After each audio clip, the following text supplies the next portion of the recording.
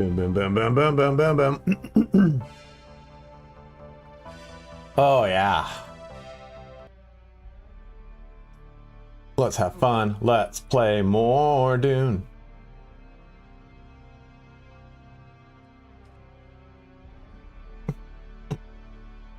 It's not kicking over. Come on. Kick over. How great. How great this is for me. Oh, that's why. Well, I'll fix that.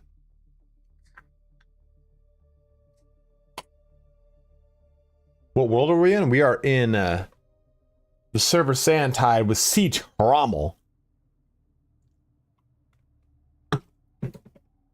Each 5 is the flavor for today. So we're gonna do some base building, some minor questing, some having some fun with the bros. It's a Costco receipt, bud. Don't worry about it. How's everyone doing today? What is up, Kirazan? There. What are you doing, little boy? Guys, I'm going to Metallica tomorrow. Excited about that.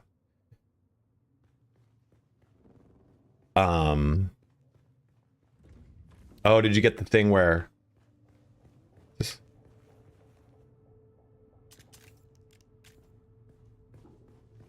Are you allowed to live stream it?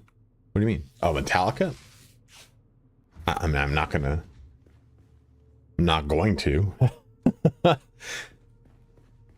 You gotta have time for yourself, you know.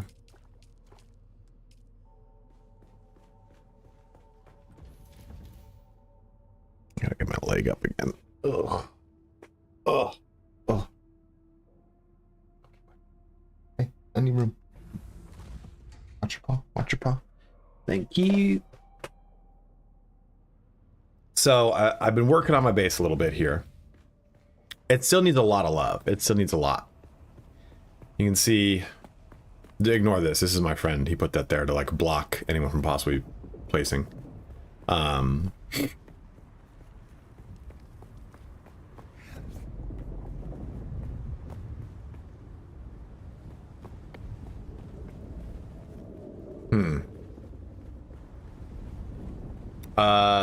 A lot of people have been having that bug here, and I don't know how to fix it. I read how to fix it last night, and I can't remember what to do. So here is, this is just the fucking, this is just the garage. So we come up here, this nice little opening area. Oh, it was pretty cool. I'll have to figure out some stuff to put back here. This might be an entrance into, I mean, since this can go. Oh, really? Okay, so we're at the edge here? Okay, yeah, so good. We're good. Never mind. So I don't have to actually go that way, which is perfect. Right? Yeah, this pretty much inhabits this whole block. And then we can come this way. This brings us up over to this platform, which I can, again, go out this way if I so wish, whatever I want to do. But this will, what I want this to do is bring me up over here. And this brings me into like the grand entrance for the base, which would have an entryway through here. I just wanted this to have like a, okay, this will connect to it. I just don't know, like, okay, so if that's as far forward as we can go, which is, let's just grab a roof. One, it's just one, right? Yeah, just one. Okay, so that's fine.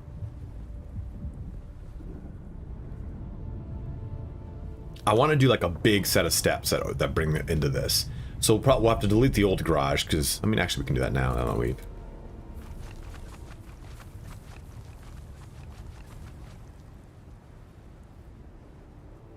this is just the garage. What's up, man? How you doing, Border Collie? Yeah, I saw your thing, dude. Oh shit. I hurt my ankle at the park. A dog leash wrapped around it and pulled away, so it gave my ankle a really good burn, but it was causing a shit ton of swelling. So I had to go to urgent care to make sure it didn't have any like infections or anything like that, which there weren't any, so it was all for naught. What is weighing me down so much? Oh, I have a ton of shit in here, that's why. Well, paste. You're sparkling Spartacus. That's so fucking good, dude. I love that. I was thinking about a joke last night about something like that. That was like,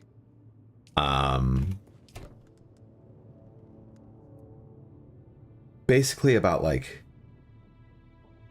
I don't remember if it was like a conversation, because sometimes, you know, I'll think in like little skits, and I think it was something like, I don't know if that blood sack, basically to the effect of like anal and butt sex, and using that joke where I was like, I can't remember the premise of it, but it was like, almost like you're reading it off a menu. How's the anal here? The butt sex? Yeah, how is it here? Well, it's only anal if it's from the anal region of France. Otherwise, it's butt sex. like something like that. And I can't remember what like the ultimate lead up to it was.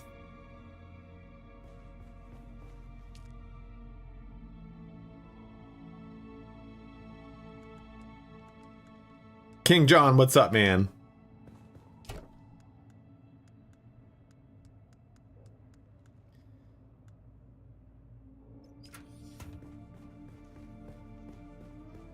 Yeah. When does it come out, Bo? I know right now it's on Etruscan Spartacus, the original, the OG. I know right now it's on the test server, but do we know when it actually hits live? Because I have a copy of it I'd like to give away.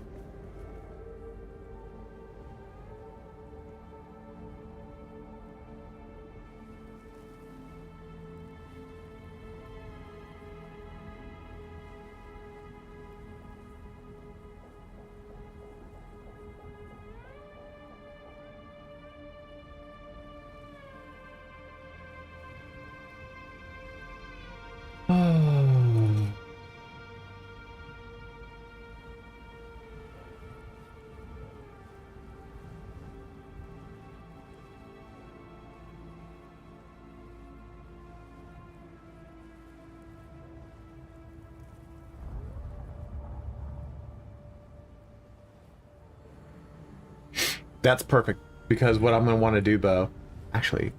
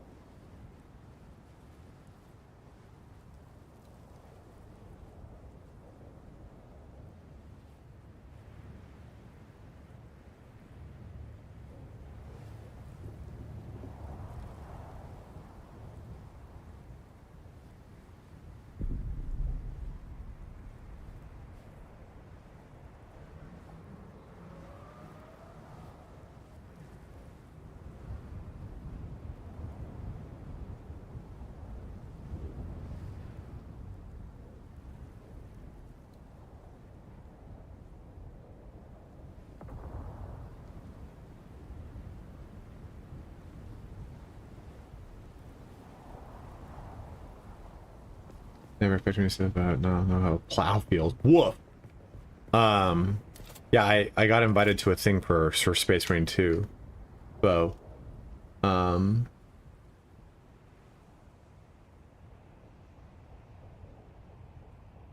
yeah, I intend on doing Siege mode and streaming it 100%. I haven't played it on test yet.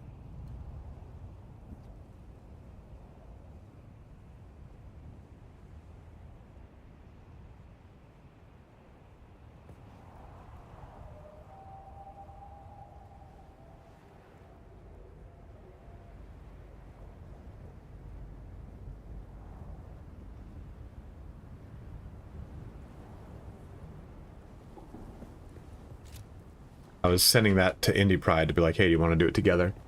Favorite Space Marine 2 class? I love Assault, man. I know Assault's kind of wonkapotamus, but I'll always love Assault. Assault and... Dude, what the fuck are the interdictors?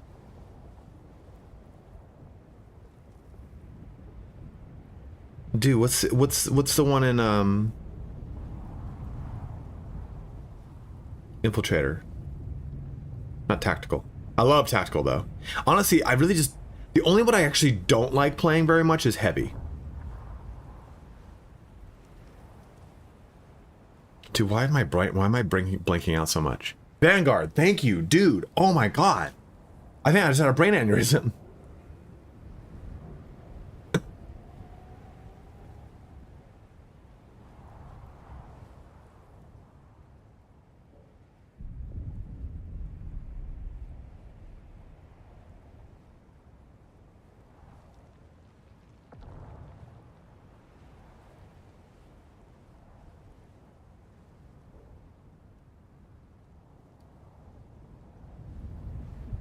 Okay, so what I do want to do here is, where do we think, ignore this, where do we think the big entrance to this base begins? Like, and ignore this too, this is all temporary. This actually, I might convert into a basement for the grand base, but like, do we think we come in from this area? What makes the most sense, do we think? And because I want to be able to start the inclines from there. Like, well, ground level, I think is kind of... I could have this be the entrance to the base right here. I could have the... I mean, I could have the entrance to the base be over here, but it's a little hard to build into a corner, you know what I mean? I'm thinking that we kind of use some platforms and create this as the ground level, maybe. Like, use a foundation, bring this up. He's the defensible choke point. I've only primed so far. Are you using contrast paint, or are you using standard style of approaching this whole situation? What kind of go around? What kind of thing are you doing here? Space Marines with the floating heads? Do you mean Thousand Suns?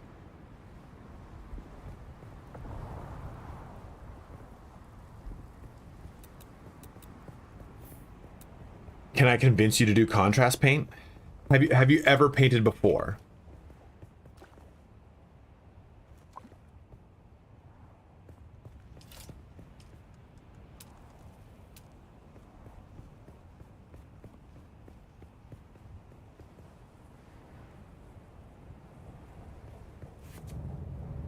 Oh, servo skulls? Everybody has servo skulls. That's just an Imperium thing.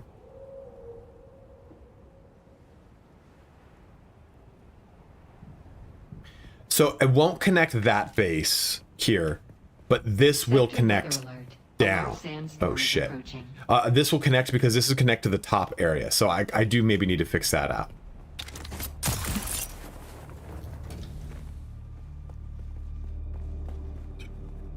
Oh, you're thinking of Tech Marines. I was going to say everyone has access to servo skulls in some way, shape, or form.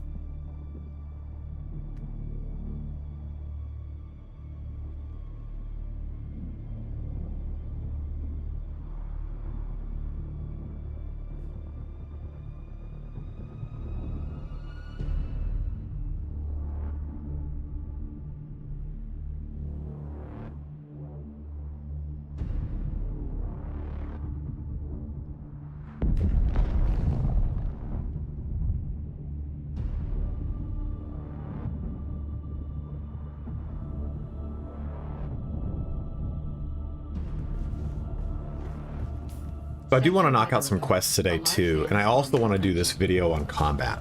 So what do we got here? We don't have a lot of people. We'll wait a little bit. It's pretty early in the stream. But let me ask this, and I'll ask it again later. I have my ultimate combat video that, I mean, I think there's good info here for sure.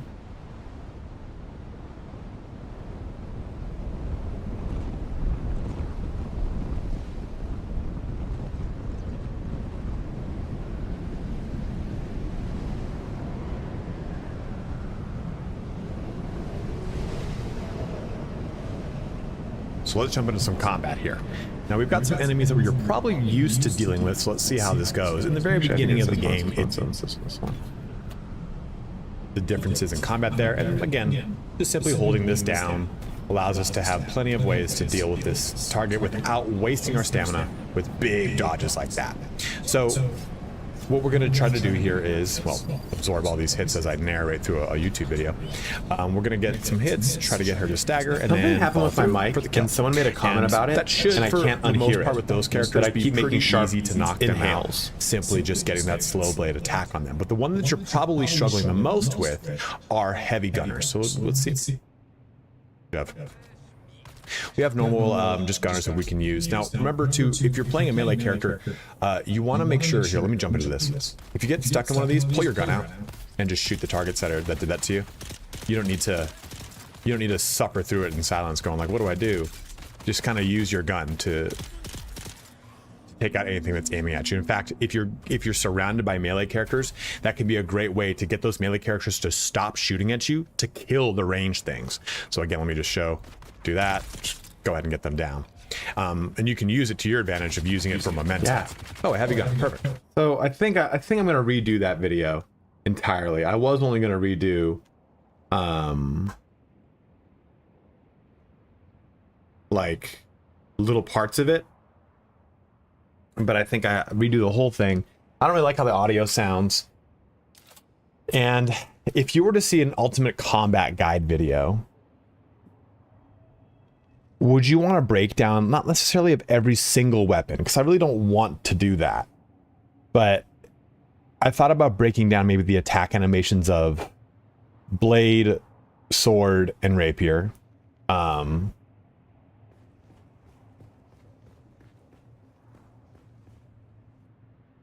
To go through just talking about the different range weapons, because it's like, I really don't want to sit here and go, hey, here's all these range weapons.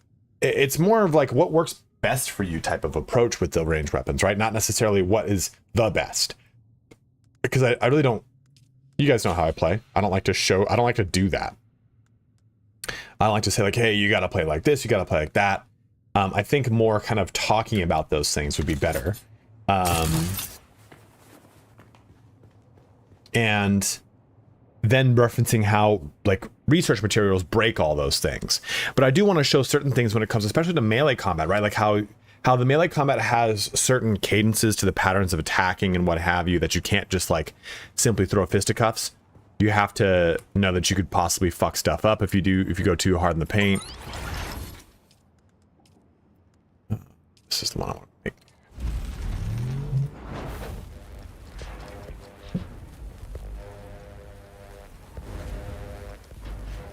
And that brings me to my next question off what you just said, Misha. Would you rather have a video like that split into these heavy darts? These are heavy darts.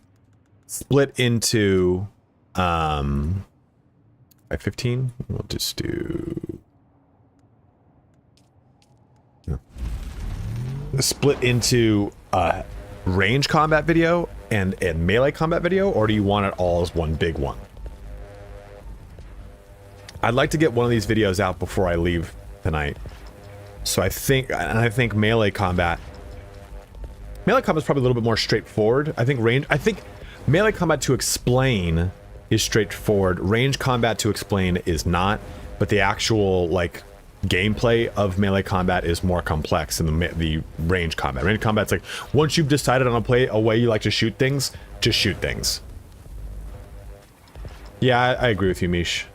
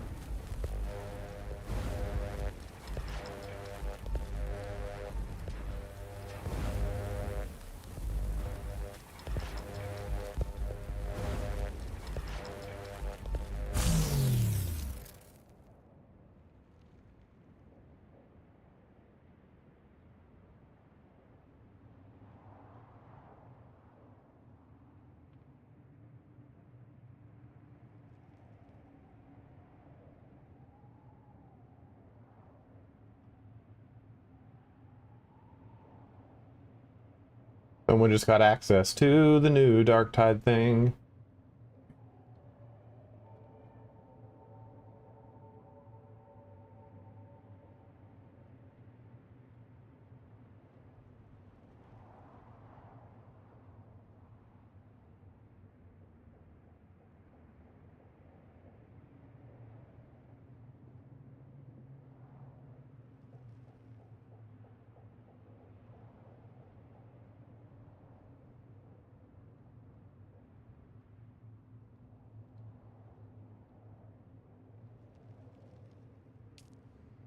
That's actually pretty cool, Kier. They look like turrets. I love that. That on. How's this bad boy shoot? Nice. There we go. Yeah, that ammo. Beautiful ammo.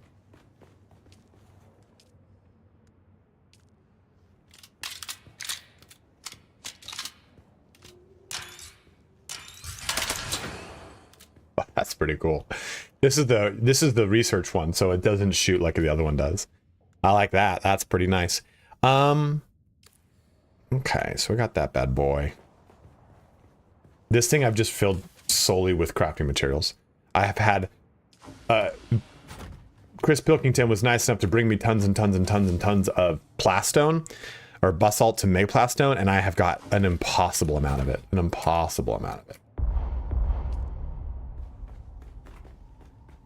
I'd love to see lightsabers in this game. They're pretty fun. That'd be very fun.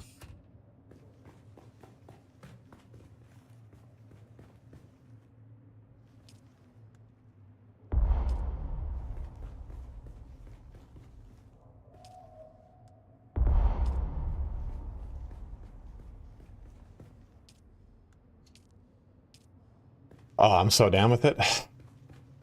Just means I can...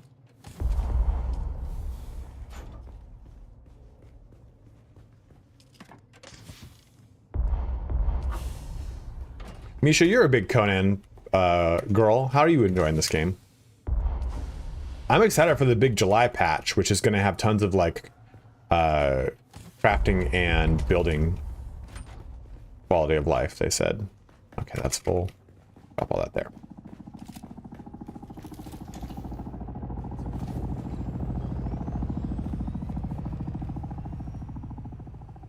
Dude, I have a whole bunch. Look at this. There's tons of it around here. And there's so much, dude. I can do a circle around this little rock formation. There's just so much. Okay, so Kier, you were saying to probably try to build down from here. We can try that.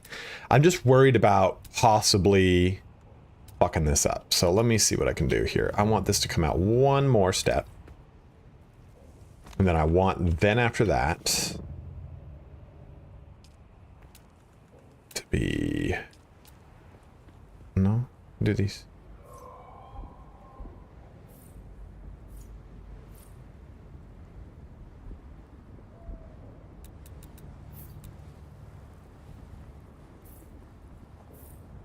Perfect.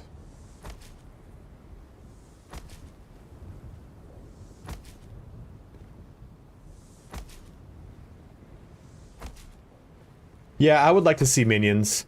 Especially because there's such a big portion of it. Like, I'd love to see, or at least like mercenaries or like affiliated stuff. And I think, well, we know where there's a third faction coming. Does everyone know that?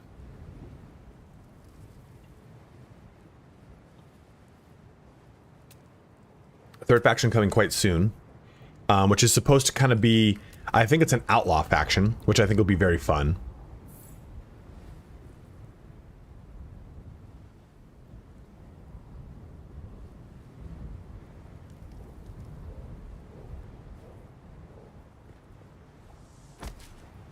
What advice would you have about not enjoying your guild?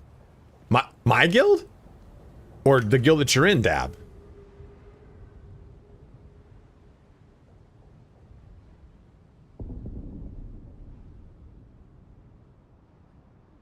Oh, I was like, go fuck yourself. The Ram Ranch Cowboys are a lot of fun. It's been 17th, no activity. We might have to kick a person. We might have to kick 2 people. Oh, I know Backslicer. Do you want to just join mine? Do you want to just join mine?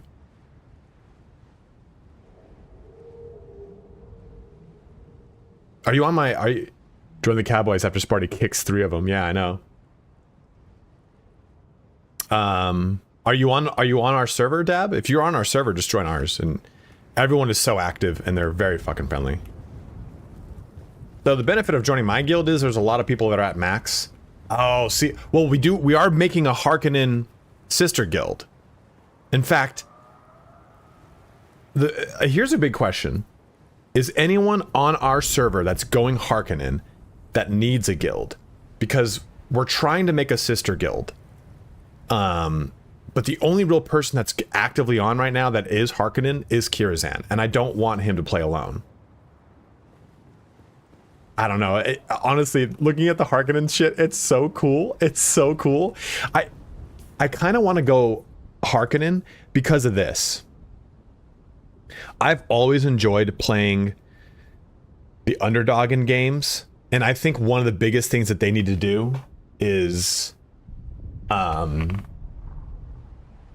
they need to give something to the losing side. Like, okay, since this says this, they need to do like better damage. Like it is every server, and I think it stands to reason that there's no way people on the surface that they have no idea about the universe are going to want to go Harkonnen, because they see like Harkonnen people from the movies and like, fuck that dude, that guy's insane looking. So I think they need something that incentivizes this and encourages people to go Harkonnen. It's the opposite. You'd be the first server I've heard of like that. That's awesome.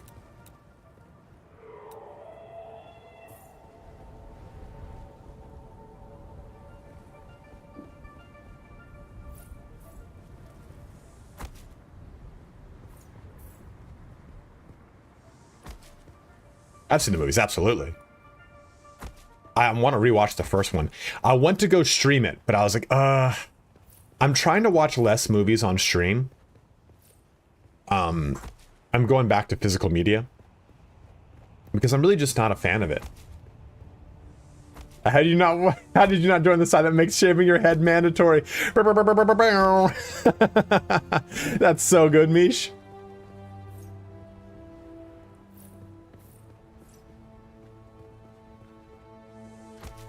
If you guys don't know why I switched back to physical media because I'm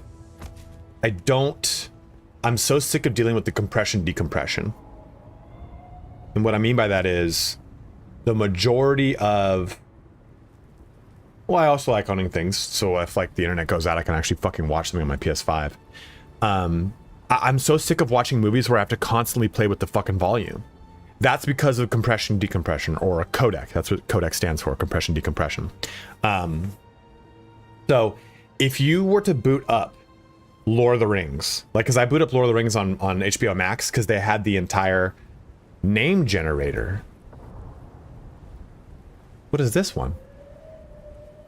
Nick Hurst. You know, I don't know what that's for. You know, that might have been when I was playing like Warhammer or something, night poker. I'm sorry, dude.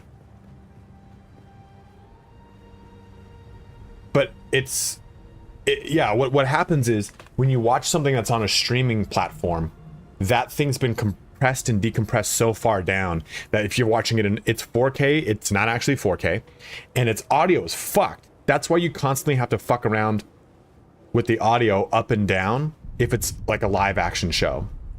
Because boom, explosion, bam, bam, bam, bam, bam. Well, fuck. That blew out my eardrums. And so let me turn it down. And then it cuts to a dialogue portion. Like if you're watching the movie Heat, for the love of God, dude. You watch the movie Heat, it's like, yeah, I talk to the guy. What? You turn it back up, and then fucking a gunshot goes off, and you shit your pants. Like, that is all because of the way streaming platforms work. Okay, so let me do this. Finally, I got my ornithopter. I think that might be it. Build over that. So one thing I'm kind of, and maybe you guys can help me out with this, because I really don't like One thing I'm struggling with is stuff like, can I just keep it there and I'll fix the stability? Yeah, 100% bore. I don't want big blocks. But at the same time, this is one that I don't mind it. Like, I try to break up the silhouette of this building because I don't like this just fucking rigid block that comes out. Like, take a look over here at AK Wolf Space. Looks really good, and it doesn't just look like a block. I don't know how you did the facade around your base. Oh, it probably looks like it looks like you just built walls. It's just walls. Yeah, pillars work great. Take a look what I did here down here for the pillars. And again, I didn't want this though to look like, thank you, Mish, like shit. So this has, I used ramps to create like a false, not scansion, but a false bracing to have this come out from the wall. And then this overall looks a little bit cooler, a little bit cleaner than just blocks. Same thing with this was, you know, I wanted this to kind of look like that. I wanted it to be like a floating walkway.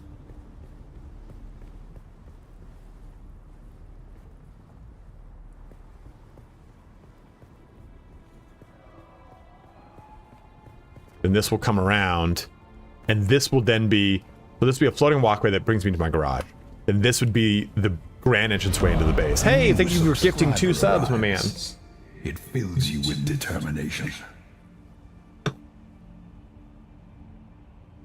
And then so this and this grand entryway Expands. I think though here I'm gonna have to, I think here I'm gonna have to put blocks down because there's no reprised role as Frank Castle, the Punisher, and Spider-Man. Oh, dude, fucking love that. And what I'd like to do is have.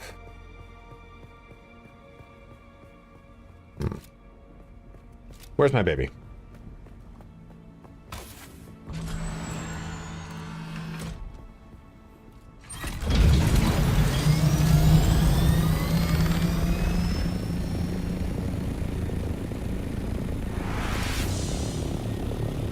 So I tested it.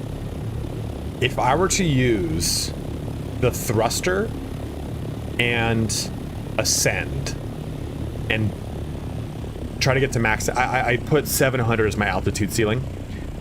Max thruster and ascend versus just using spacebar, just using ascend, there is no difference. The difference is like a second, maybe a second, in time it takes to get to your altitude ceiling.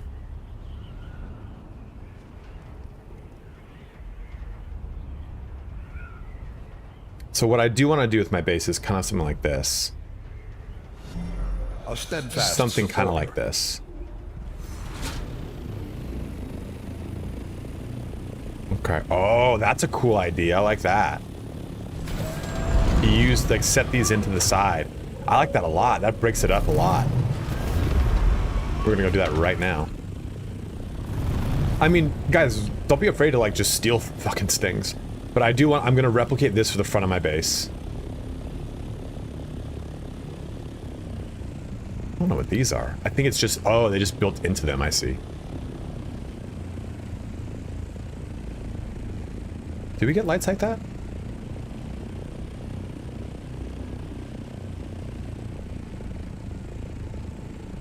Test the guns.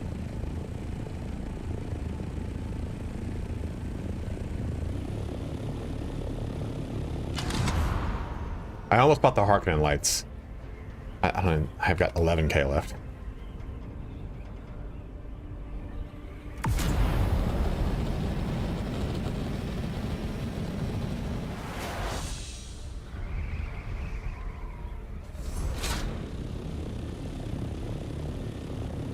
Oh, nice base building up here. This guy's got a really nice base. Took him some time to really kind of get kind of like a thing down, but it ended up looking really good. Simple little base. There's a guy over here that has a really sick base built into the wall. What up, Mikey C? Baba Yogs, what up, man?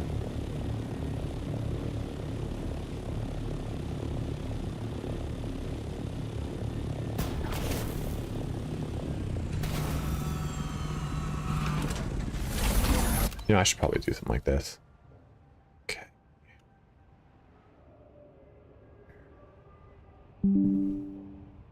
There we go. Ah.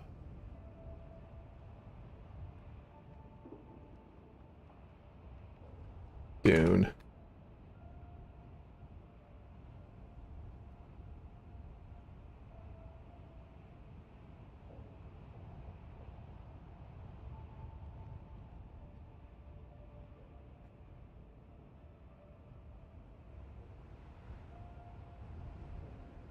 Just moved out of the carbon area, you're saying?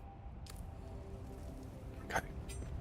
So, what I do want to try is that, though. These are corner columns. In the wrong siege. Fix it! Fix it, brother!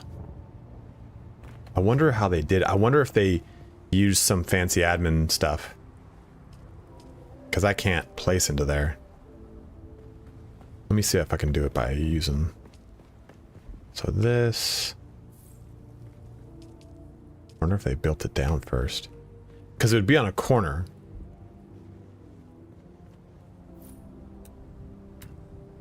Yeah. That's a really cool idea, though. Too bad I can't do it. They cheated.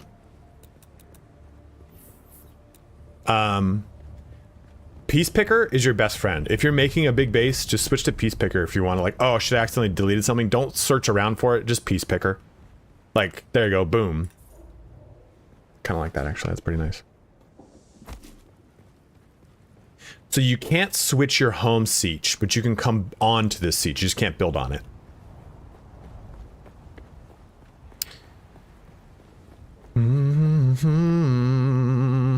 Okay, so if I'm saying I want my thing to exist on this level, I think we're gonna need to build up some structure here.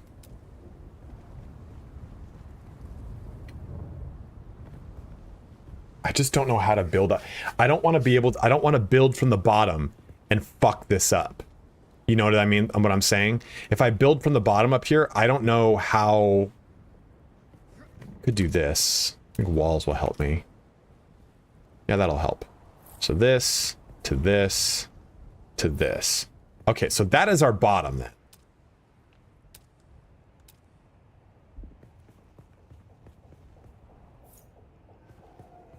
Okay, okay, we're getting a good baseline here now.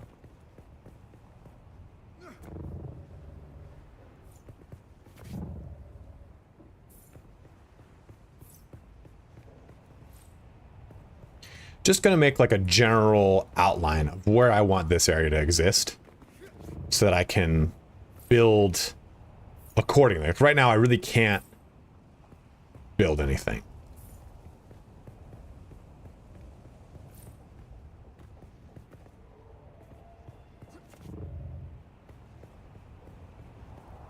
Exactly, yeah, this gives me the... Here, I'll build this one. This insufficient stability one is really annoying.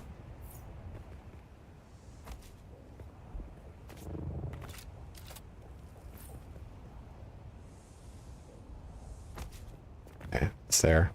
So, what is up, Rodrigo? And this gives me 2 spaces, I think, right, to move forward. Perfect, that's good. So what I'm thinking here is this is the kind of grand entryway.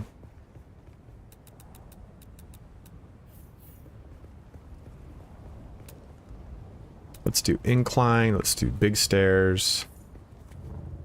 Let's do big stairs. Let's do... Can we do big stairs here? Do big stairs there. Perfect, perfect, perfect. Big steps there. Big step. That's kind of shitty. Maybe this has got to be the entryway. No, this rock is in the fucking way. Yeah, that's mine. That's the bait. You can see here, Dab, this whole area is mine. It's fucking massive.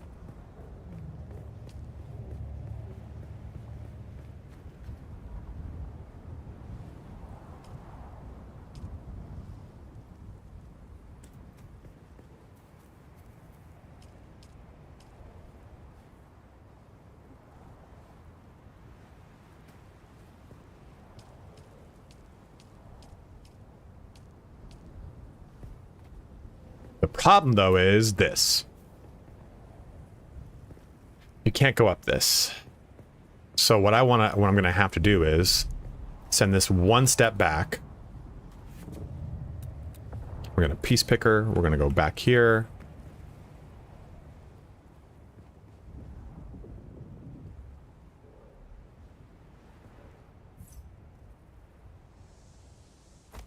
I'm on the last trial too.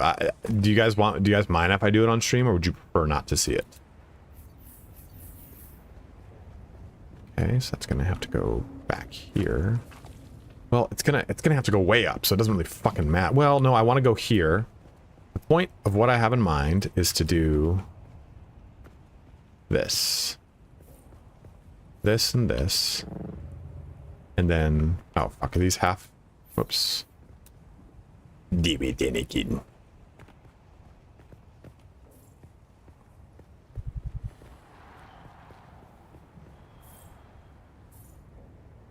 See, I don't like... Maybe we have the entryway be here, because it's a little bit more of a good progression.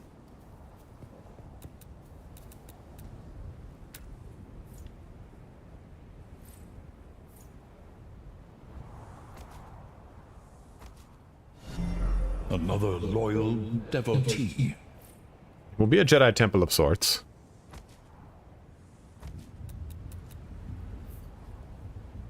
A piece bigger that.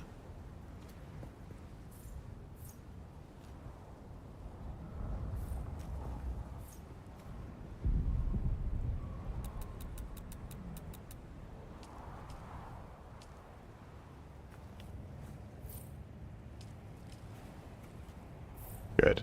Good.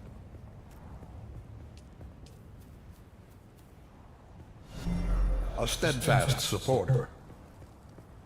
I'm trying to hide from the fucking sun. Don't forget to hydrate.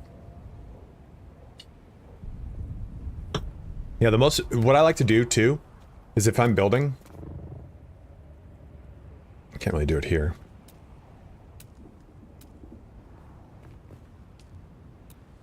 I had one up earlier.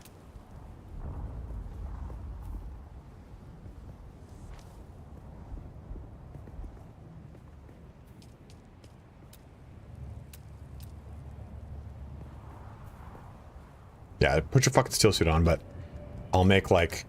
I usually make like this. So I can just have some place to stand. And then as I need to go up.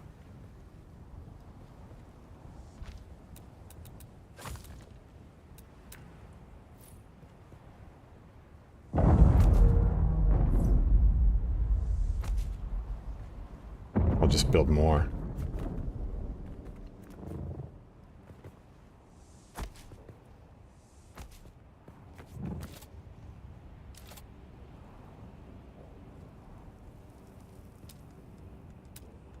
Need to see that now, how long it's going to take me to get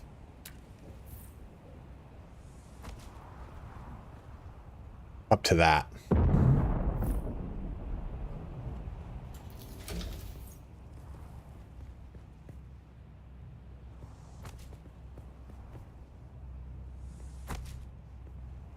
Get this bullshit like that, and I hate it.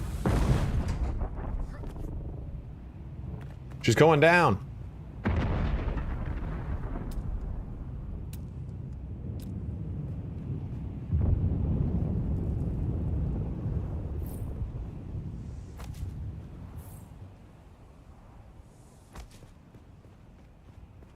Damn. 3?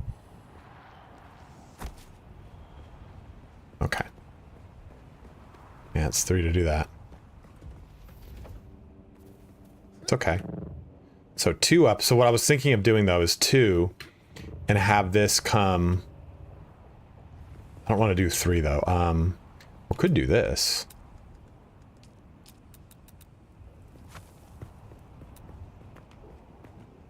I like that, but I think it needs to be up another level. So we do this. No, this is just the build mode of the game.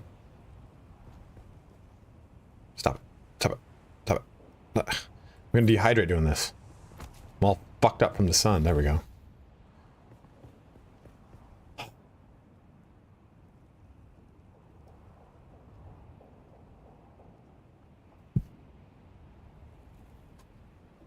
Swelling in my foot is gone. Now I get to stand on my fucking feet all day tomorrow watching Metallica.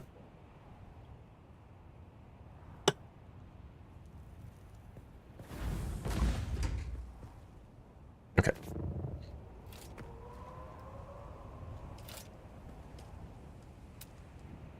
Fine, up to here. Because I want this to match over here too. I want this to have a wing up and over. So then we'd come here, special. Can I do this up to there?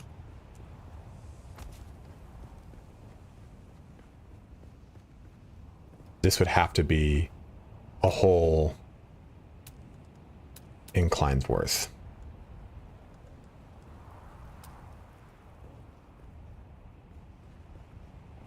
I mean, I could do that. It's just so many steps. Like, that's ridiculous, I think, kind of.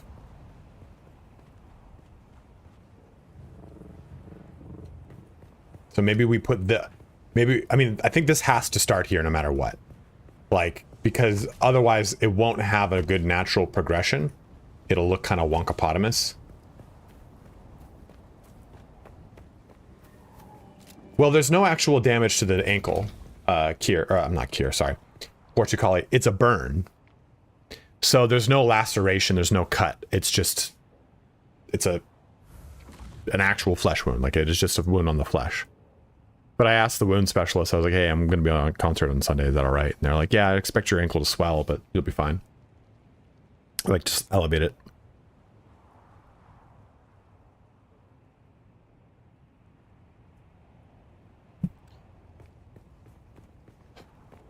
Okay, where's that fucking sun? It's over there now? Shit.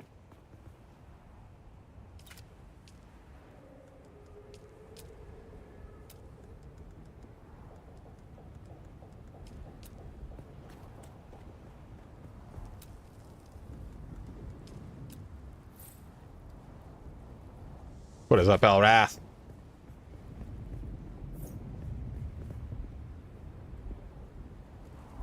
It's already connected. Just build this one. Cute. So that will disappear when I demolish it all.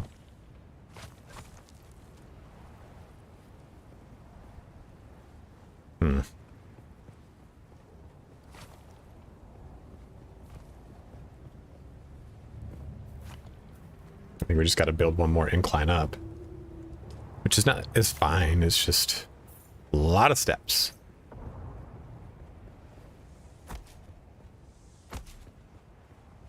And then this comes out. Roll.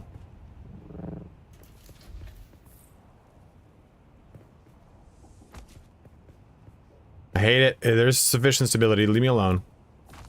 Like that. Now I can make it.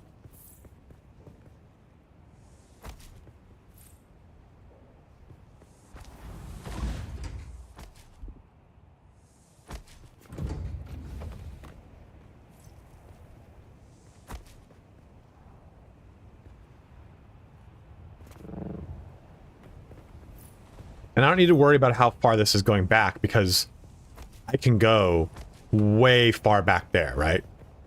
Not necessarily, no. A steadfast supporter.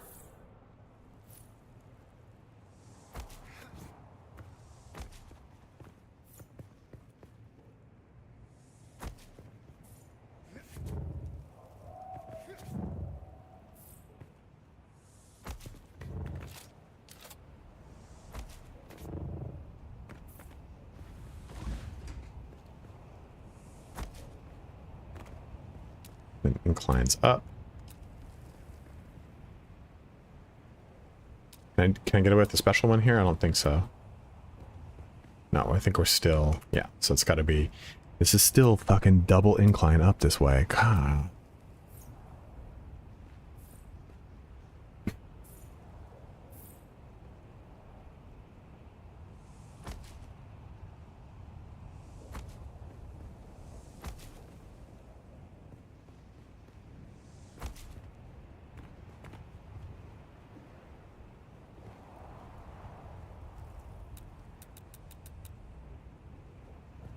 Kind of didn't want this to be that far out, but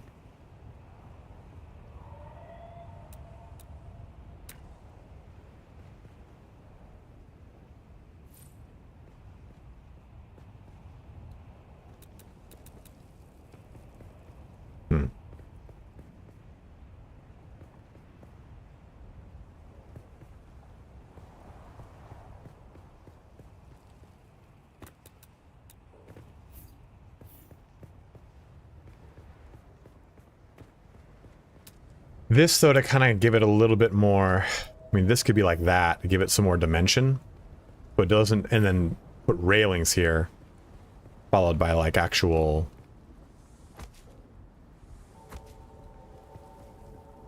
something like this and like this. Like this and like this and like this, huh? So that would be mirrored on the other side. And this could be wedge-walled.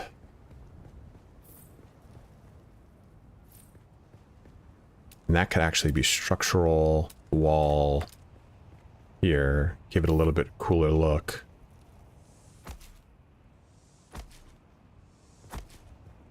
That's not too bad, actually, right? Because this would come up. This would be this will also be like this. Let's just, I'm gonna throw these walls here just to have them. This would be like this. I would love to have this gone up. Actually, demolish.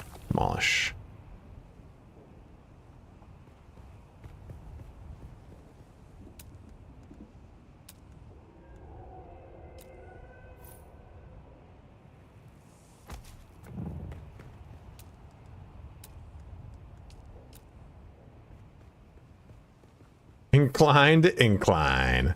Now, do I have this come up and spit all over my mouth? Or do I have this come switch back immediately? I'll duplicate it over here and we can see what we like more. Roof.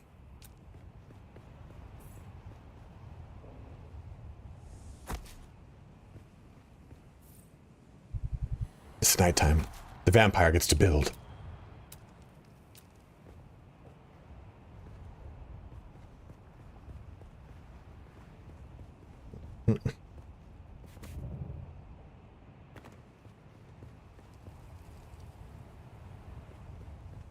Come on. No, other way. Well, I'm coming. I think we're all gonna come. Yeah. Ah. So it's that. I kind of actually like that. That's pretty cool, I think. Yeah, we'll do that. That meets us over here. Okay. So what I would do is probably change that a little bit. Because this then just goes up to the top. I kind of like this, give us a little bit more. I feel like it wastes less room. Picker. See how much easier it is just piece pick your way through this crap? Rather than trying to, oh, we had it right there for a second. There it is. And we come into roofs again. This time I'll do floor. Ooh, this needs to actually be, okay, I forgot about that. This entryway is a 3-step entryway. Yeah, so this is 3 across. So this opening needs to thus be 3 across. So we can fix that by bringing this all out 1 to the right. Let's just build it here so I have it. But I want this to sit back. I want this to kind of come back a little bit more. So we'll have this piece pick. And then this will connect on this level.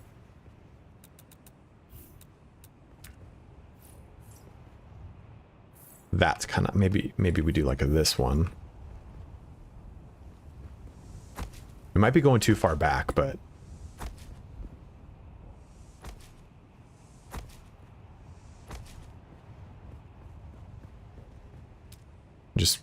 just to have it like a, just to stop it. Stop. Line up properly, you son of a bitch. You see what I'm trying to do? I want this. I want the opening to be where my cursor is.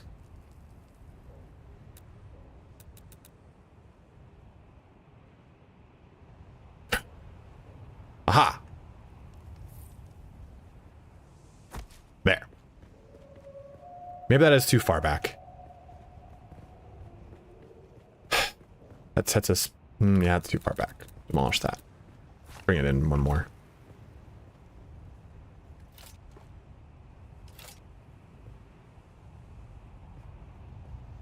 No.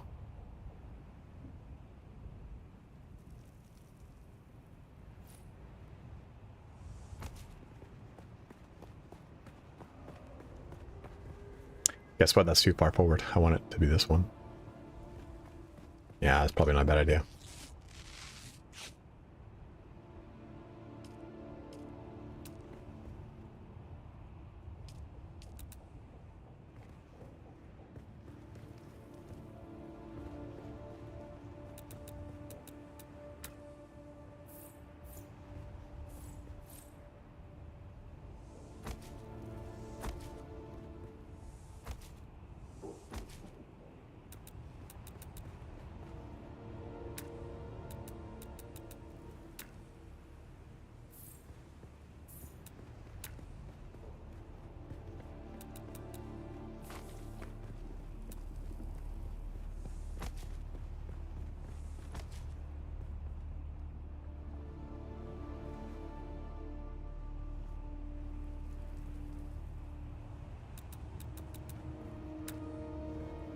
Well, you're here now, Jay. That's all that matters.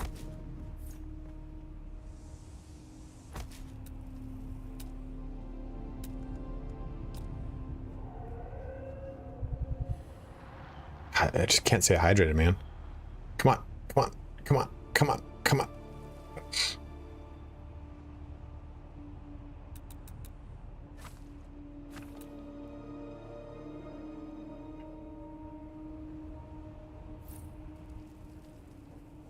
Perfect, Pilks.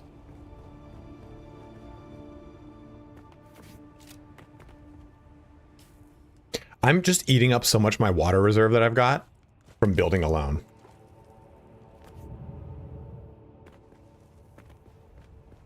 The Dark Souls of aligning thing, that's so good, dude.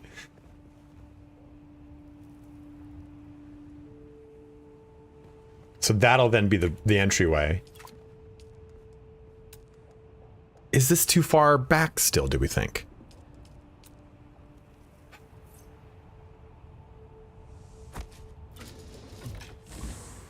That enters into the main base. So we're going to need to widen this by one step. Which is fine. It's a little drastic, but it'll be fine, I think. Another loyal devotee.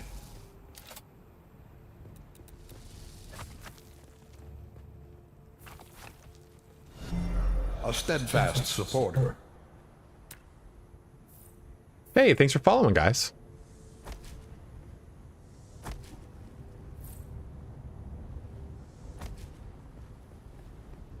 It's pretty tense.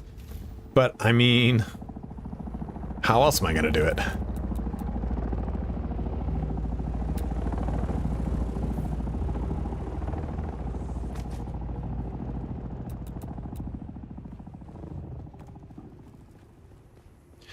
suppose it doesn't necessarily need it there, though. I don't want to break the symmetry of the entryway, even though I don't think symmetry is otherwise very good.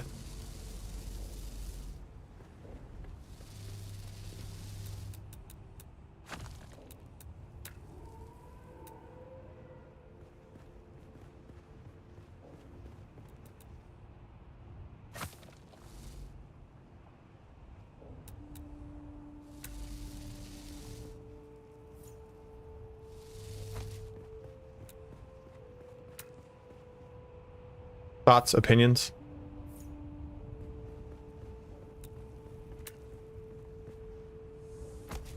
I think overall, though, building with symmetry is not the best, but I think there's some instances where you kind of need it.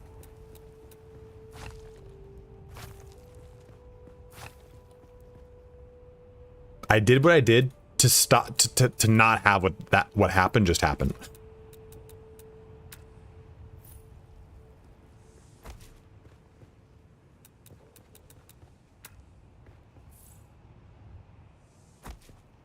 Sure.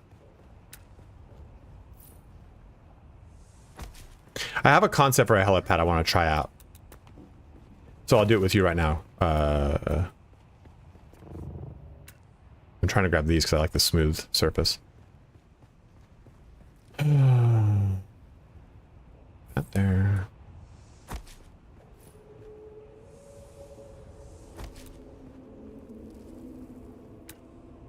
A new subscriber arrives. First tour guardsman, thank you so much, brother. Determination.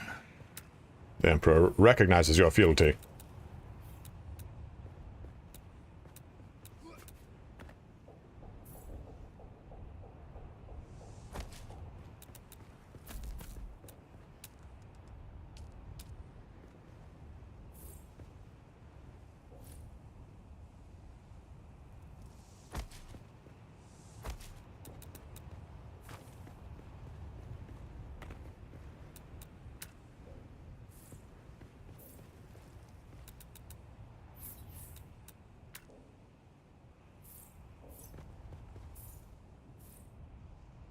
This game's so good, dude. The game is...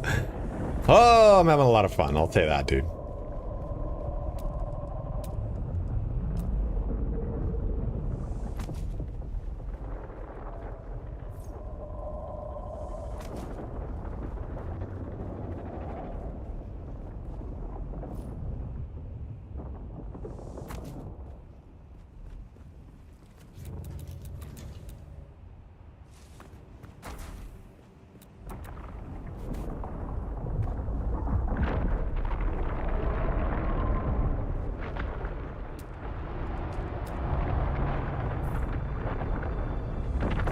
No, man, it's crushing it. It's doing so well on SteamDB.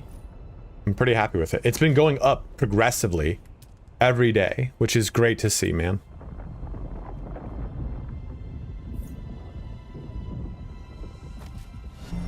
Another loyal devotee. Do this. Stop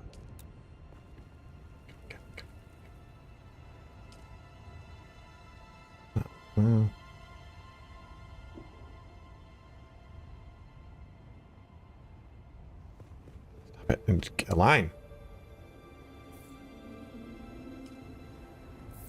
No, that's too far back. It's in the wall now, right?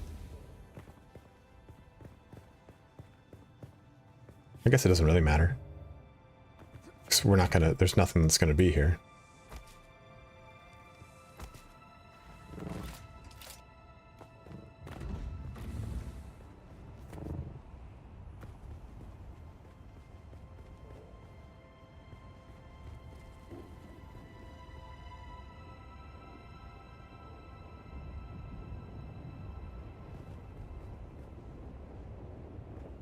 And dude, and Tiber has been going up. That's the biggest thing, right? You know, like it's not just like most games fall after their launch.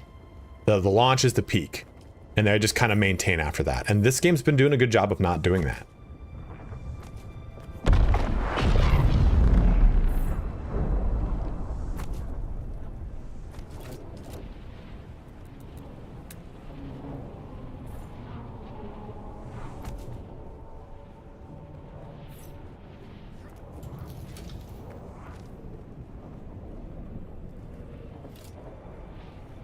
What do we think of that, guys? I mean, here, let me add some other... it probably looks a little weird right now.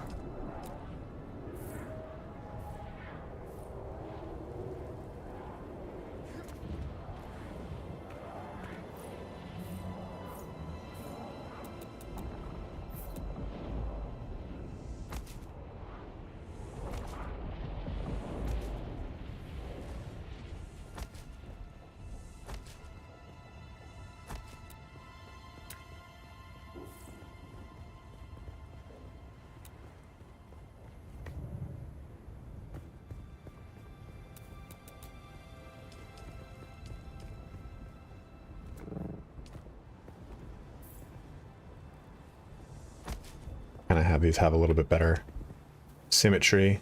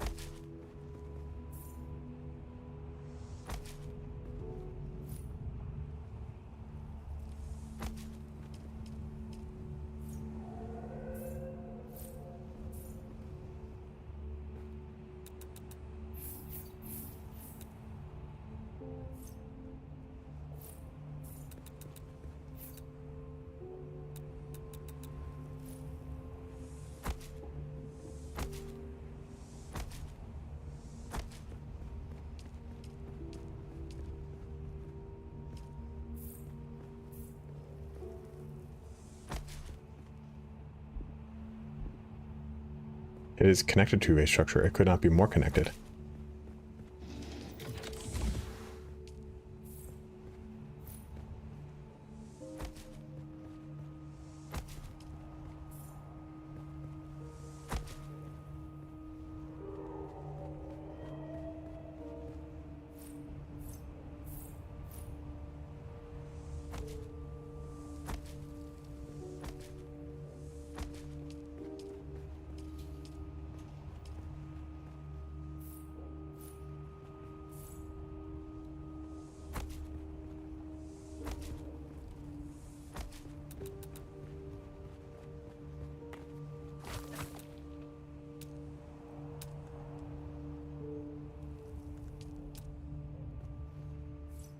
Nope.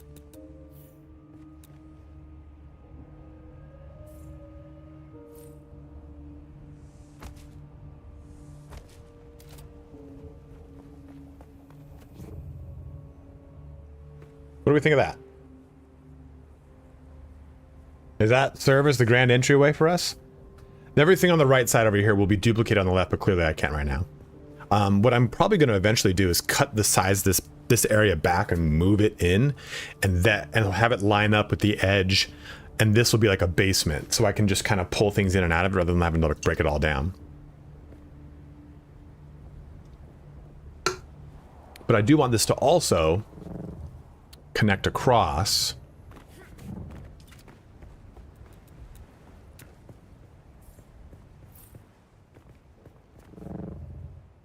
Stop it.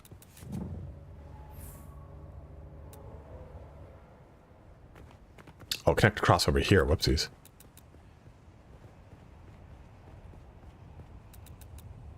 I might leave this kind of open. I don't know. I don't know what to do right here.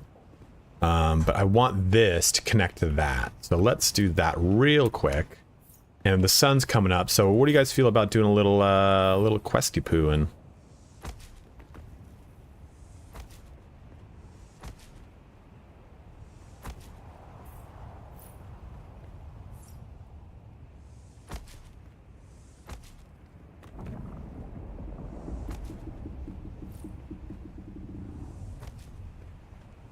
over there? Let's do this.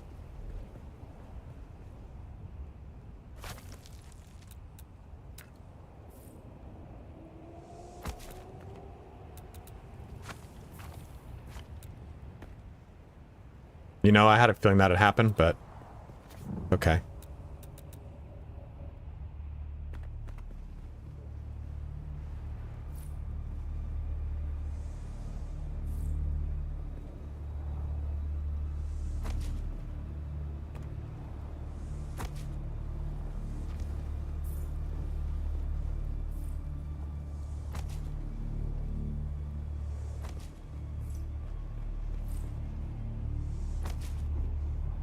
So you can kind of see the vision for what this is going to be, right? Let's get this area. I want this to kind of be the... I want this to make a little, like, kind of almost be like a walkway. Weather alert. A large sandstorm is approaching.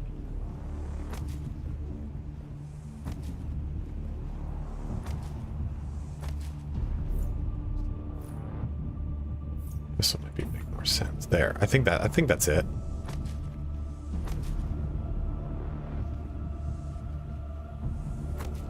$12K. Rigid. So what do we think of that? Now, you have to assume there's a base here. So this would just kind of, I could have this be like a setup walkway. Or I could have like actual base underneath this. I haven't really decided here. This could be an actual portion of the base that's over in this direction. I haven't really decided, but I know I wanted this portion of the base to connect to this portion of base through some sort of walkway over there. Any suggestions, ways we would change this, ways you guys would, I mean, oh!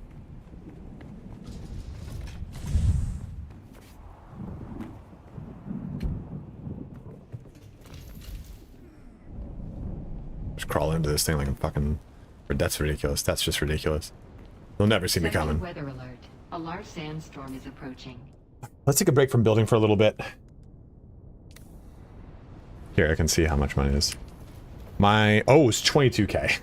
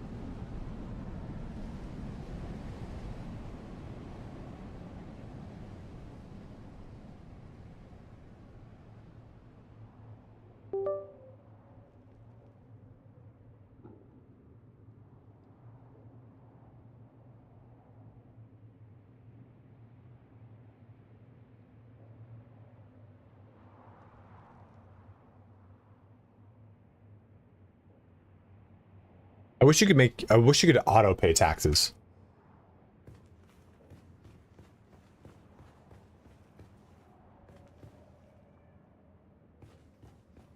They do. Tyverse, you can do a private server if you want. Honestly, you can play this game almost entirely single player. Okay, so let's put on my armor here. Oh, no, we got the new pants. There. Oof. God, I don't like that. Don't like that one bit. Oh my God.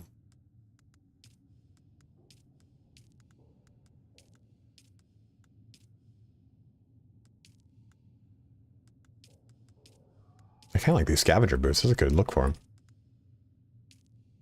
Kind of like that. Does it, Larry? Because I usually keep money in my account, and it's like, you owe taxes. I'm like, well, fuck, dude. I don't know how much private server is, to be honest.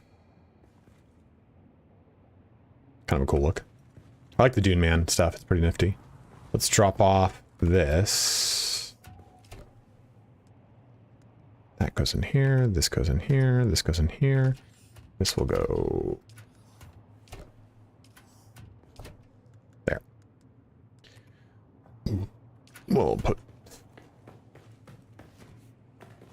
So do you guys mind if I go do the last trial? Is that gonna upset anyone? I don't want anyone to feel like they're watching a bunch of spoilers. I'm gonna need those survey probes. Gonna drop off this flower sand.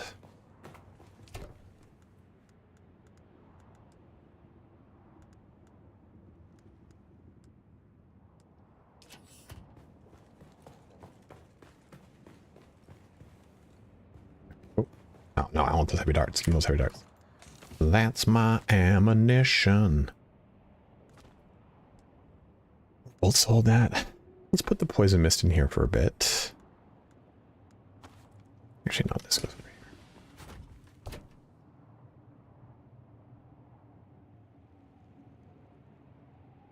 Yeah, it'd be probably a really good idea, actually, now that I think about it.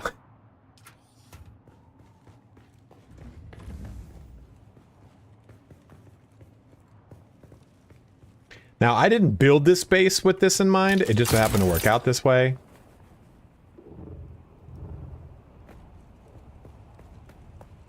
But the final trial is like right over here.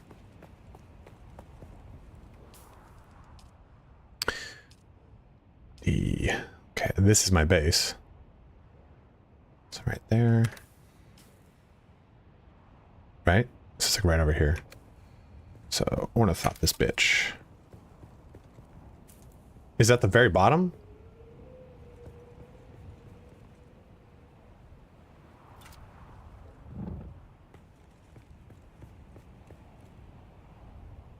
Oh, I see what you're doing up there. Oof.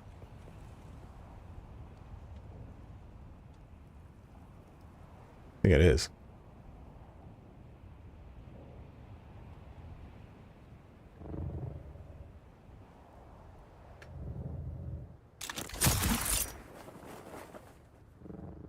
Maybe not.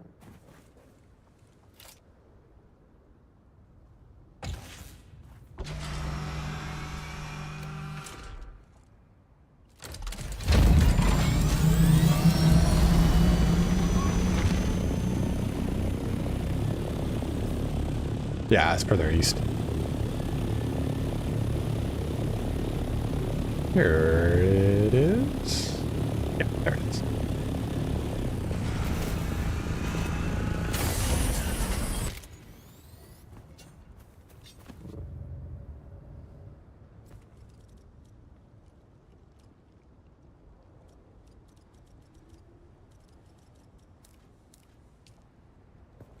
So there's a scout ornithopter, there's an assault ornithopter, there's a carrier ornithopter, there's a sand crawler, there is a individual sand crawler bike, and there's a buggy. So there's quite a few.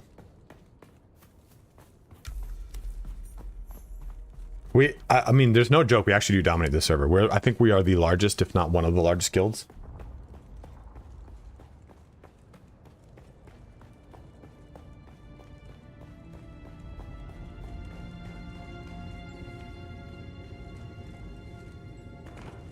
Sometimes there's like hidden goodies in these trial locations.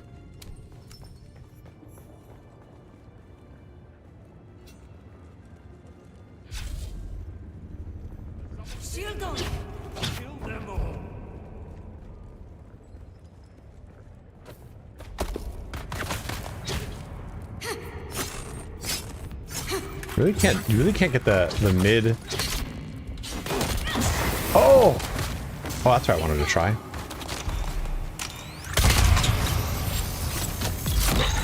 That's so cool. I fucking stuck on a goddamn wall. Come back here. Sprinkle Sprite.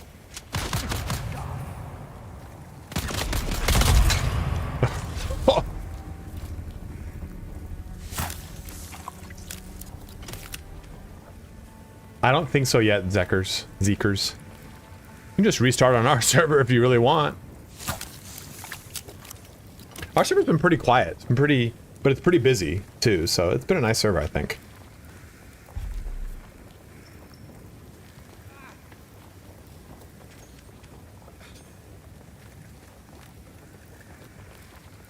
You can visit other sieges, but I don't think you can visit other servers. We're on the Sandtide server on Siege Rommel.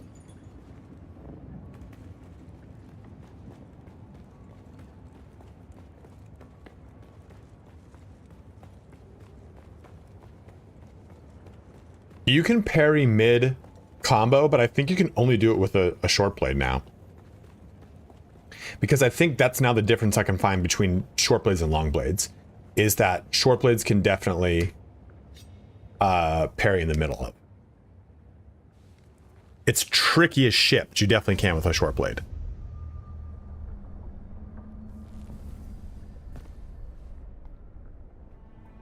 We are the people of Misr.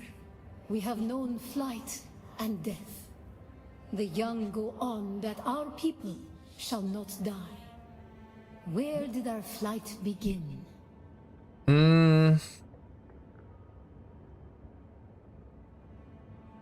Wasn't it Bella Tagith? Oh, is it Nil? Okay. We grew soft, Wali. So God brought us the weight of kindliness to prepare for the typhoon. Name the planet where we lost our way. Wasn't that Seleucia? No, it was Thurgrod, wasn't it? Oh, that was Seleucia. See? Whoa. What is it, man? Keep target locked to dead enemies with them.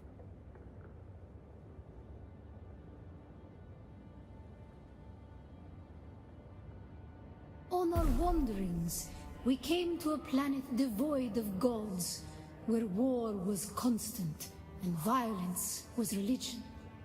Have you learned its name, Wally? We remember the slave cribs where we were held, weeded out, persecuted. Do you remember too, Wally? Armenthep?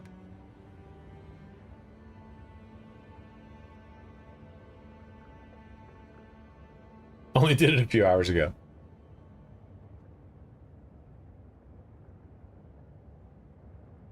I see the fun. It sucks because it's like I kind of skipped through the first couple trials because I was like, let me just get through these, and then after that I started to listen and pay attention because the trials are actually really good.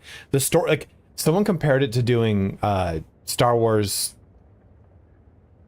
The Old Republic, and it really is. Like the story is actually like solid and decent enough that it's fun to listen to all the characters interact with stuff. Like doing the first set of Atreides missions and how the guy like is completely torn because it's like, oh, the war of assassins and everything like that.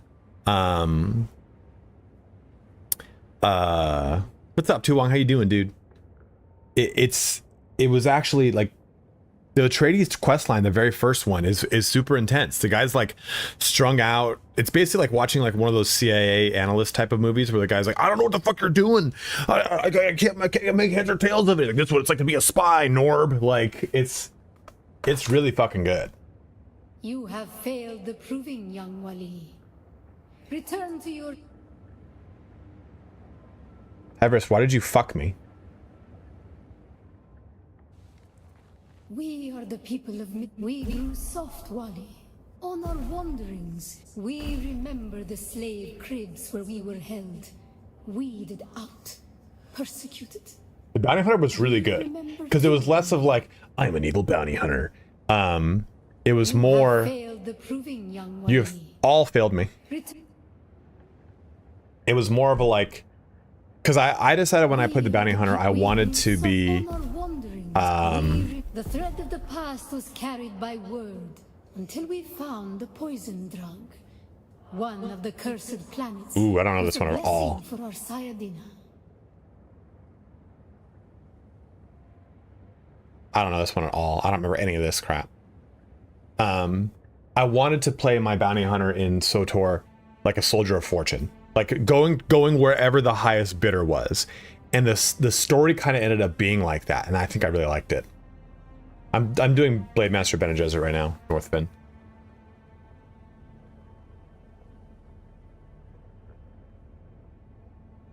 Training the apprentices at work, dude. Look at you, all the younglings. I don't even want to look it up, but asking you guys is the same as looking it up. Should have paid attention better in the actual fucking... It's not Ross, it's one of these two. Should have paid attention in the fucking trials. You would have had all the answers to these things. You have failed the proving, young... Dude, True, I'm never gonna listen to you anymore. We grew so on our one. We remember the slave cribs where we were held. The thread of the past was carried by... You have failed... Oh, shit, I did it again. If you had to start over, would you... I started as Bene Gesserit, and I loved it. We grew on our wander. We remember that the thread of the past was carried by word. Every third answer is C. We found the poison drug. One of the cursed planets was a blessing for us. You have failed the proving, young... Okay, that's ridiculous. We use on our wandering. We remember the thread of so many planets across so many centuries. Our people broke apart, split, reformed. Some planets we barely remember at all.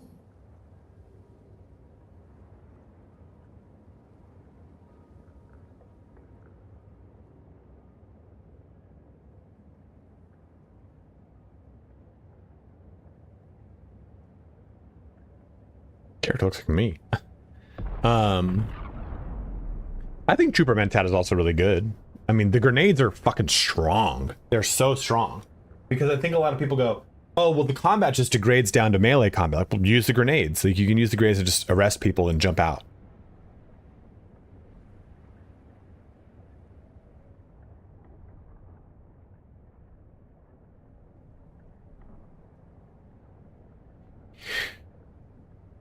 I think the last planet is Arrakis, not this planet. A long journey, young Wally. But we are almost home. Just one last place of suffering, where our children were taken and made slaves. Which one did you guys say is the slave planet? Was it Rossuck or was it Homenthep? Old Earth is gone in the Dune universe, from what I understand. Like it's it's like uninhabitable. Wow, good. I like that as I like that one of them. Let's see. Armenhep. The time of Mihna has ended. Young Wali, pass within and seek your Ummah. Am I right though? Old Earth is gone. Like.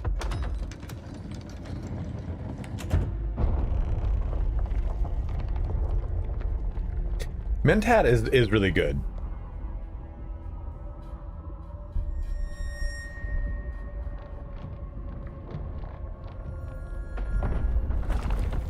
We're supposed to be getting more Fremen stuff in another The path of the Zensuni Exodus is DLC rare thing. hidden knowledge. You are no Masquerade cultist. So Who are you? Old What do you Earth seek here? gets fucked up by nuclear war, raw material scarcity, rampant pollution, but people still like invest in space programs, and they start to leave Earth in intergalactic colonization, becoming a Type 2 civilization, I think it is. Type 2 civilization, and eventually over time Old Earth just falls apart to like civil wars and shit, and it stops becoming the seat of power. It becomes Terra. Old Earth becomes like Holy Terra or something in the books. I can't remember the name of it. The trials of Akal. Knowledge of that Okay, name hear me lends out on this. I was thinking about credibility. this. But you seek the Fremen. A lot of like You sci-fi must know they're dead. is like, oh, Earth falls. Even Star Trek has it. It falls apart to raw resource scarcity and nuclear war. Those are the two big things that always kind of happen in sci-fi. I think nuclear war is. I'm sure it happens in a future of ours, but I don't think it's this one. To be totally honest with you guys, I think a lot of people want that to be a thing because we watch movies. But I think the reality of nuclear, of like a nuclear winter, is very. Starfield did too, yeah. It is very unrealistic, because it's like a zero-sum game, right? Like you're like, oh, okay, launch them. Well, there goes everything, you know. No, but I think Beef Panda, we don't desire it, but there's that part of us that it's like, oh yeah, you know, it's all gonna just degrade to this, and I'm like, I don't think so. I think material scarcity is a construct of the 20th century. 20th century, as a result of the Industrial Revolution, combustion engines, coal, industrial energy. But we're coming into a new era where, have you guys heard of thorium nuclear reactors? Where we use thorium. Is it thorium? It's salt. It's fucking salt. And the salt generates uranium after about 10 years. So, and they're about the size of a storage container. And you would use these modularly. Each one creates about 8 megawatts of energy. And no, you're thinking of Thor. And so it's like, okay, if you needed a city with like 25 megawatts, I'm just using terms, you'd get enough of these, stack them, and then after 10 years, they become self-sustaining because they would produce their own uranium to work constantly. And they just, who named that, a Marvel fan? No, it's the name of the compound. Yeah, thorium-based nuclear power. There you go.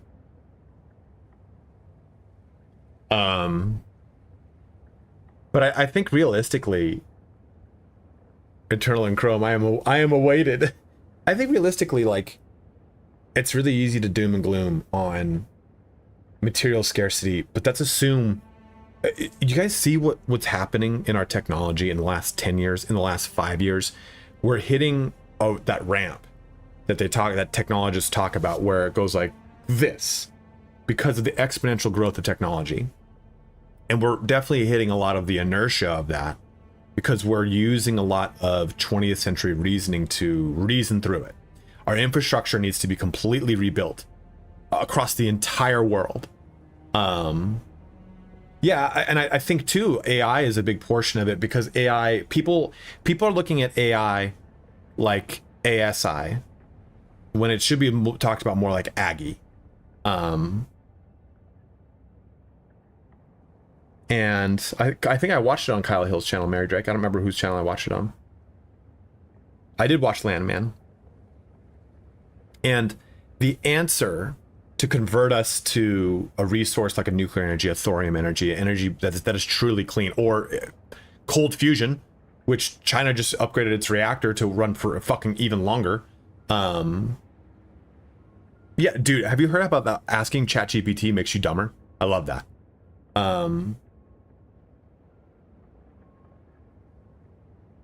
Yeah, right, Bridget.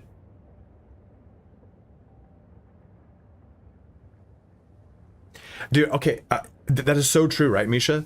They keep talking about overpopulation, but yeah, 88% of the world is in like 3 geographical regions, you know? And I think the reality is, it's like, it's really easy to think of things are so bad, things are so like this and this, like we are overpopulated, we're resource scarce, like, yeah, because we don't let other places develop. We just kind of like keep things as they are. And I think it's a 20th century holdover that, as the passing of the guard of boomers into millennials, I think it changes the landscape of the way we approach the world, technology, and growth. Because right now it's just boomers just grasping for straws on like the last vestiges of their own power, right? This isn't a political conversation of left versus right. This is like, all of these people are old as fuck. And they think of things so like 1980s, let's do cocaine, Wall Street kind of way, when it's just not that. It's just really not becoming that way. Being told rather than training yourself, stop training your brain. Yeah, I have not. I've used ChatGPT maybe 4 or 5 times, and it was to answer very dense questions that my Google Foo wouldn't answer. Like, I wanted to get a specific answer to a specific demographic based off of specific parameters, and I couldn't find it through doing a bunch of Google, so I basically ChatGPT'd it, and it spat out the answer for me. I'm like, okay, cool, well, at least I got what I wanted. But thanks for bashing your elders. Why do you mean? I'm not bashing my elders. And why do you respecting your elders is important, because what's unfortunate about quote unquote boomers and that the greatest generation type of thing is their reluctance to pass on their information. It's their reluctance to pass it on through true word of mouth. It's the belief that like we can't take the reins, when that's not the case, you know, like that's probably one of the first generations to believe this. And there's a difference between respecting your elders and idolizing and or idolatry and or venerating them to the point where it's insane. You venerate your parents to the point where then you learn that you are a peer with your parents, and then you respect the path that they went on while realizing you need to go on your own. Like, I had fear of God of my dad until I was 24. And now we look at each other as peers. And he definitely has lessons to teach me, and I listen to those lessons, but to think that our elders are infallible is a foolish thing. So respecting your elders needs to be a two-way street. That's not my own bias. Respect is not implied, it's earned.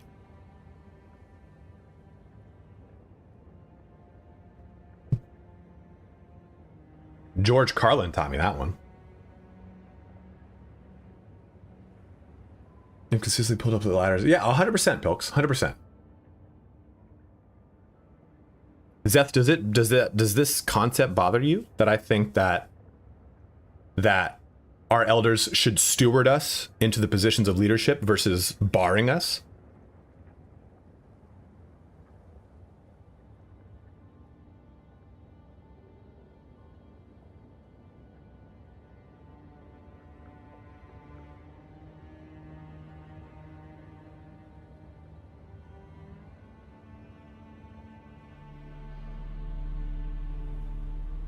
I'm triggered. Dude, yeah, Wong is old as fuck, dude. Popcorn Eclipse Gaming is his character in Ultima Online Outlands is Tu Wong. That security door is encoded for Fremen biometrics. How did you bypass it?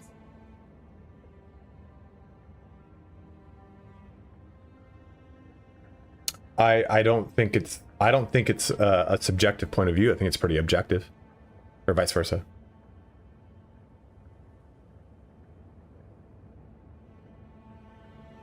I'm not looking at any of my elected. I'm not looking at any elected leader and saying they're infallible. I'm saying I think people are infallible, or not infallible. Yeah, people earn respect. They don't deserve it. 100%. I would make the argument though, Zeth, that elected officials are a representation of the state of society, and that's not just like an American statement. I think it's true of all things.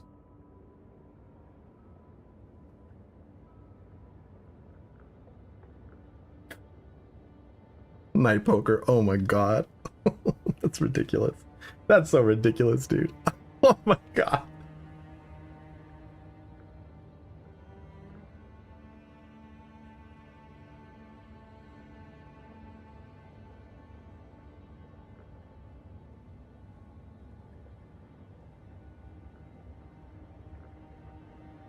Perhaps we can help each other. Man, I didn't even think what I was talking about was like a hot button topic, and I think that's the most important thing about right now. You cannot make a stance on anything, even as low value of a stance as what I just made would be called a stance. You know, like I wouldn't even say what I said was like an actual like I'm standing up for this. I just said something, and I was talking to my buddy Chris about this. That we played on launch about this. I was saying like, you know, one of the bad things about the world right now is like, it's really hard to have a hero. It's hard to have people that we can look up to and we can raise up and say like, you know, this person is trying to blaze a trail, in whatever way, shape or form. Because it's like, no matter what you do, there's always going to be an opposing voice. And that's true of everything. That's true of everything. But that opposing voice or force becomes so polarizing now, right? Like, let's say I wanted to stand up for the fact that we all deserve to have birthdays off. If you have a birthday, you deserve to have it off, and everyone rallies behind it. Well, then there becomes a radicalized force against it. Well, I don't agree with that. You know, I didn't have birthdays off when I was younger. Why should people have them off now? Like there's like a really weird thing where it's like we are in a weird age where no one can really get the chance to gain momentum towards anything of real worth or value or progression, like use a raid progression in real world. But like, it just feels like that. It feels like society won't let anyone kind of rise to the top to help lead in that faction and that factor, not like a leader who becomes like a president or a leader of anything. You know, I'm just saying, like you look at someone like Martin Luther King. Martin Luther King didn't become like a head of state, is my point, you know? it just becomes your stance somehow. I feel like it's an attack on me. So I'm going to tell you why I don't like it. And I'm going to staunchly stand against it. And that's kind of the weird thing, right? Like there's a selfishness in people talking their mind. Like again, Zek, I'm not trying to single you out here, but I am using you, or Zeth, I'm sorry, Zeth is, I'm using you as an example because what I said in some way you took personally. And maybe I read what you were saying as aggressive or defensive, but in some way, shape, or form, you came at me. So that's what I mean. Like, it's like people can't remove themselves from the equation. It's always got to be like, well, hey, we want these things. Well, I don't think you don't mean like me, right? Like, no. I'm saying we just want these things. Well, I'm never about that stuff. Like, well, it's not about you, man. We're talking about these things. I don't like it. This feels targeted. You know, like there's a weird sensitivity to social discussion or discourse now. Like I can't even use concrete examples in what I'm talking about right now because I know it's incendiary in some way, shape, or form. I'm a scholar of Fremen's social, cultural, and philosophical constructs. I am a battery. They fascinate me. And I've studied the layout of this place. I use it as a generalization rather than saying people born after this, before this generation. Before this time, this date. Because Boomer, Gen X, Millennial, Gen Z, and Alpha, those like dates of birth are moving targets. I think that you heard the term boomer as a negative use, because I said boomer, because it is always used as a negative term.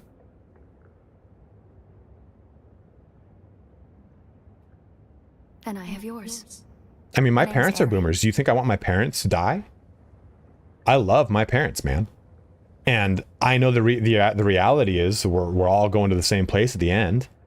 But I think that in the term boomer, in the generalization of the greatest generation, people born in the 40s beyond and sub what, like 60, 61 is like boomer, quote unquote. Just taking it back. think clerks, but less racism. Yes, we have. We just flew it here. I don't really need to watch my own videos, Ed. I serve no one. Let's say I'm something of a freebooting academic. And like you, my interests lie in discovering the true extent of the Fremen eradication. I mean, we're having see, this is what's called a discourse. This is what's called a conversation, Zeth. And it's like watching a movie about time travel where you've seen your own death and you try to do everything to prevent it, but you're actually causing it. You are making my point for me. South, maybe. Arrakis is a big place. And while we like to think we're at the center of all things, in relative terms, the sphere of Imperial influence is rather small. They could be anywhere beyond the deep desert or the Tanzaruft, as it's known to the Ikhwan Bedouin. Boomer is 1964 and before. I am Gen X as I was born in 1969. Haha, beat 'em, Troob.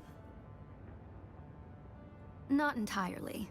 I'm sure the Sardaukar massacred them by the thousands. This Siege bears Oh, dude, and don't get me wrong here, Bridget. I fucking hate generational terms and I hate generational aggression, right? Like all those articles we used to see where it's like millennials are the reason housing prices are going up because they're not buying homes. Millennials are buying too much fucking avocado toast, you know? I think millennial is like 78. No. I think millennial is like 82. Oh, and again, those dates fluctuate. I think it's like 82 or higher.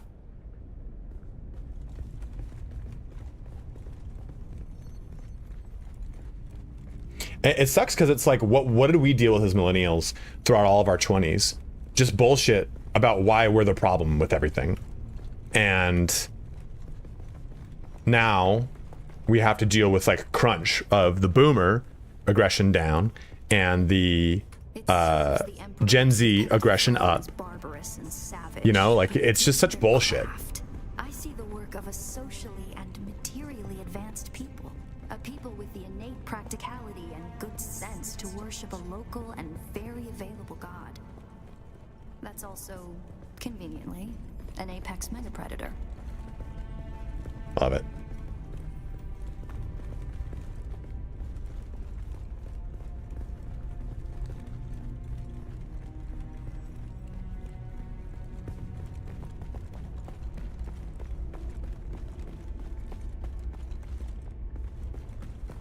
This is one of the first times on my stream. Expect us to go in all sorts of different directions. We haven't even started talking about dicks yet. That's gonna happen. Give it just like a 10 minutes or so. Yeah, I miss the old times when we were to blame for everything, right, Portacali? Don't talk about poop socks. You know I'm poop socking it right. I poop socked it last night a little bit. Based out of an abandoned power station far to the west. It's odd to see them this far east, but if they found this place, they'll be coming. Down here, water discipline would finally be relaxed. Visitors could shed their dusty steel suits and find refreshment. Of course, Northfin. Thanks for watching, man. We're gonna get back to some more Baldur's Gate 3. This game will eventually kind of like taper off. So we'll start talking about... I'm gonna play Space Marine 2 next week, maybe. But definitely probably go back to some Baldur's Gate. I want to finish that Dark Urge playthrough. Between 97 and grew up to be nihilists. I mean... So did a lot of millennials. Looks like there's no other way forward. I hope you brought Ooh. another way.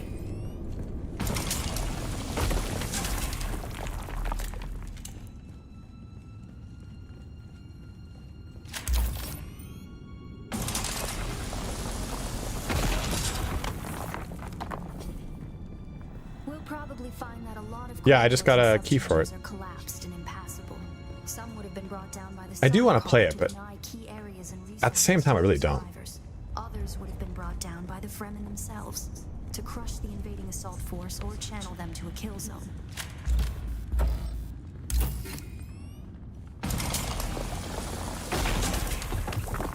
Don't touch the dead. It's standard Sardaukar doctrine to booby-trap the bodies of their fallen enemy.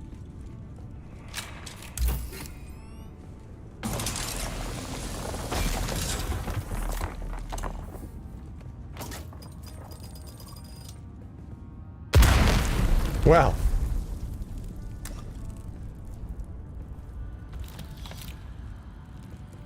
I believe the siege power plant would probably be through there, and the air filtration systems beyond that. Many of these doors also led You're bummed with the flight on it? Why? passages where the water keepers would have maintained external dew collectors and wind traps. An extensive and lossless pipe system would deliver the gathered water to various catch basins and cisterns throughout the city. However, all water would eventually return. Damn right, the Sardaukar. Okay, don't.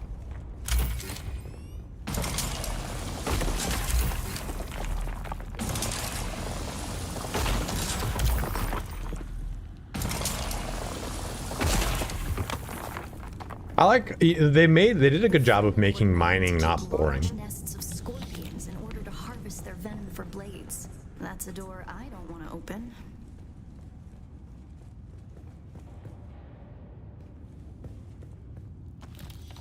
Strange to think these corridors once echoed with the hopes and dreams of a lost multitude. Mothers, fathers, and children beyond count.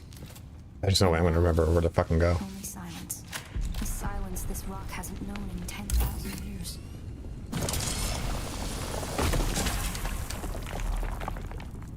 Probably way out, so we'll go back around.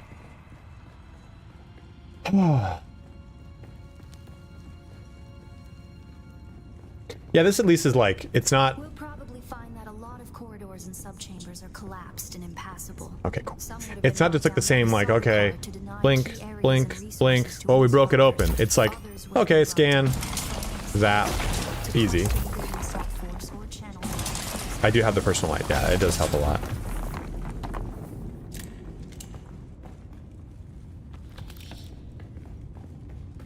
Conan Exiles is a little clunky for sure. Oh!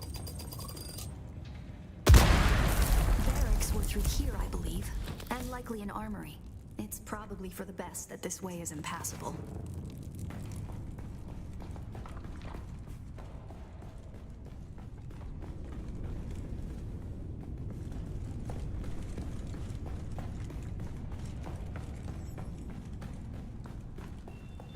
Oh, too far back. Yeah, I'm glad I have a good flashlight. That's what I was looking for. Left here.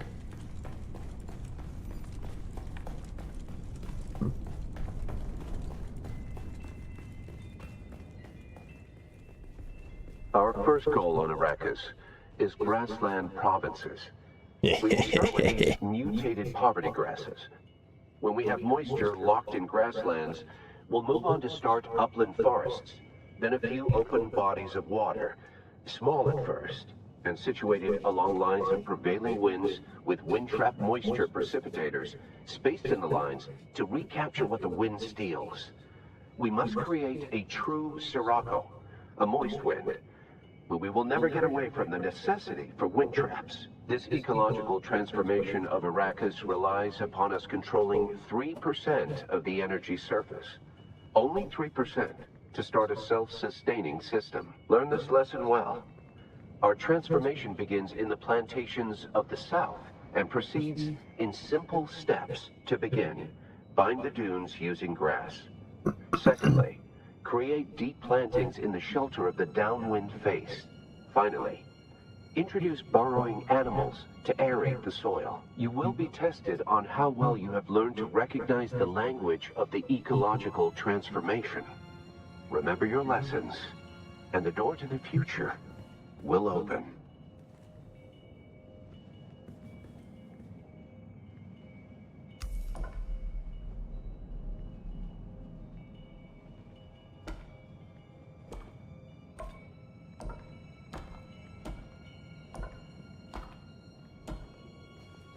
Are there like things?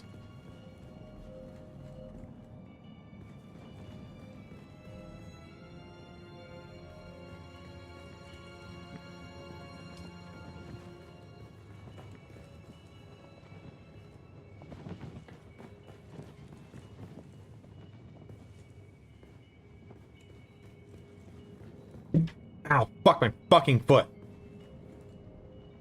To begin, bind the dunes using grass. Secondly, create deep plantings in the shelter of the downwind face. Finally, introduce burrowing animals to aerate the soil. You will be tested on how well you have learned to recognize the language of the ecological transformation. Remember your lessons, and the door to the future will open. That was, yeah, that was Boomer's fault for sure.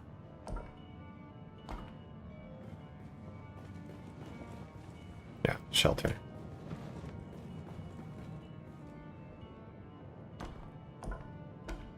I think I just passed it. Ah, fuck.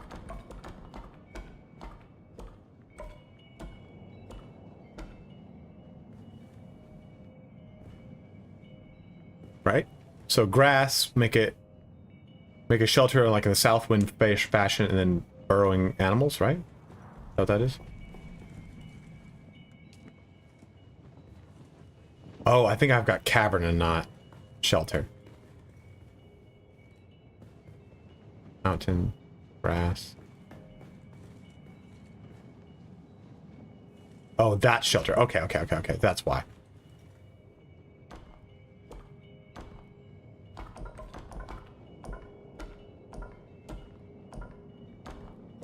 There. That's a tree? Oh, you're right.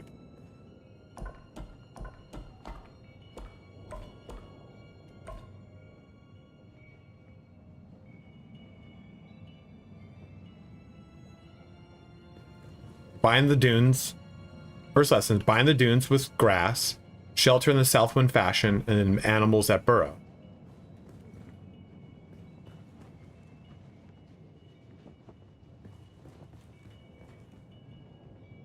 No, I don't think so. Maybe there is. Oh.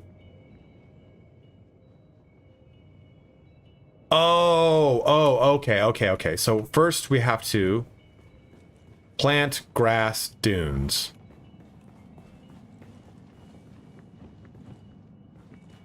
Let me have him say it again. To begin, bind the dunes using grass. Secondly, create deep plantings in the shelter of the downwind face. Finally, introduce burrowing animals to aerate the soil. You will be tested on how well you have learned to recognize the language of the ecological transformation. Remember your lessons, and the door to the future Bind. will open. Is there a bind? Yeah, bind's Dune grass.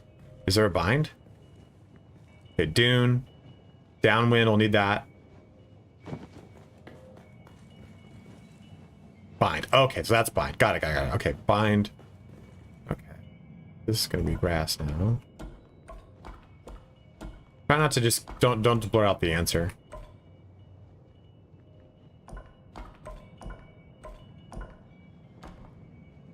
Our modest fellowship expands. Hey, Spencer, thank you for subbing up, my man. Praise the sub.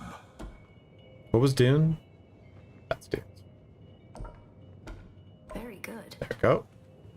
Okay, and this is Southwind. To begin, bind the dunes using grass. Southwind Secondly, facing. create deep plantings in the shelter of the downwind face. Okay, so Finally, plant, introduce shelter, burrowing animals downwinds. to aerate the soil. You will be tested on how well you have learned to recognize the language of the ecological transformation. Remember your lessons, and the door to the future will open. Is this one's shelter, right? Yeah.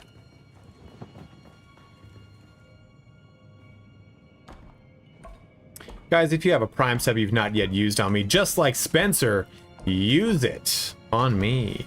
Or if you don't use this month, use it on me.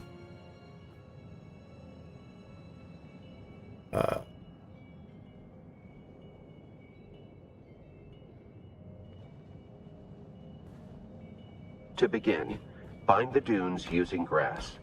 Secondly, create deep plantings in the shelter of the downwind face. Finally, introduce burrowing animals to aerate the soil. You will be tested on how well you have learned to recognize the language of the ecological transformation. Animal got. Remember your Aerate lessons, got. and the door to the future will open. Is there a burrow? Rock.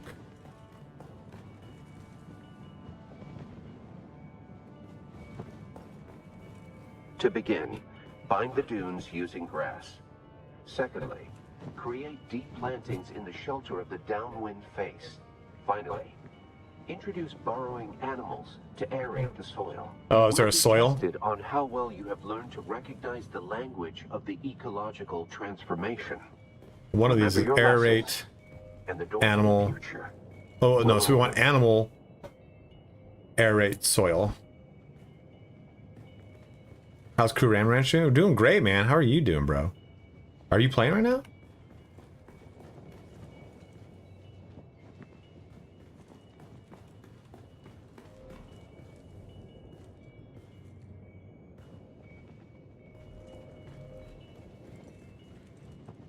Did you offend any other followers? Not yet. Is it 2 caverns there? Only a matter of time.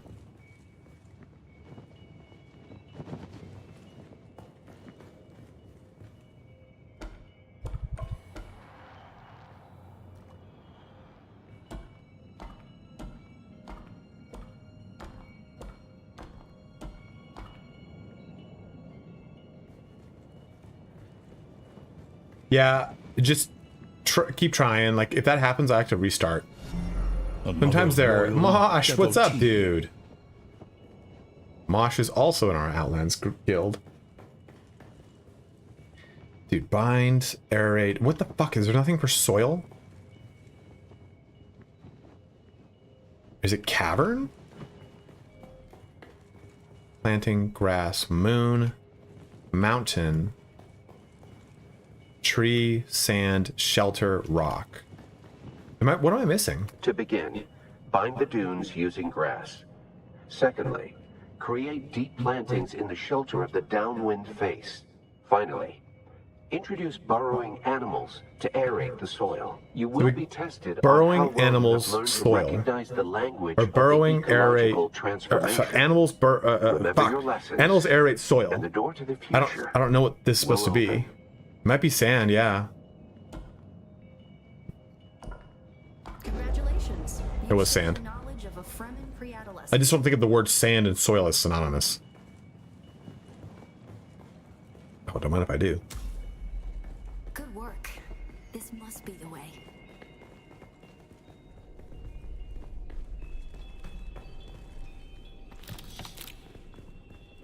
Now we come to the private living areas Speaking of Siege time Tower. travel, In last Siege night I started Community, rewatching the there is movie known as Time the Cop. Vibe. Fuck. And the various knives were often jealous of each other and like to measure their relative influence by the number of hearths they commanded within Time their Cop is so siege. good. Siege to Lab is a smaller siege hosting roughly 500 hearths. Siege Tabor, by comparison, the community Pardo Kynes lived within, was said to host well over 2,000.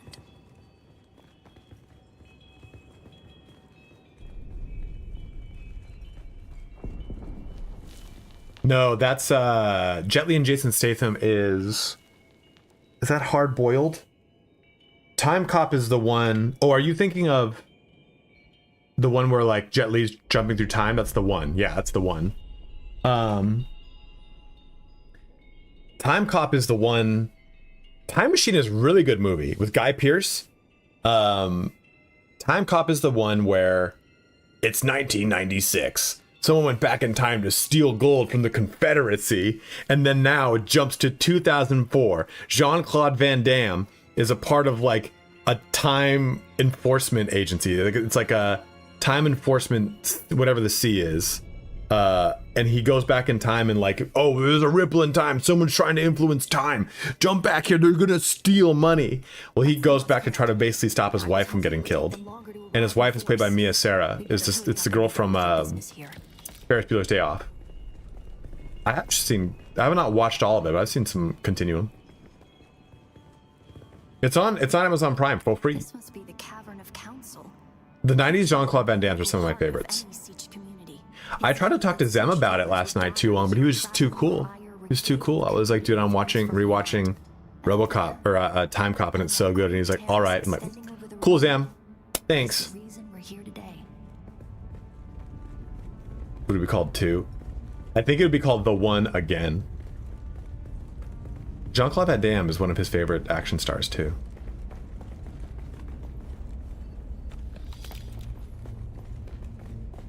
The second one, yeah.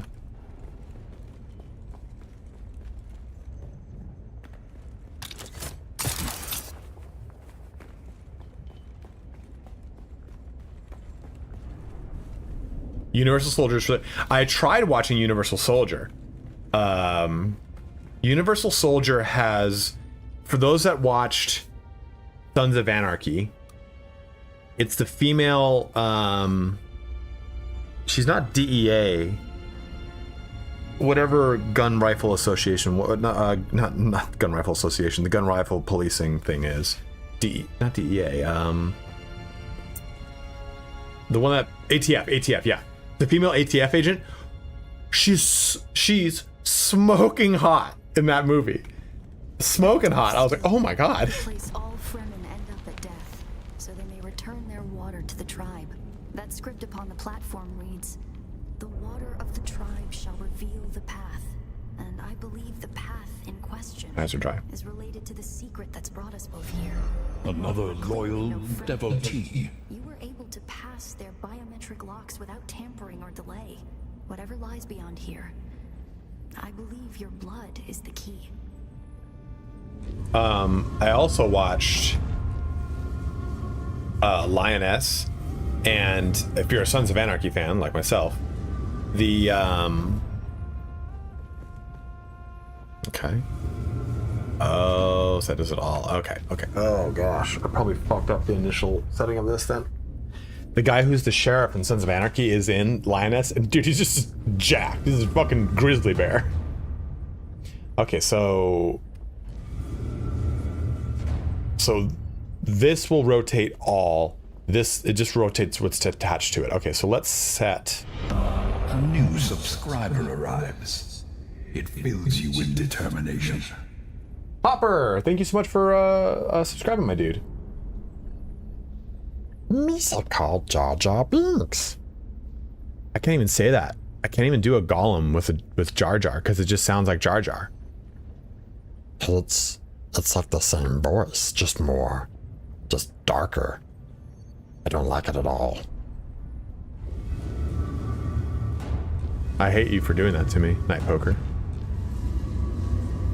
Oh, this is the outside one too. Fuck.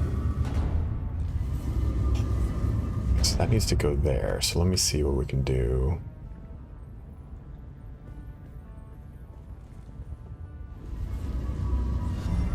a steadfast supporter. So let's find the middle ring, get the middle ring to where we want it, I guess. Or at least a click away from it. I don't know if these channels all work the same.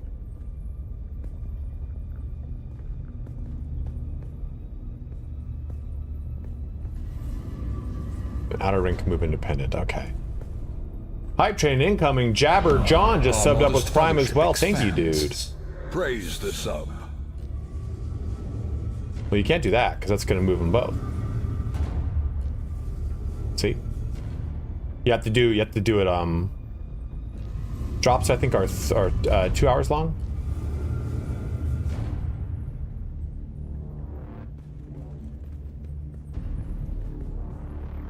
I just don't. I don't know what connects a channel. Am I looking for this one? Does this actually connect the channel?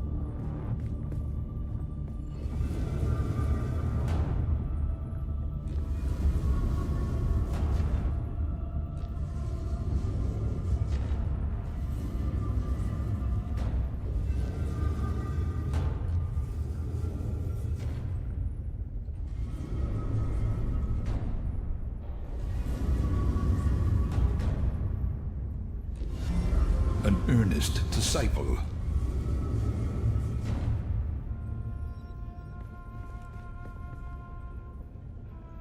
I'm not asking for that. I'm asking what connects. Like, because this has a little circle. What is that? How's that work?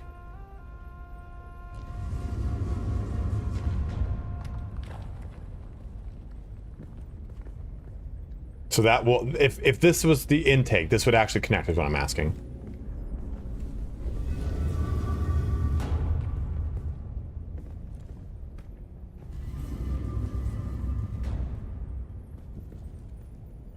I see that now.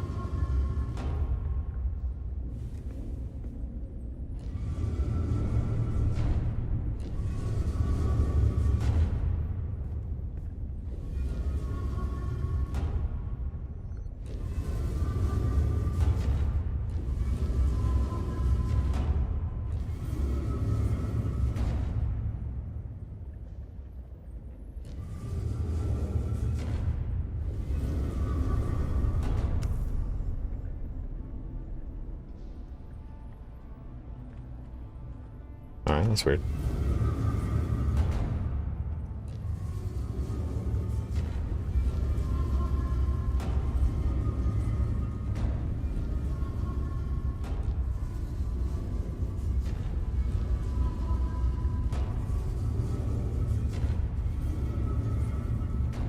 Very good.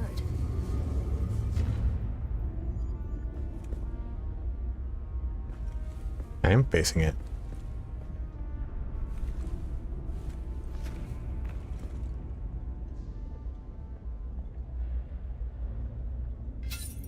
Alright, ODST dropshoot.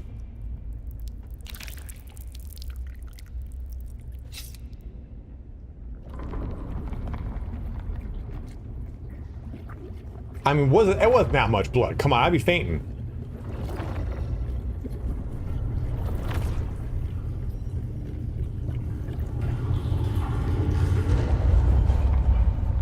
I like how this one's like a little bit more of like an actual mystery.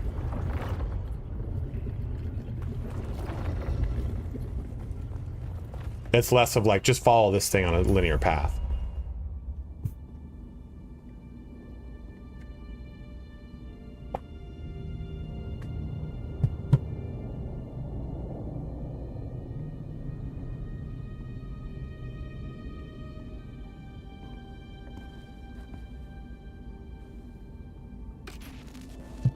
Greetings, and Subakukua. If you are watching this, I am likely dead or captured. I came to siege Talab in the same condition you find it now. Abandoned and despoiled. I must have triggered some kind of hidden alarm, because the Sardaukar were at my heels before long. They found me. Oh shit! So listen well. I was brought to this planet, like you and many others, with one overriding directive: find the Fremen. But when I finally came face to face with my quarry, I did not find the villains as described by the Communanet or the Emperor.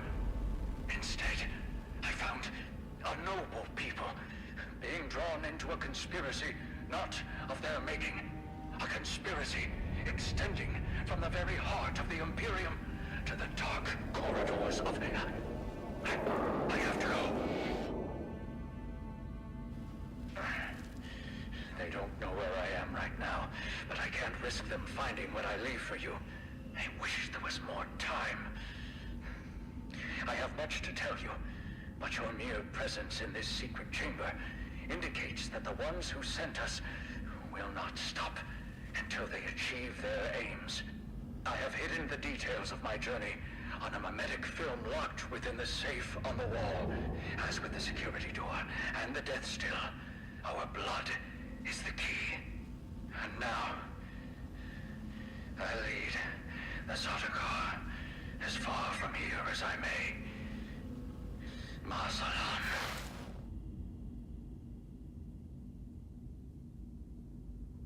You declare. So from what I understand too, in like the lore of Dune, a lot of the planets like Getty Prime, Arrakis, Caladan, they're all settled by just different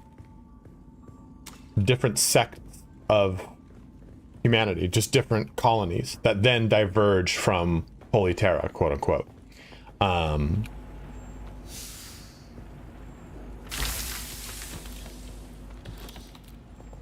Dude,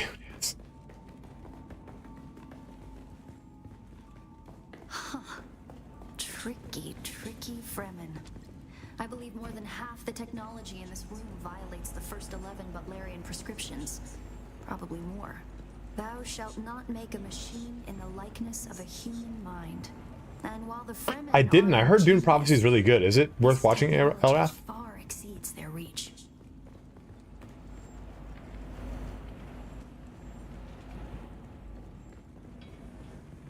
Is it amazing? Okay, I'll start it today.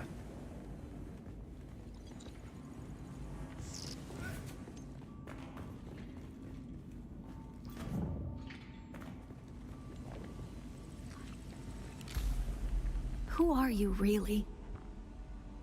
This film is encrypted with a kind of protection I've only encountered in the restricted section at the Nemesine Library on Artesia. I believe that encryption was of Ixian origin. I started watching the original Dune, and it's hard, dude. It's really hard. That's not good. Isn't what's his name from Vikings? One of the Harkonnens? We need an decoder to access whatever is on this, and I have access to the resources of a great house. Thank you, Trib. Don't be concerned. I'll reach out when I have more information. If we Atreides are known for anything, it's our stiff-necked honor. Besides, as a mystery, you rank right up there with this film. Parting with people is a sadness. A place is only a place. Oh, that's good. So I'm gonna take a flight here soon. So here's my two options for in-flight reading. Do I finally? I have them all in hardback over here. I'm gonna bring my Kindle. Do I read Dune on the plane? Start reading Dune, or do I finally start on the hardback I was talking about, The Siege of Terra? I have all the books in hardback. I was waiting to get them all before I started. Siege of Terra being a Warhammer 40,000 thing. Coloring book, dude. I'll be if I did that, I'd be sitting next to my brother, and if as soon as like any of the flight attendants come by, he'd be like, "Could I get like a bib for my brother's very special." Yeah, Siege of Terra I've heard is like pops off immediately. I just can't wait to read Eternity Gate.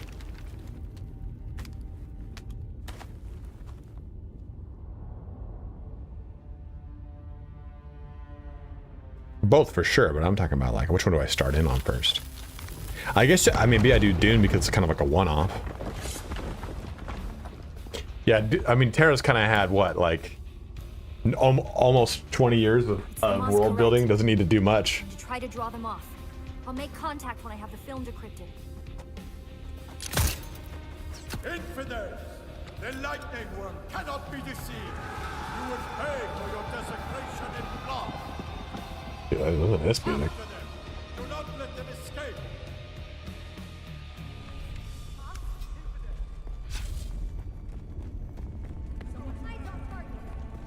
Ah! Oh god, better Jesuits!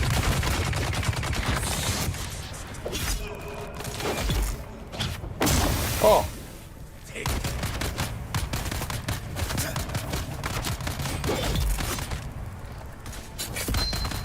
Okay, I thought they were gonna attack, but I guess not.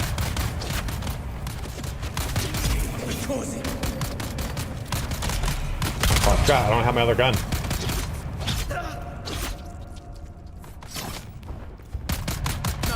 Bless this weapon.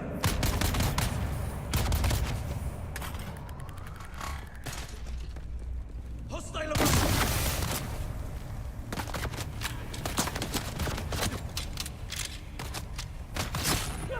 I agree.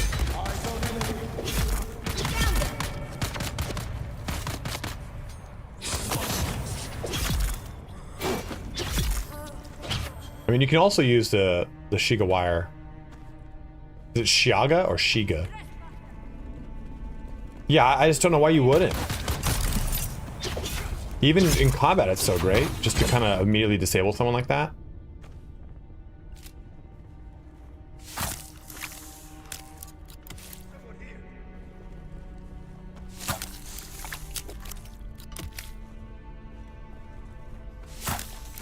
You guys know you can loot and harvest blood at the same time, right?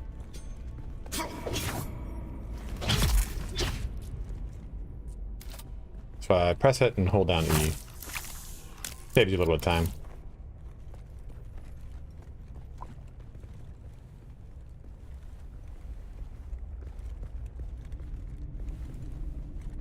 Oh, not compatible with it. Whoopsies. Alright. Find your way out.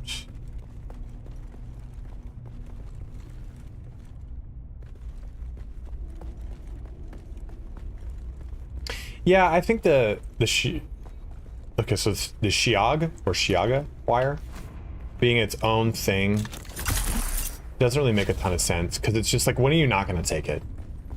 There's just too much traversal in the game. And yeah, I think that healing also should be its own thing, because it's like, I don't want to have to... I understand having a limit on your things down there, right? Because then you have to kind of pick and choose. But I shouldn't have to pick and choose between healing. I think that's kind of like a baseline thing. I had to pee so bad, dudes. I guess I'll drop down here.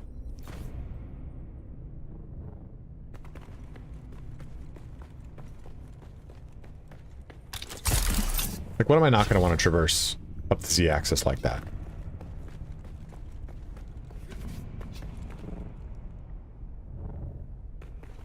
Alright, I'll get back. I gotta pee real quick.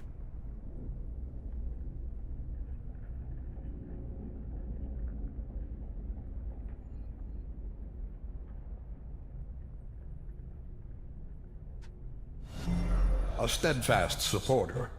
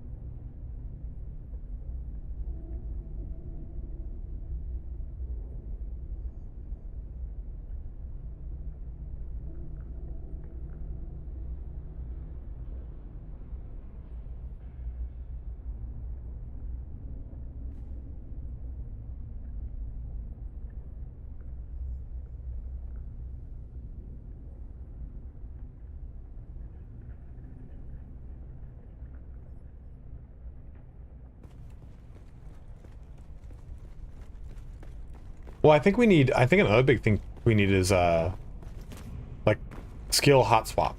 Like, let me press a button.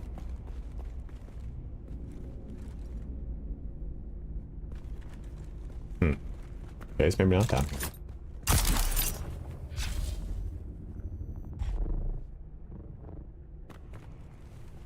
Was I supposed to cut a ray out over here?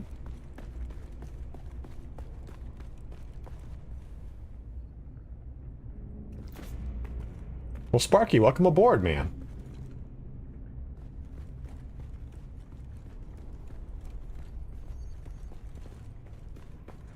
Over here. Oh.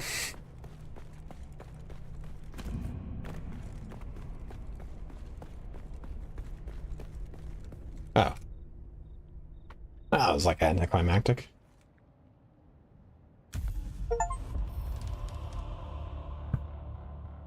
We did it! Wait for Ari to find information about decoding the mimic film. Is that actually doable?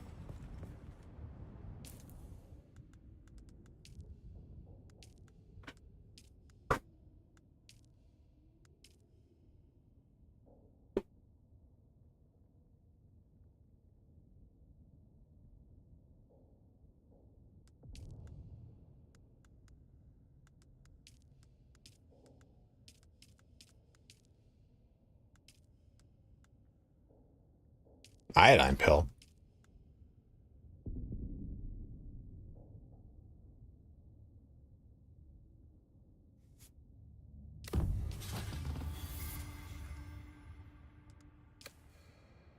This is what we just got?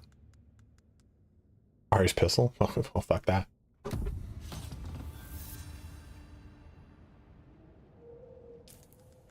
Okay, let's knock out some other stuff. I mean, so you have all these other ones too, which are kind of nice.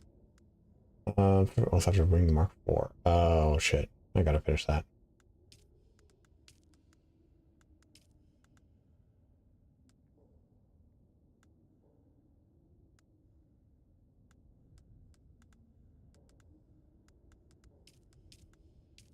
I don't necessarily really care about these. The experience is nice on them.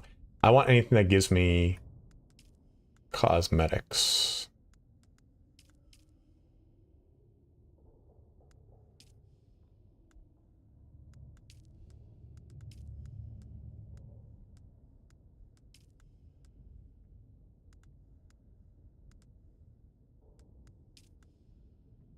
Revise from all pistol variants. Unique weapon at the end. Deliver cut array. I don't have a Mark 6 cut array to give. This one hasn't progressed, but I think I have to go through a certain location. Okay, counterintelligence. Search antivirus clues and this pissed me off because I was in Harkov, so I have to go back to Harkov to get that done. Search the Panoply. Okay, so let's take a look.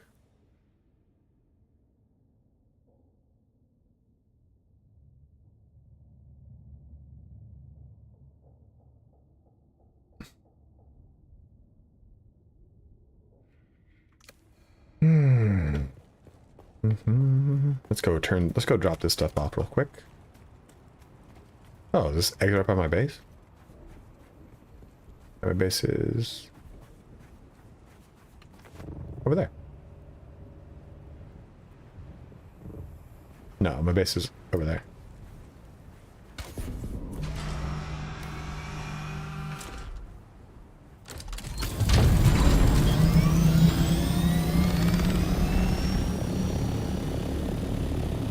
What's up, Nova?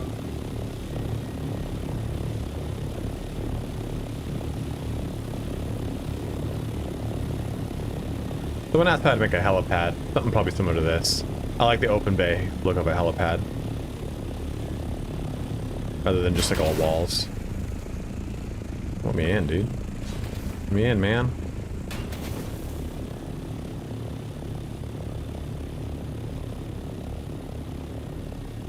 Are you there?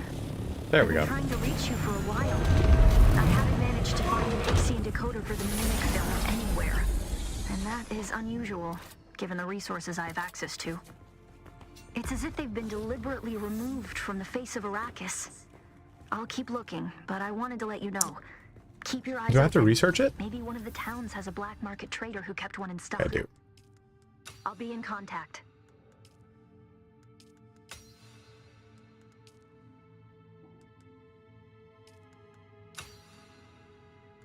Well, we gotta go to Harko anyway, so... So Fremen bed is Duralinium, huh? This is steel, which I don't think I have any more of. Do I just build that? Is that just like a build thing? Yeah.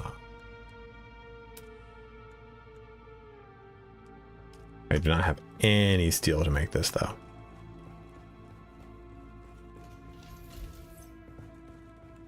So I need lots of silicone blocks and lots of steel.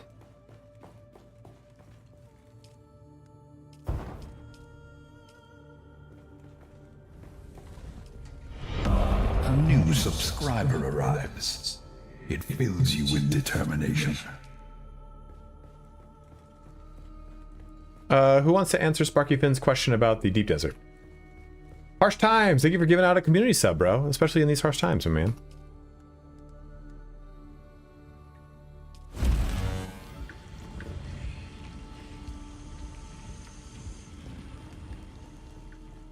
Kalchar, thank you for subbing up with Prime as well, my man. A new subscriber arrives. I don't think I have any carbon at all anymore. I gotta use it all.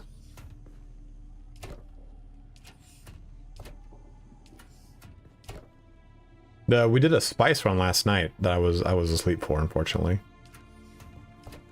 Quite a big haul.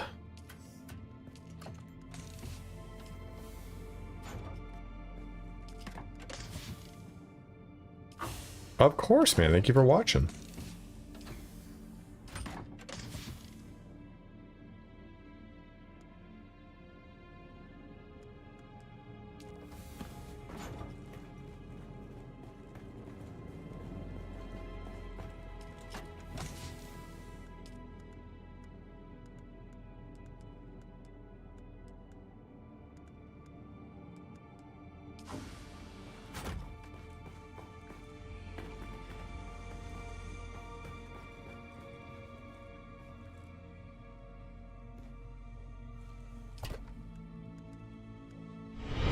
Our modest fellowship expands.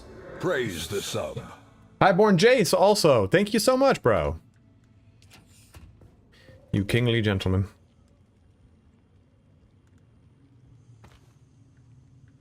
Sure, dude here with Ari's pistol. I'll probably sell this rifle. Harkonnen armor sets are amazing, but Atreides doctors and scout armor are also so tempting. I mean, I just went with what I like the narrative of, but dude, like the bases look really cool, man. Like my Atreides base is nifty, but so is the Harkonnen.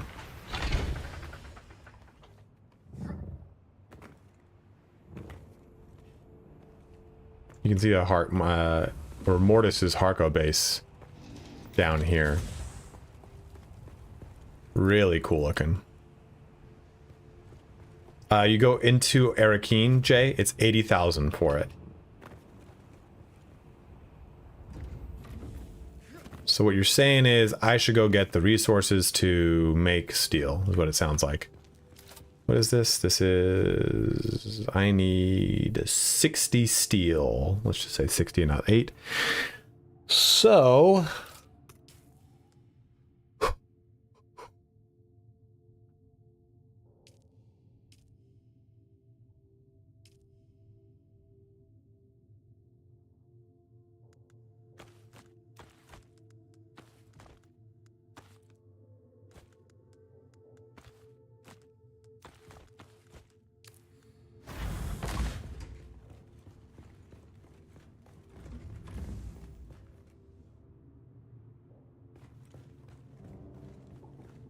No, I know. It's the iron. That's the slowest part of it, Pilks. I know how to make steel. Thank you very much. Made it this far in the game.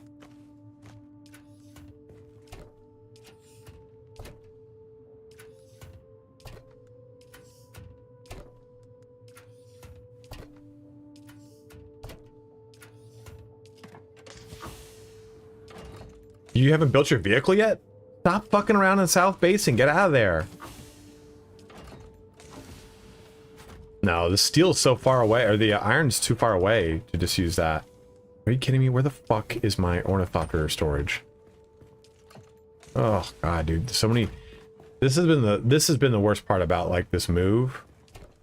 My shit is everywhere. No, you get out. You have to get out of South Basin as fast as you can, Wong, because you're gonna spend so much time hoarding resources, and then you're gonna have to transport those resources across. Just trust me. Get out of that area as fast as you can.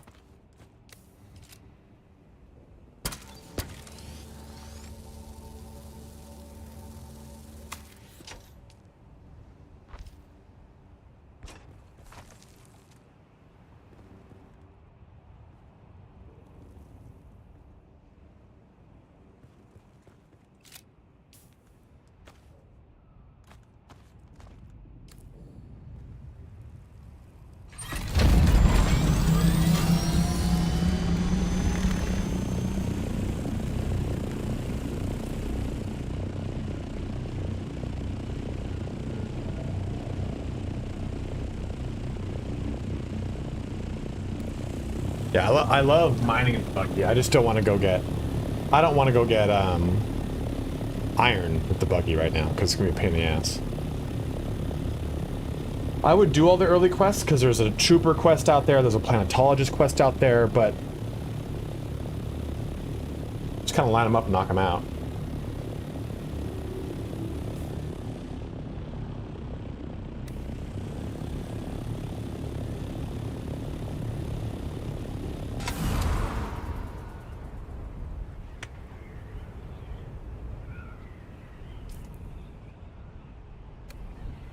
Yeah, my buddy has one there too, north, right here.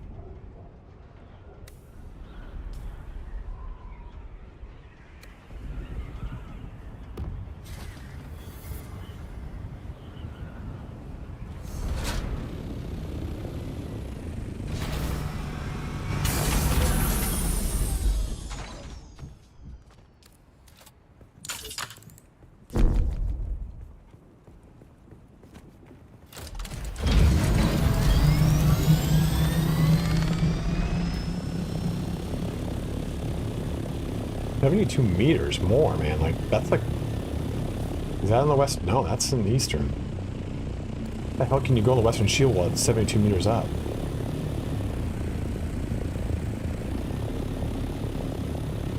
You have to go all the way over here.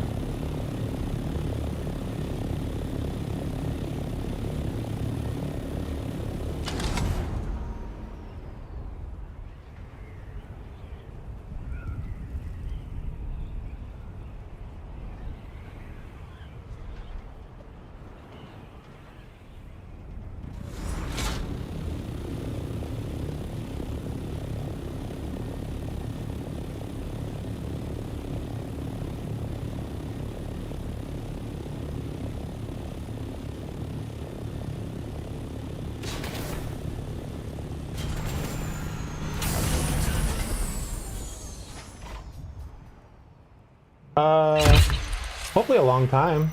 There's not much coming out saying Helios, so I just want to make I couldn't keep making content for this. The viewership's not been good, despite the fact that it's really like the game is huge right now. SteamDB.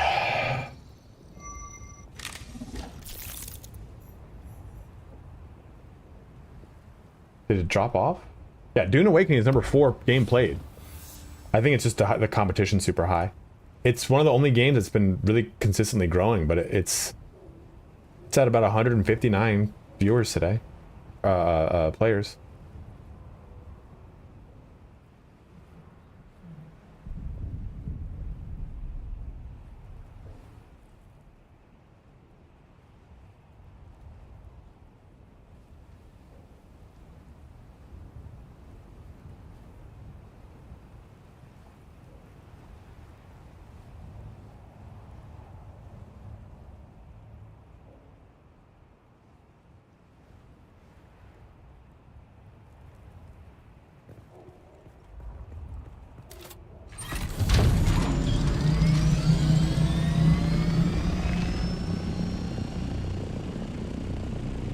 me too, for sure. God, I'm like between everything right now. Do the Passage of Artemis right here, it'll be fun.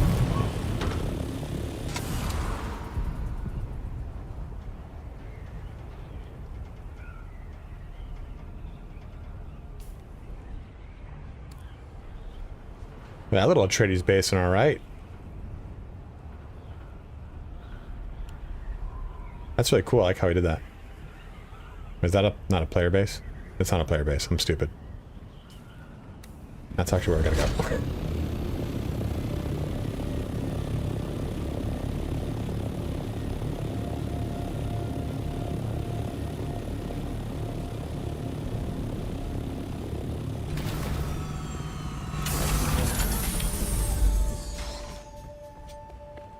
Oh shit, that. Didn't see that was the case. Okay.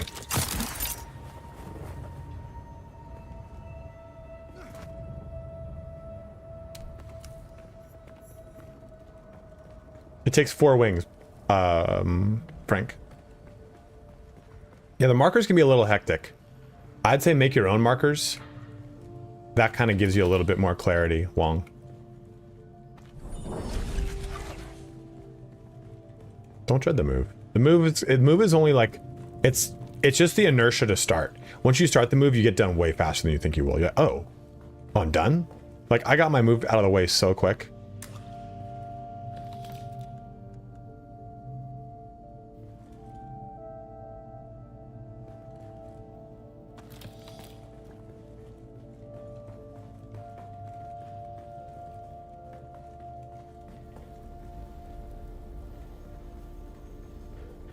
Look at all this great decoration they've done in here.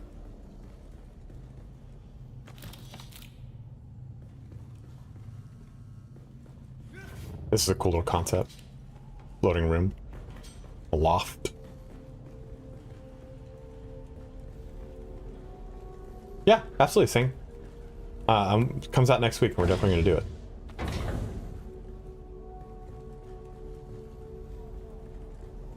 Nah, just build wherever you want. I would say maybe don't build a big, huge, permanent, awesome base in the area after the starting area because you're probably better off moving. So here's the starting area. This is where Tu Wong is right now.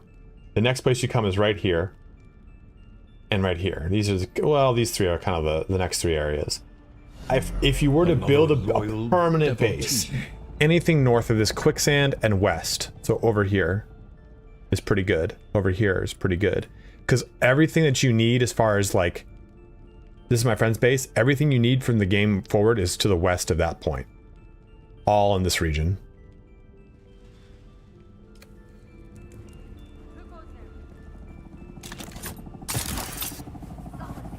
Deserters! What the hell was that? Cool, great. That didn't work at all like I wanted it to. The guy came up there and just juked the shit out of me.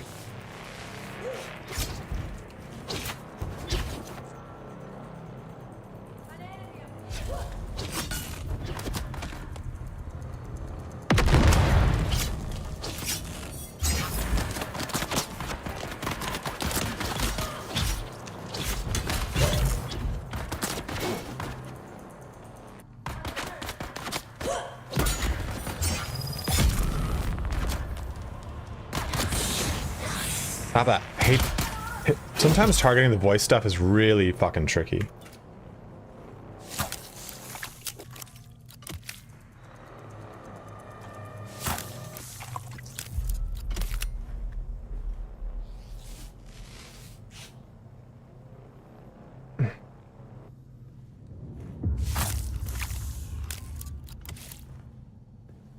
Over here putting my foot up like a pirate.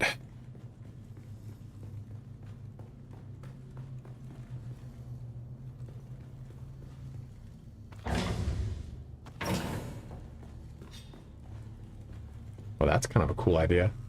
I like that a lot. Using this, these are like the bottoms of a pillar, but I don't think you can do that. They do a lot of things to like, you see like a lot of stuff in the NPC spaces, you're like, oh, that's pretty cool, I'll do that. And you can't do it. Fuck.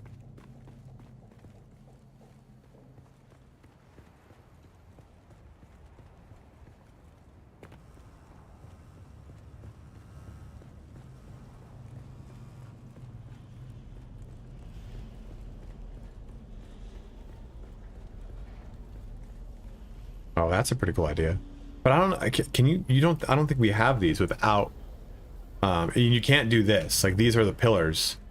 So you can't place them into a wall like that. The game won't let you. Fuckers are cheating, dude.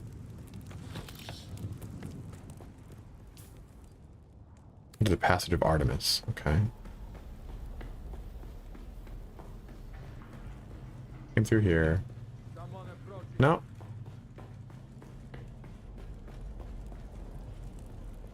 It's below.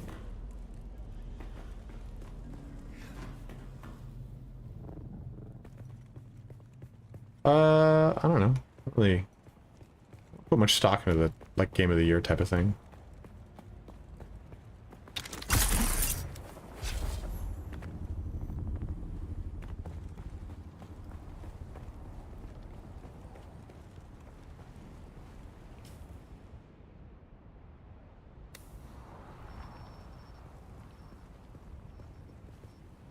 Does it want me to actually use the ability Solido distraction? Like, do I actually need to train that up? Or decoy, I mean?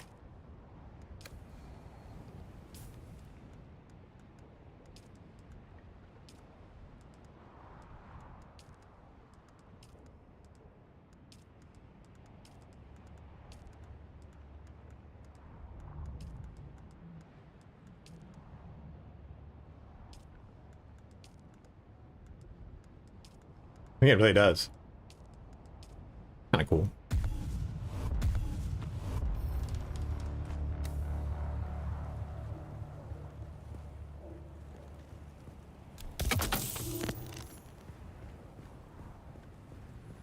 What's up, D-Sweat? I don't have a Hunter Seeker. Damn. Well, I can't complete this quest. That's kind of cool that it actually requires you to kind of invest into those. Because I've not had to do it with any of the other ones.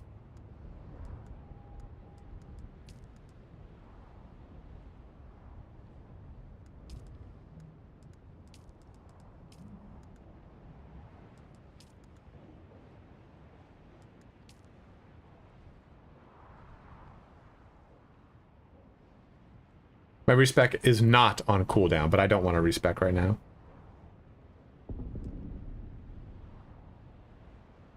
I love that. That's really sick.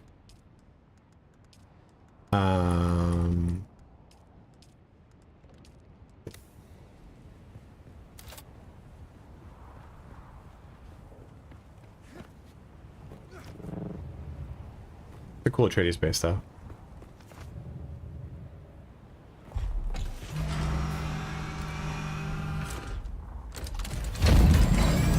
So I would like to film a video today, bros, where we talk about like an ultimate guide for melee combat. We'll do melee combat first. So we talked about this earlier in the video in the stream, so I'll ask it right now. I have my ultimate combat guide that I want to refilm portions of it because it's just kind of not. It's not. Some stuff I figured out is not the way it was. Like, it was shields, for example. So I want to talk about just melee, and rather than trying to break it up into melee and range in the same video. Do you think that's a better idea? Would you rather just have, hey, here's an ultimate melee video, here's an ultimate range video?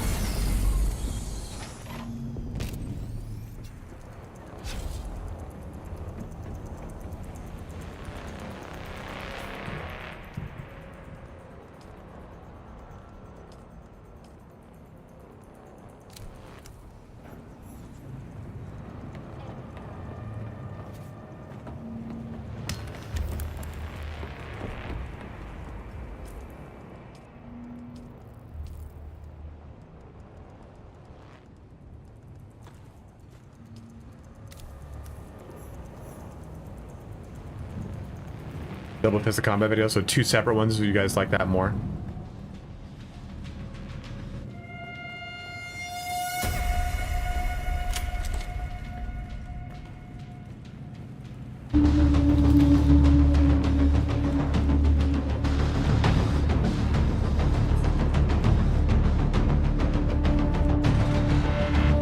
Wow, this music is intense.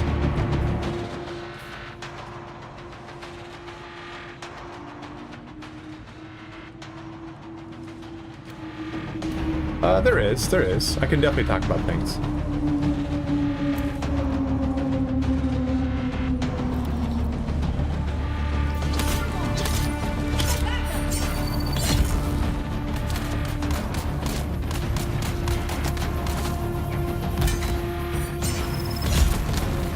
Technically 2 videos, yeah, but it just depends. Sometimes people will be less interested in the subject.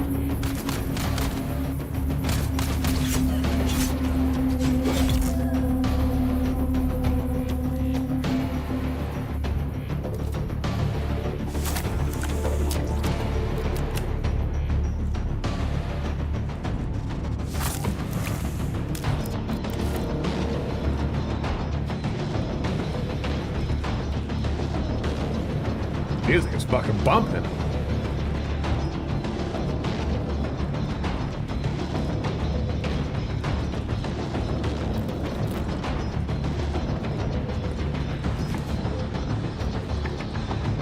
What's that?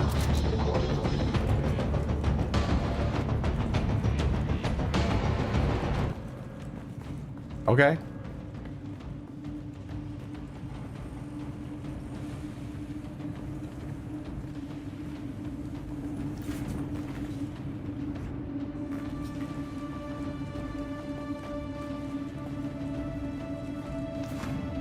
Desert industrial tunes.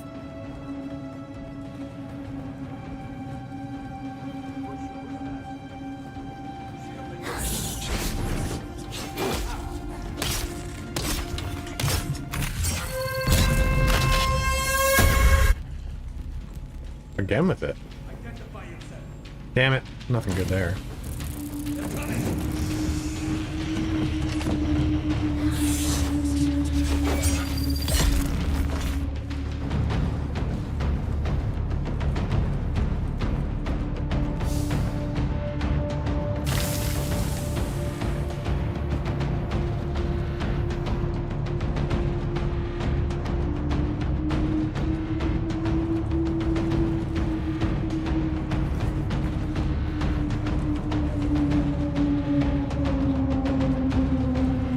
I wish that those, just breaking down those,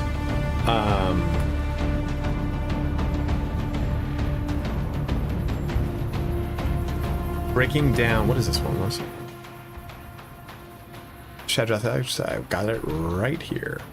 I wish breaking down those weapons and armor gave you materials for them, not just components.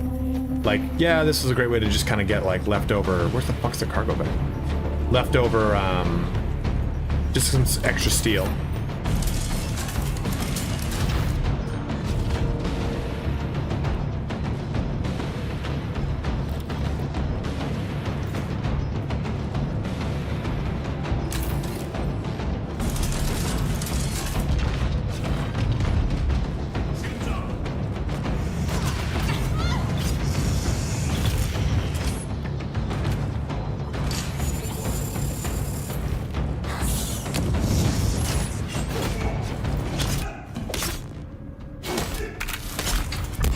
I hate that crap. You can interrupt the stagger on these guys.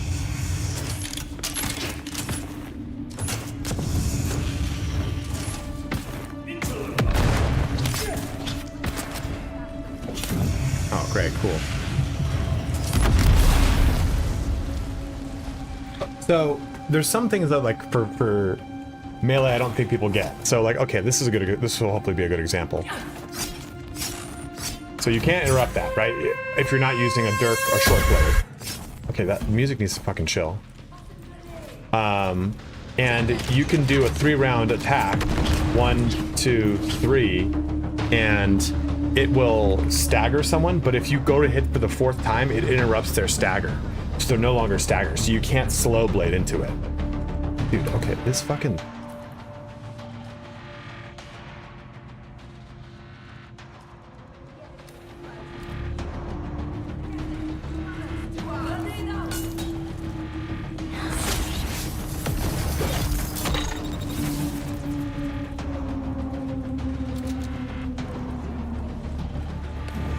There he is.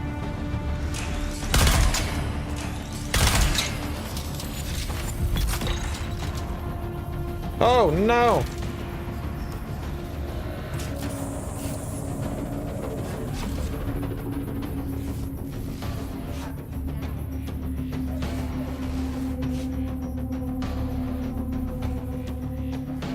Right? So like there's little things like that, like, okay, people have a lot of hard time with these guys. You can just knee them in the face, you can just... I didn't want to pick up the Vulcan actually. You can, there's a lot of ways around that. Oh, don't worry about it. You backpedal and shoot them in the face, you can use a drill shot, you can use the Bene Gesserit capability to unsettle them, you can use the Shiaga wire to pull them. I think that people think that's like, oh, I can't just like face tank them, so it's this enemy's too hard, but they're really like way easier to kill. So I didn't think there was a difference, Jay, until the last couple days I've been testing it. You cannot interrupt a sword combo mid combo.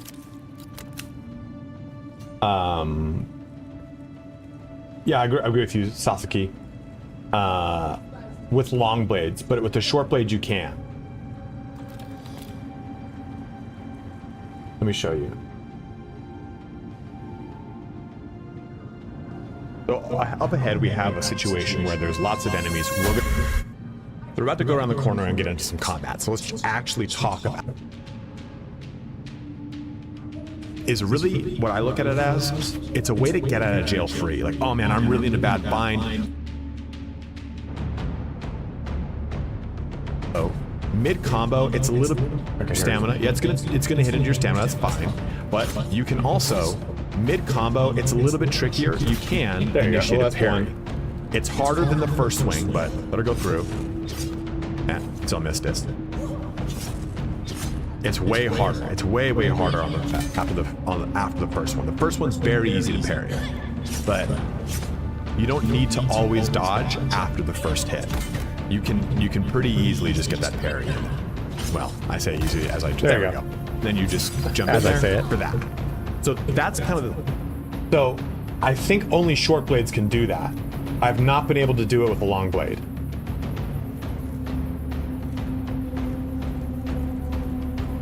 Here's inner monologue.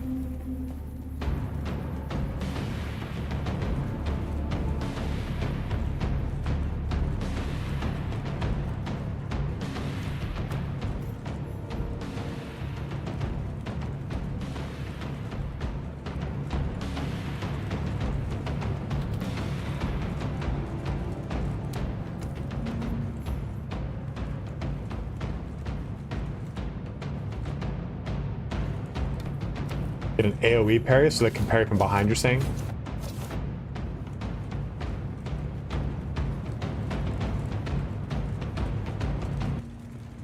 Well, I would disagree there, Nick.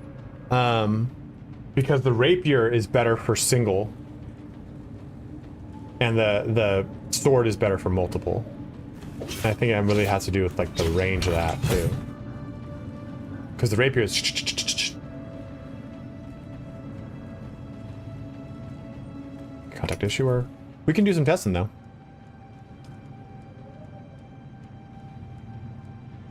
Okay, well let's try it. Let's definitely test.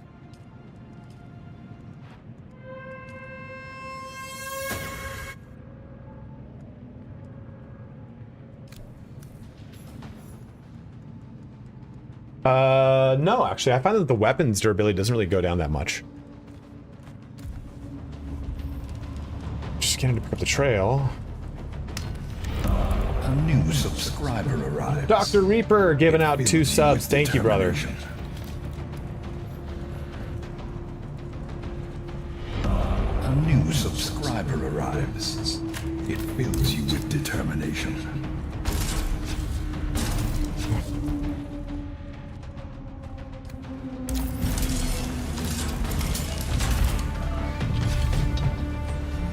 Another loyal devotee.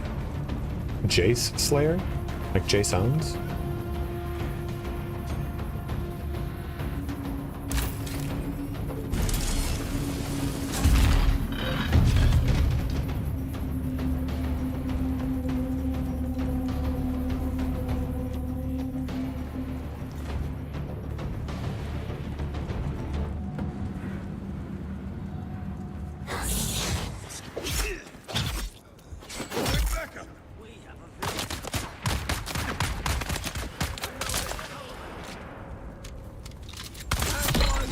son of a bitch.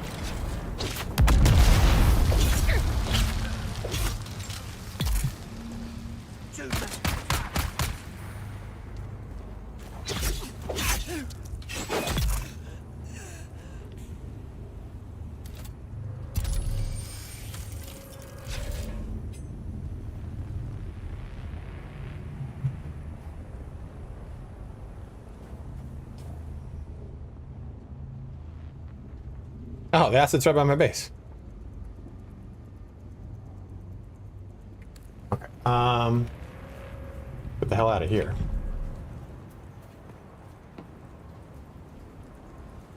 $75 volume. I don't think I can carry this even if I wanted to. Got that.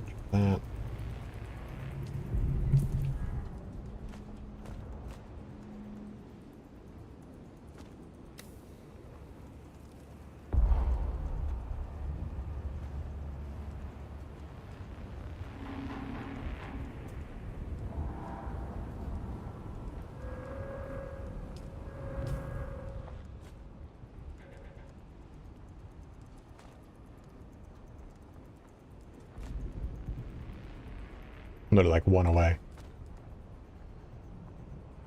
I'm still holding the thrusters? Good. I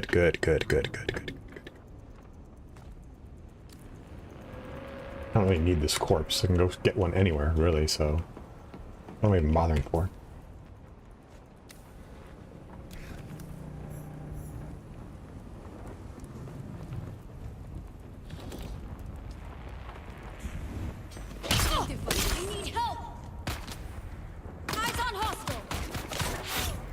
So we're saying that I can do this if I'm not facing them? Is that what we're saying? Or that does an AoE stun?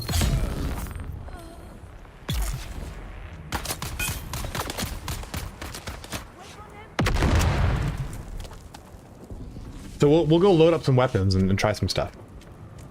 Aha! You didn't see me!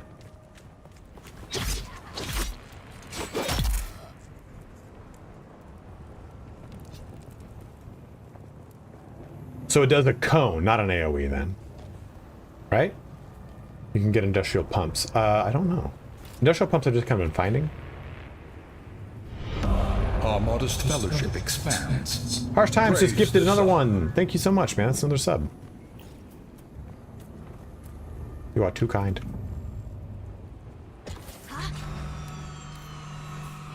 Got it. Get in this thing.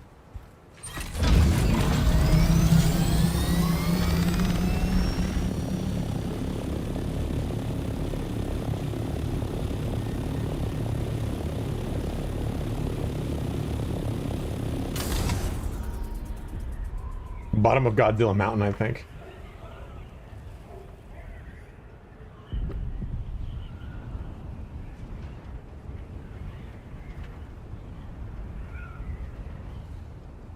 Me too, Zeke.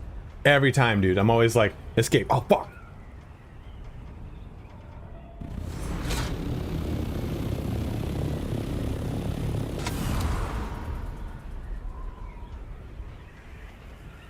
Base is gonna be cool. One day.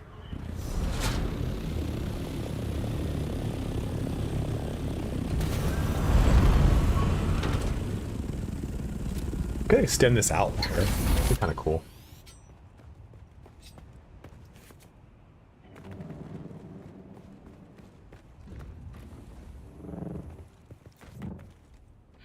There we go. Yeah, just crawl inside. There we go.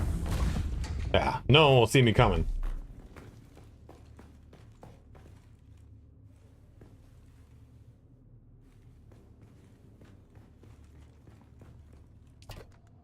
I kind of think there might need to be a button that just allows me to place everything.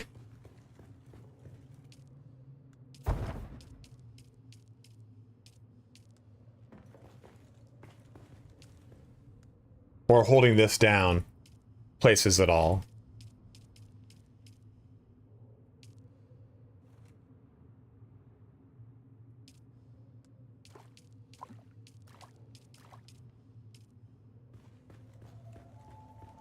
Yeah, dude, I did that same fucking place, Wong, like 50 times. It pissed me off.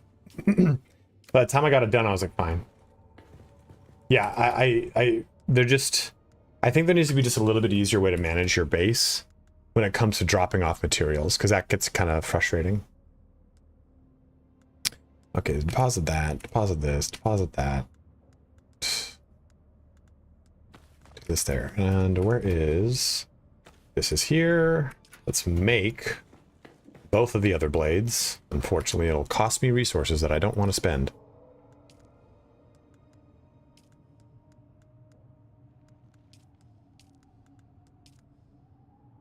Oh, I'll do it out of copper. Well, I'm not gonna want, I'm gonna want aluminum.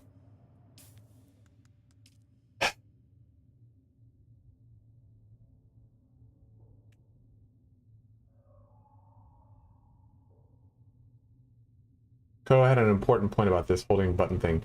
You want something like take all, which is basically, I want this to be fast. You do not put a hold button key to it. Well, I think I look at it as more like you can tap it to get to do it a bunch of times, or you hold it and it's done. That way it exists in the same button and you don't need to worry about like taking up the real estate for that. I probably found some of these today and I'm just gonna fucking waste resources on them, but whatever. Ah, fucking plant fiber. There's always some resource, you know?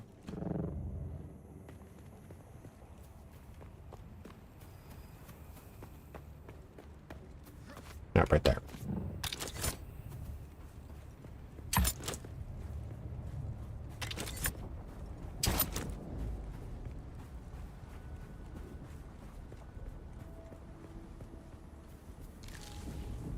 Yeah, I do like tedium. I think tedium is really important, Nick. I think tedium is really what keeps people invested in video games. But I think there needs to be a balance between like I don't mind managing lots of inventory. What I do mind is like the process of dropping or extracting inventory being slower. Yeah, I agree. Ben, let me scroll through and pick individual things rather than bringing that up. I have not yet.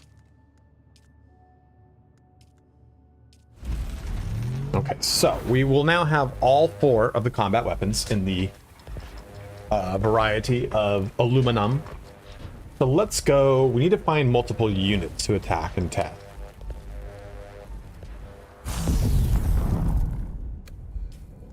I don't think there's a difference between the Dirk and the short. Let me see. Let's see. I think it's just an aesthetic thing. Oh, is it? So Dirk is flashes, is the short blade stabs? I don't think there's a difference between these two. Yeah, exact same. Exact same. This is the only weapon that has a difference from its other, than its peer.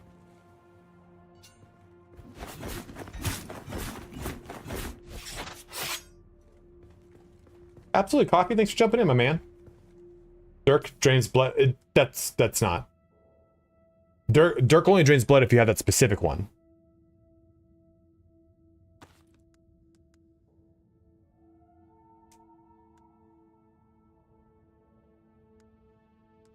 But these, for all intents and purposes, have the exact same stats.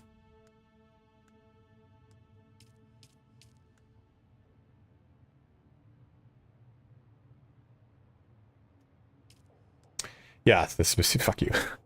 I always have the specific ones. Let's put that there. Let's put this there. Let's put that there. Let's go try and get into some bullshit. There's this right over here, but this is not going to give me... There's only 2 people right here. Is it?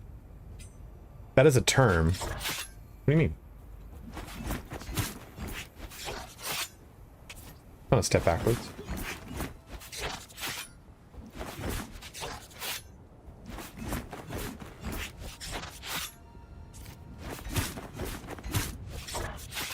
That it's a lunge, or you mean?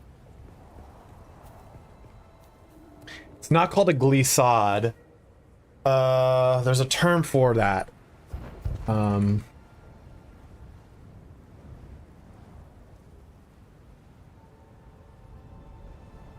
Not a Garazi.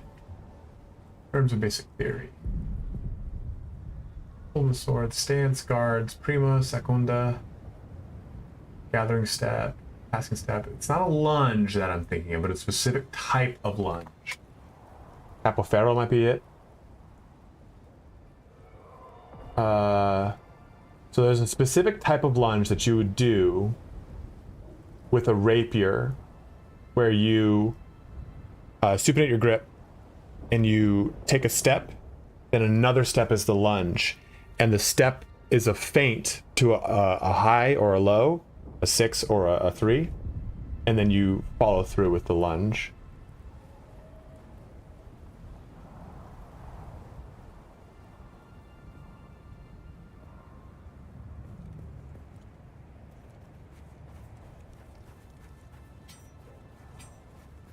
These are both ranged. Oh wait, no. They're both. I see someone. Someone's here. Okay. Shields up. Perfect. Okay, so let them come to us. Engaging enemy. Yeah. Sure. Come over here. Yeah. Okay, so now they're both over here.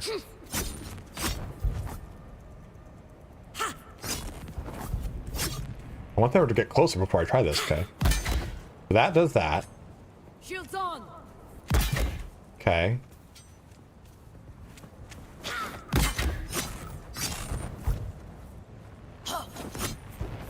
That was perfect and I fucked it up. Okay. Eyes on hostile. Target found. Yeah. Ah! Okay. Yeah.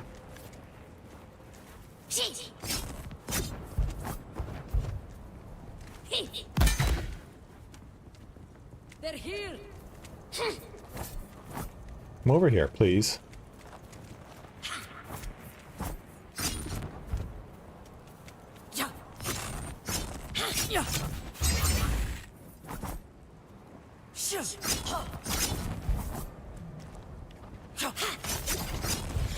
I guess you just can't parry with this weapon. Okay, so that's their difference right there.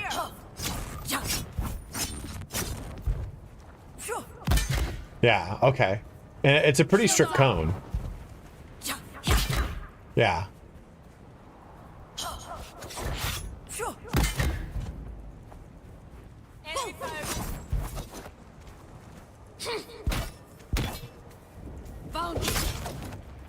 Now let's see if I can still do this.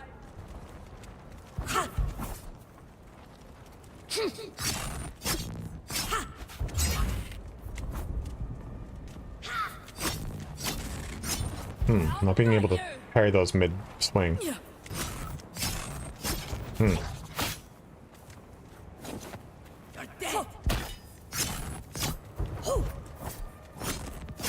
trying to let her hit me the first time, then try to parry the second.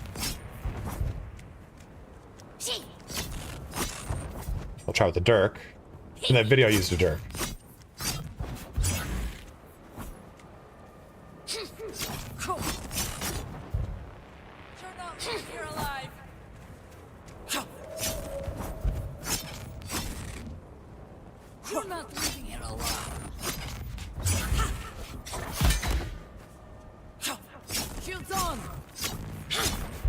It's really fucking hard to block mid-combo, to parry mid-combo. Yeah, just I'm missing all of it. It has a really tight window. I mean, you saw me do it. I mean, I know we can. Maybe, though, it has to do with the weapon. That person, I think, was using a sword against me. Maybe I can only do... Maybe let me see this. No. Does this have the same capability?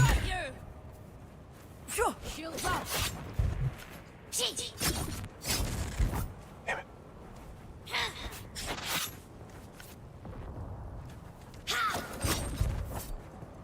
I don't know. I do have those. Ooh.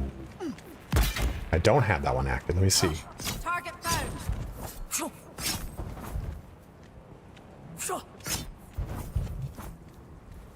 Yeah, maybe that's the case. The weapon has to be slow. Damn it. I'm not paying attention enough and it's fucking me. I'm trying to get them to stack up so I can test this. Okay. Come on, come on, come on. You're fine, you're fine.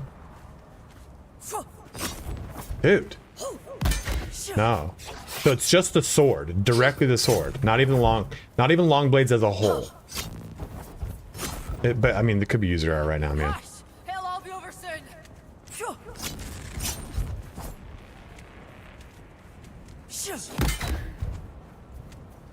Shields up. You're not leaving here alive. You're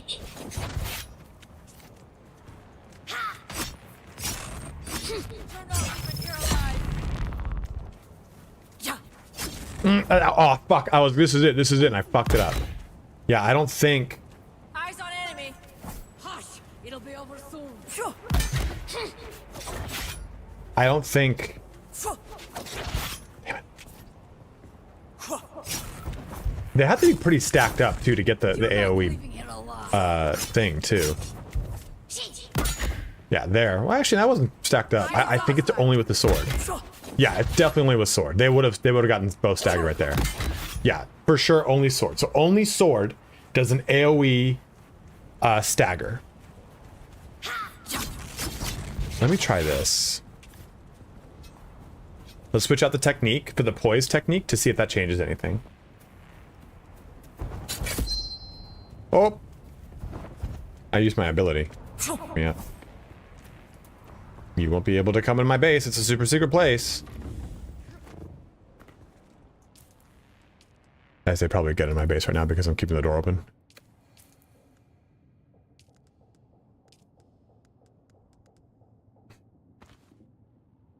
Let's do that. There's no passives for that I can remember. Damage mitigation, bleed tolerance. Yeah, they can definitely get in there. Do we see a parry passive?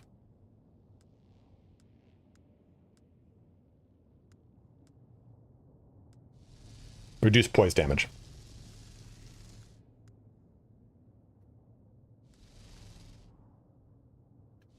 I'm not going to take that right now, though. Because I'm not going to want to respec to test it. I'm going to want to do this and then take it, you know what I mean? But even just using this technique should be the same thing, because we're reducing poise damage with this technique.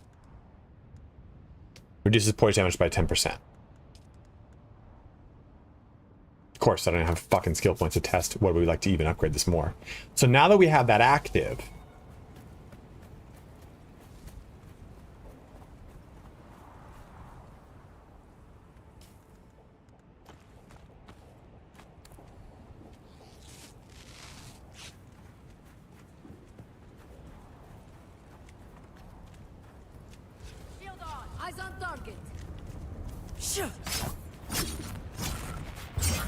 it might just be a...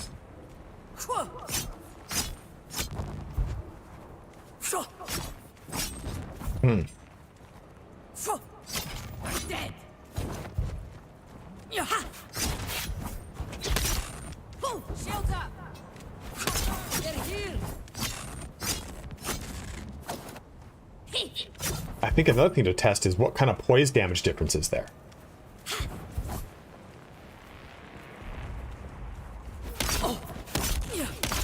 That 3. I'll fight you. Shields on.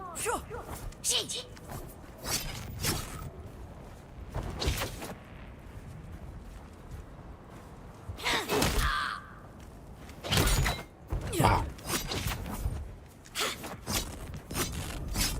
I think you can't even like go to a block in those situations. So that's 2. Oh shit, not gonna feel good. Not gonna feel good, Dave. Thank you for subbing up for 2 gifts, 2 gifts to 1 subs. Determination.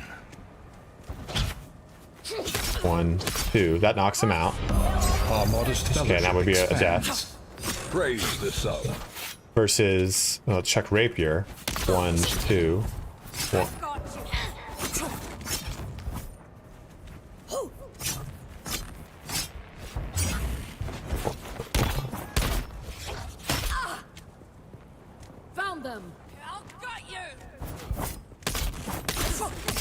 Yeah, 3 for rapier. Shields on. Shields up. Oh, what was that? Oh. Oh. That's huge. I didn't realize it had a big old front lunge as you were talking about, I think.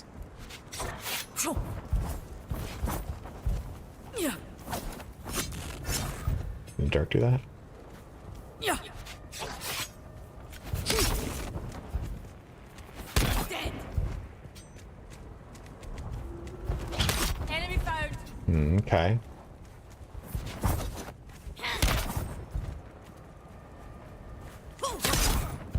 Shields up. That's some huge reach, actually.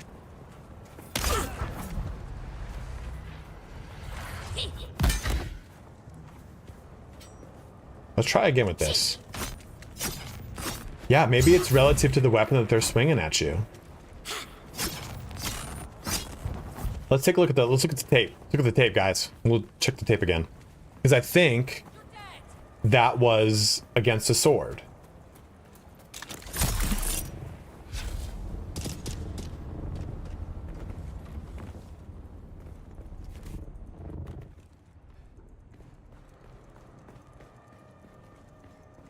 As far as damage goes, Sparky, I don't know. I haven't really tested it. I think I've just we're about to go around the corner and get into some combat, so it's more damage. You know what I mean?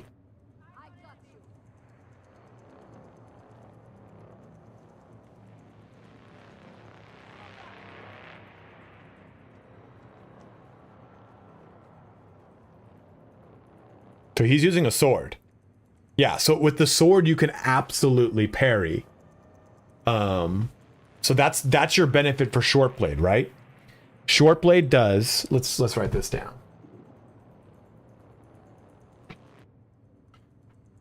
Short blades. Short blades are the same. Lower poise, higher parry, I'm going to say.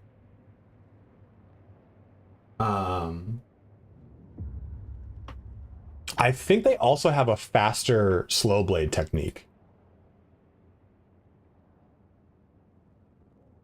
I'm gonna put this down as a hypothetical. I'll test it in a sec. Faster slow blade. If that makes sense. Like the slow blade animation, I think passes through. Oh, can you not see this? Fuck. Sorry, guys. Here.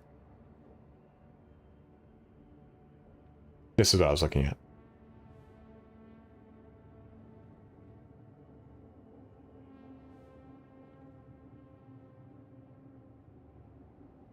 So that was mid parry. That was mid attack. That's a pretty fast slow blade. Because I feel like we'll test it with the sword. I feel like the long blades, slow blade is very slow. Short blade, sword in specific, AoE parry, higher poise damage, broader swings.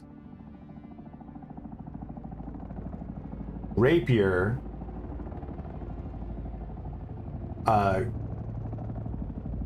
same parry as dagger. Well, doesn't really have much of a parry is my point. It's just got a parry. So you did, okay, so against a sword. So yeah, so same parry as a dagger then.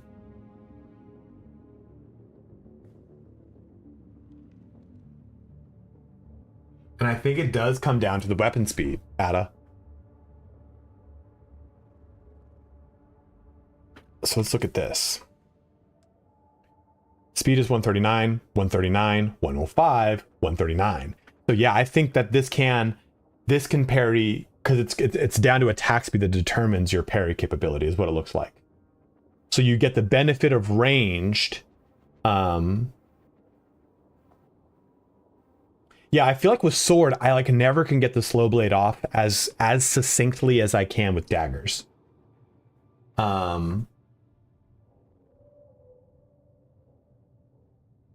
First attack lunge. I bet you, I've not played Deep Desert, but I bet you can really abuse rapier gameplay on a 1v1. just keep doing the single attack over and over and over. Same poise as daggers. So it just has range. That's its biggest thing. Range and I think damage benefit? Yeah, well, I don't really know.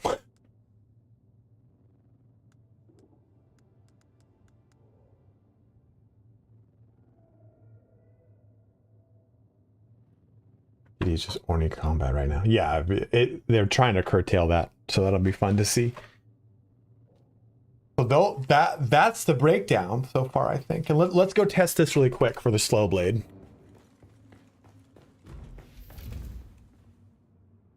It's nighttime too, so it'll be even nicer. Let's pull out just the blade. I don't think there's a difference between a dirk or a blade. Have you guys noticed a difference? I think it comes down to I think the difference between them is that because there's Khalif's drinker, then there's a higher level drinker.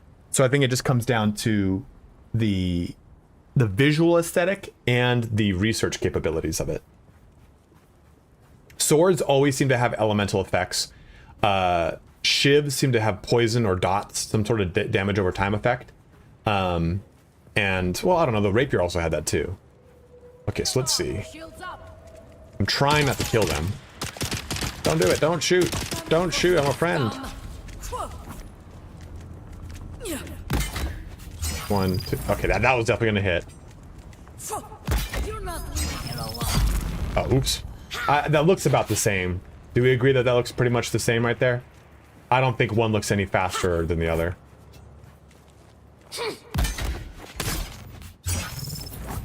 Yeah, it sounds the same too, you know, like.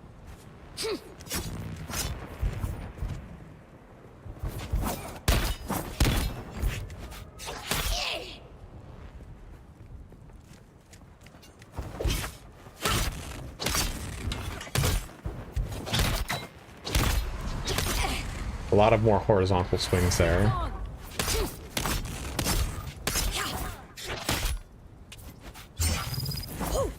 So another thing I want to show though is when you knock someone off their poise, when you stagger them, you have a window in which you could do a slow blade. But if you follow up with another attack, so let's show it. So that's the slow blade right there, right? So if I go 1, 2, 3, he's staggered. And if I were to go to attack again, I'll do it with a sword because I know it's gonna be 2 hits. 1, 2, he's staggered. If I hit him again, well, he's out of stamina, so we'll wait for him to get stamina back. If you hit them again after a staggered state, it gives them a chance to respond. 1, 2, there. And now they can see how they can dodge. I could have just killed them. So you have to be mindful not to just kind of get trigger happy and go like, oh, swing, swang, swong, because they can just dodge out of it unless they're low on stamina, which is what that cloud means around them. Okay, so let's back off. Let's switch into recording mode and let's see if we can get some content here. Any other things you guys would want to see in a melee combat video? What other stuff helps out in those situations? I think maybe showing off heavy gunner play, how to fight and shoot and kill them. Yeah.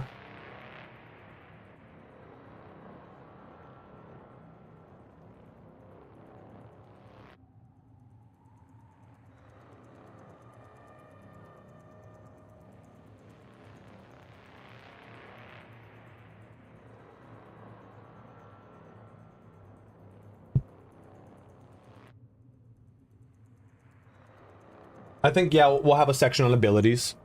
I think, obviously, melee abilities come down to a lot of fun things here we can talk about. Let me go pee real quick.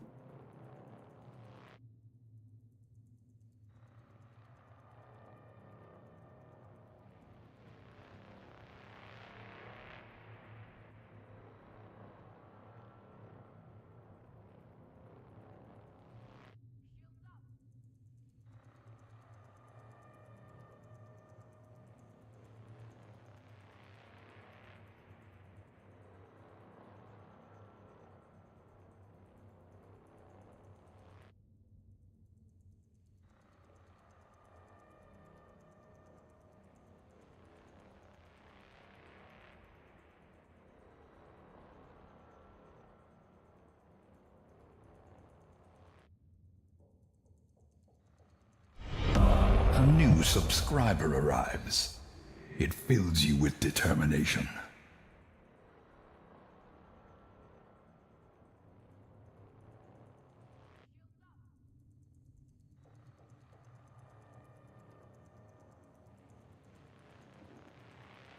A new subscriber arrives. It fills you with determination. A new subscriber arrives. It fills you with determination. Okay. Hey, someone gifted out 2 or 3 total tier subs. Thank you so much. Over the various active abilities yet? Okay, so let's break down the subjects we're gonna hit. We're gonna hit armor.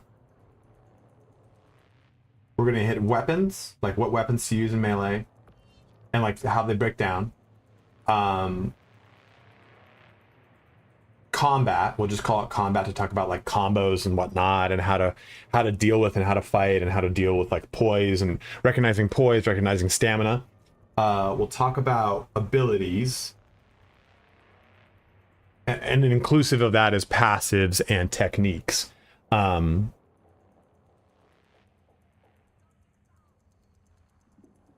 So that's what I was saying, Sparky Finn. Sparky Finn just said, I'm not sure if you tested this, but without us using abilities, normal enemies will always dodge out of a second slow attack if you try to do them in a row. Heavies can take... So that's my point. You don't want to... You want to hit enough times to break poise and then follow up immediately with a slow blade. They will not dodge that one, more often than not. Yeah, I know what you're talking about. Where's confidence? Just read that it says damage mitigation. Just read the stat. Ignore what it says.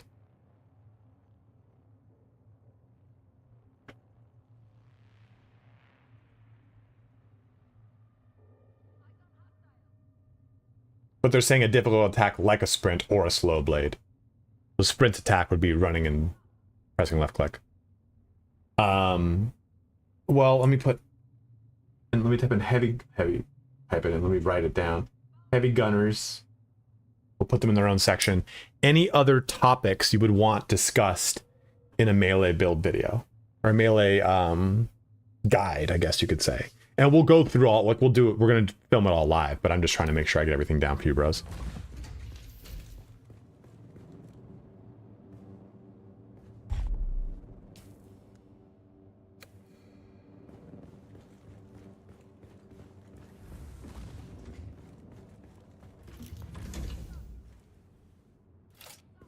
What's that? Why did it say that? I don't like that.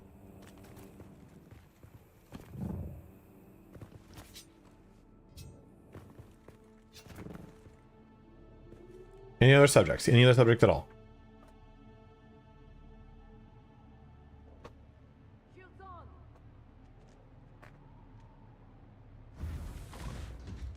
Stamina management might be... Yeah, that's what I was just thinking. I was like, well, dashing, stamina... Yeah, you know what? We'll talk about that on its own subject before we talk about quantum physics. Before we talk about combat. Stamina. Don't worry about it, True. It's fine. Alright, let's be YouTubers. Oh, okay. First subject. Armor.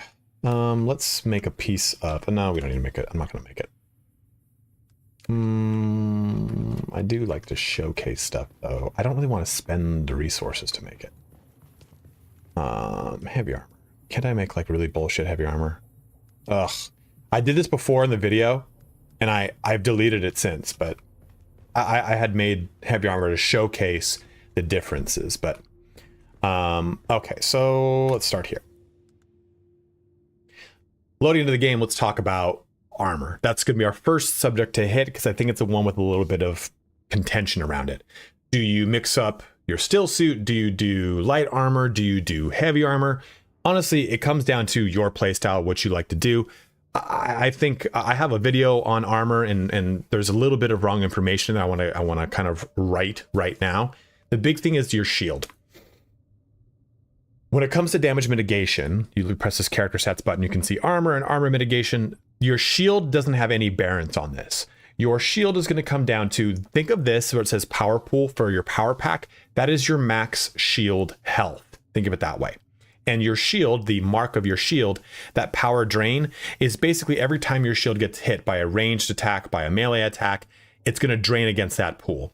So that sets separate of your armor. You want to make sure you always have the best shield with the best power pack you have on. That is a fact that is, it doesn't matter if you're talking about melee or ranged. You always want that down. Now it comes down to as well, do you want the higher armor mitigation of heavy armor? Let's go to research. I don't have any heavy armor made for this video because I'm a bad YouTuber. Do you want the higher armor mitigation of heavy armor as well as the light, heavy, and concussive dart mitigation? Or do you want the stamina boost and blade mitigation of light armor? I personally like, for melee combat, I like light armor more because having that dash stamina cost reduction is huge. You go from, if you're wearing a full suit of heavy armor, you're going to be able to mitigate all damage very heavily because damage mitigation comes down to your armor value. Having a high armor value is just going to skyrocket your damage mitigation. So you don't necessarily need to worry about that field right there that says blade mitigation minus 12%. That's actually a amplification. So blade damage is amplified against your armor once shields have been shut off, or if you get hit with a slow blade. So those are things, that's the kind of difference here between armor and shields. Shields will work against anything that hits it. Armor will work against anything once your shield has been broken or a drill shot or slow blade. I don't like the dash stamina cost increase of heavy armor because with a full suit of heavy armor, I can only dash like 3 times without any investment to any skills. Obviously, if you have all the stamina skills and stuff like that, you're going to be able to dash more. But I just don't like to play like that. I enjoy the way that light armor feels on a melee character. 1, 2, 3, 4, 5, and now I have some 6. I've got some other skills that give me now an additional dashes worth of stamina. So I like light armor. It fits my play style. You can mix and match them and be just fine. Don't listen to what the internet tells you, telling you to play just one way of armor. Do whatever fits the style that you want. I wanted to have this section in the video so you feel encouraged to do that. The game's PvE is challenging, but you'll learn that the game's PvE stays roughly the same with the additional layer of more weapons. And once you learn how to deal with those weapons and play melee, you'll be able to learn how to deal with them. So heavy armor, light armor, steel suits, have fun with it. Do whatever you really enjoy. I think light armor is best in melee. Heavy armor definitely has its place to be able to mitigate a ton of damage. And mixing in steel suits is nice when you're trying to do some quests and not deal with all the heat, exhaustion, and what have you. Also, keep in mind, everything I said can be ignored through the way that your schematics will break the rules of majority of armor pieces. And as you jump through all of the additional materials, you'll start to have different armor pieces within the same subset that will have different rule breaking. For example, here, this is Korth's jacket that actually has light and heavy dart mitigation.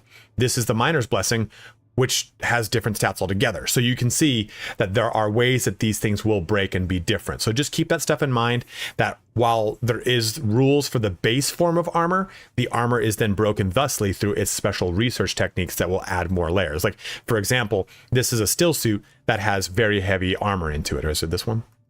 Yeah, this is one that has really high armor onto it. So maybe you now have a still suit that gives you high armor value, which is a huge amount of damage mitigation, but you now get the heat protection and catch pockets of the still suit's chest leg combo. So use armor as you will.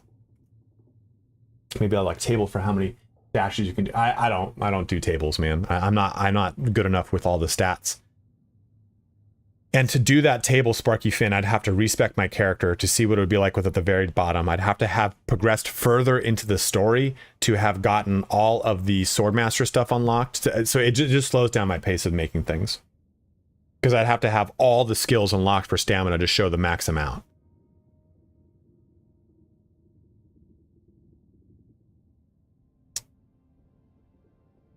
Mixing light and heavy makes no sense to me. It's just whatever you want. I mean... I think really a lot of people, they watch these videos and the videos are like, oh, I have to play light. Oh, I have to play heavy. Oh, I have to play this. Just fucking play it, you know? Like, the game's got so many ways to approach it. Just fucking have fun. And I think it's a problem I have with gaming as a whole, is that it's distilled down to the min max of like whatever fucking video makes the most sense, you know, and I hate that. I hate that. Okay, so we talked about armor, let's talk about weapons now. So with armor out of the way, let's crack into the 4 melee weapons you're going to be accessing. You'll start off with just the blade, and then you'll get eventual access to a blade and a sword, and then eventual access to a blade, sword, and dirk, and then lastly, you will unlock the rapier. Now, these are all aluminum level of weapons here, and these 2 are unfortunately rare schematics, so they're going to skewer some of the damage, not skewer, some of the damage when we go to play with them. But there is no fundamental difference between these 2 short blades. Short blades all perform the same. Barring, of course, rare schematics that add in different mechanics to them. So, for example, you'll find... Sandstorm is approaching. Not now. I don't want to hear about the sandstorm right now. You'll find this schematic here, which drinks blood. So whenever you kill someone with this short blade, it drinks blood. But that is a circumstance of the schematic, not of the actual weapon, which is important to note that then as a result, these weapons, these 2 short blades, will then have different schematics. So you'd want to pursue the ones that make the most sense for your playstyle. Now, when it comes to the long blades, there is a difference between both of these. If we were just to, and we'll show actual practical stuff once we jump into the combat section of this video. If we just were to take a look at the sword has these big sweeping wide arcing swings, which is really cool. And it will be able to hit things to the left and right of you in about, I'd say, roughly like a 90-degree angle, right? If I were to draw a 90-degree cone for my character, I'd probably be able to hit people left and right of it. Also, the sword has a parry that will do a slight similar cone of stun. So if anyone in front of me, if I go to do this and parry them, got it, the sandstorm's coming. It will then do a stun to everyone in front of me. This is the only weapon that does that. So that's the sword's benefit. But there's one thing you need to know with the sword, the daggers, and the rapier. The short blades all have, in this example, an attack speed of 139, and the rapier has a speed of 139. The sword has a speed of 105, so it's much slower. And what that means is all 3 of those other weapons can parry you in the middle of a swing combo, or you can parry the AI when they are doing the same combo. So if I'm using this spark sword and I'm attacking another player, the player can parry me pretty easily in the middle of a combo. But conversely, if the AI is using a long blade, I can parry them if I'm using any one of these mid-combo. The same cannot be said otherwise. So for example, if I'm using the spark sword and I attack an NPC who's using any of the 3 other weapons, I will not be able to parry them mid-combo when they attack me. It's just, that's where attack speed really comes in. So we've got these down. So we now also have our rapier, the last weapon that you'll unlock. The rapier has one big important thing. If I just go press left click, it doesn't really do it here. You'll see it more when you have an actual lock on, but again, we'll show this in the combat portion. You'll lunge towards that person and leap into them, which gives you a huge reach. But you can see the attacks on a rapier are just stabs. Whereas our blades, they're kind of quick slashes directly in front of us. Same thing here with this one. But our rapier does the same. There we go. Rapier here does these stabs. So what you get from the rapier is a much grander range than your short blades. You get the speed of the short blades, so you'll be able to interrupt swords. So this gives you range and damage. What all 3 of these have, though, the 2 short blades and the rapier, is lower poise damage hits than the sword. Poise damage being the ability to knock someone into stagger. So with the sword, it's roughly 2 hits, depending on the damage of your sword and the relative target you're attacking. So 2 hits with a sword puts them into a staggered state where then you can use a slow blade to kill them. The daggers or the rapier, depending on the target and what have you, the damage, it's going to be 3 or 4 hits to stagger them to then do a slow blade to kill them. So this is the difference between these 4. And just to rehash very quickly, your short blades will be able to parry swords mid-combo. They're very fast at 139 speed, but not a high amount of damage, so it takes you more swings to stagger someone to then do a slow blade to kill them. Your sword does sweeping, like cleave hits, I guess you could say, if you want to use terminology from like a World of Warcraft. They do cleave hits in a 90-degree angle in front of them. Their parry will do the same thing. It will stun in a 90-degree in front of them, and you'll be able to do higher poise damage, so you'll knock someone into a slow blade stagger effect within 2 hits. The rapier combines both by having a longer reach, a first initial lunge, a high speed, so you can parry your sword attacks, as well as a lower damage, so but also keep in mind, not as low as the blade. So this is reliably 3 hits to get them into stagger. This can be 3 or 4 depending on the target's health. So just kind of look at that damage per hit as an indication of whether or not it's going to be easier to stagger them. So those are our 4 melee weapons. Let's put a lot of this into practice after we talk about some stamina real quick. Big breath of air. Overdan, thank you for subbing up. I saw that, my bro. Conversely is just such a good word, Wong. How dare you, dude?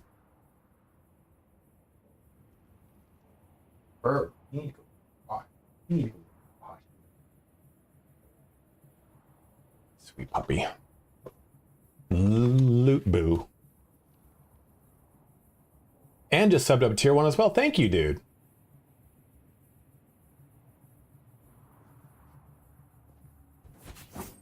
Okay. I guess I didn't test the stamina drain. It's the same though. I think I tested this before I did the video. The first one. Even like a heavy attack to a light attack is roughly the same. Heavy attack. Light attack. It's like roughly the same. It's... Hey, another sub. Thank you, man.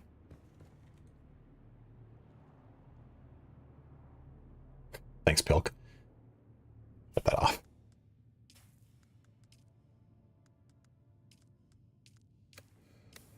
Okay. Stamina time. One of the most crucial thing, it's not an incrucial, it's a crucial thing. One of the most crucial things to know before actually jumping into combat is your stamina. Stamina is king when it comes to melee, because if you run out of stamina, you can't block, you just get worked over, you just are going to get prison shanked. It's just not going to be fun for you. All swings, all weapons do roughly the same amount of damage, or I'm sorry, the same amount of stamina usage. If you were to hold this down, a power attack does like it's probably about 90-95% the same stamina as a light swing, maybe slightly different. But stamina isn't necessarily lost by swinging. It's lost by spamming attacks for sure. The biggest thing that stamina is going to get drained by is your dash. That is going to drain your stamina like no one's business. Also, when you hold down block, that will work against your stamina. So this is a way to mitigate shield damage by holding down right click, and you'll be able to block all that damage coming in for as long as you can, unless someone staggers you through a heavy swing or you run out of stamina. So you have to be really good about managing your stamina. That's why using the passives or the techniques that allow you to leverage better stamina are crucial. Because if you're fighting someone and, you know, hey, I'm going to do a combo here, I'm going to swing, I'm going to dodge, I'm going to dodge again. I have a lot of stamina right now, but that would have been enough to drain my stamina bar completely. And in the very beginning of the game, you're going to notice how punishing this is, because when your stamina's out, you can barely run away. You're going to get shot to pieces. Someone's going to slow blade you. You're going to get frustrated. So managing your stamina is about realizing how important it is to be defensive when it comes to melee until you've learned how to just be overtly offensive all the time.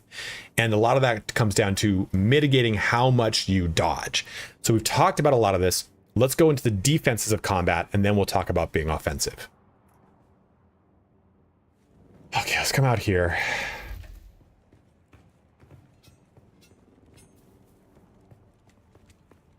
Oh! That guy's right here. Did he not spawn back over here? No, he didn't. He's just right here. Let's see.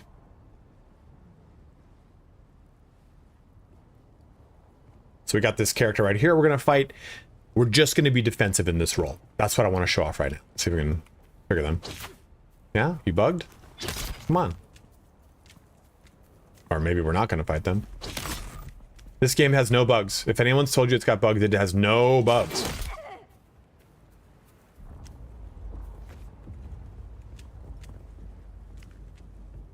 Maybe I can try to, like, pull them. Skills. Where's compel?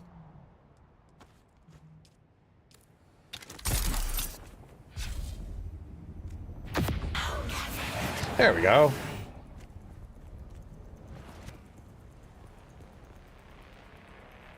So in this portion here, we're just going to be defensive. We're going to show off how to defend against certain melee portions and have this guy just fucking run away, ruining the entire video. I'll never be a YouTuber ever again. My life's in ruins, shambles. I'm actively considering starting to apply to jobs now. Who wants my LinkedIn? 5-finger fuck me. Well, at least he's going to go reset. That makes it easier, I suppose. Take number 3,433.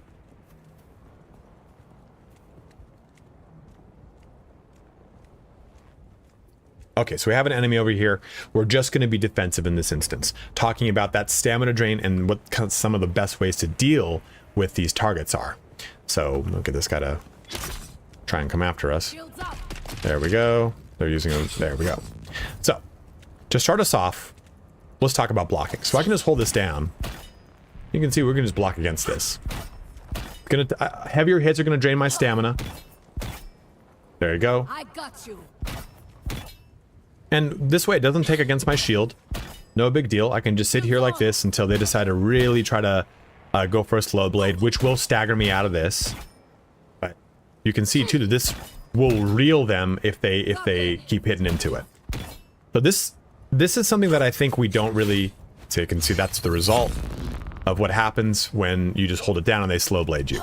So I think we think we need to be constantly dodging because we're so used to playing maybe games like a Dark Souls or something like that where it's like, just don't get hit, don't get hit. You can just sit here and block. You have a shield, so use it.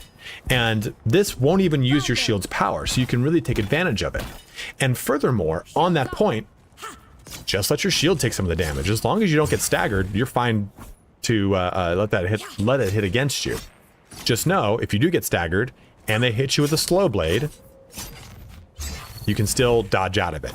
But dodging out of every single hit is just a really quick way to drain your stamina as fast as you can, right? Like, we've seen how many times I can dodge. I can dodge it's like 6 times, but this is just a way that's just going to really, really bone me. Especially if there's 2 people here and I'm trying to dodge 2 separate sets of attacks, it's really going to rough me up. So dashing, think of it more like a get out of jail free card. Hey, I messed up my parry. Okay, they got me in a 3-hit combo. I can't do it. Oh, okay, dash. Those are situations where dash is a better used defensive technique than just simply blocking.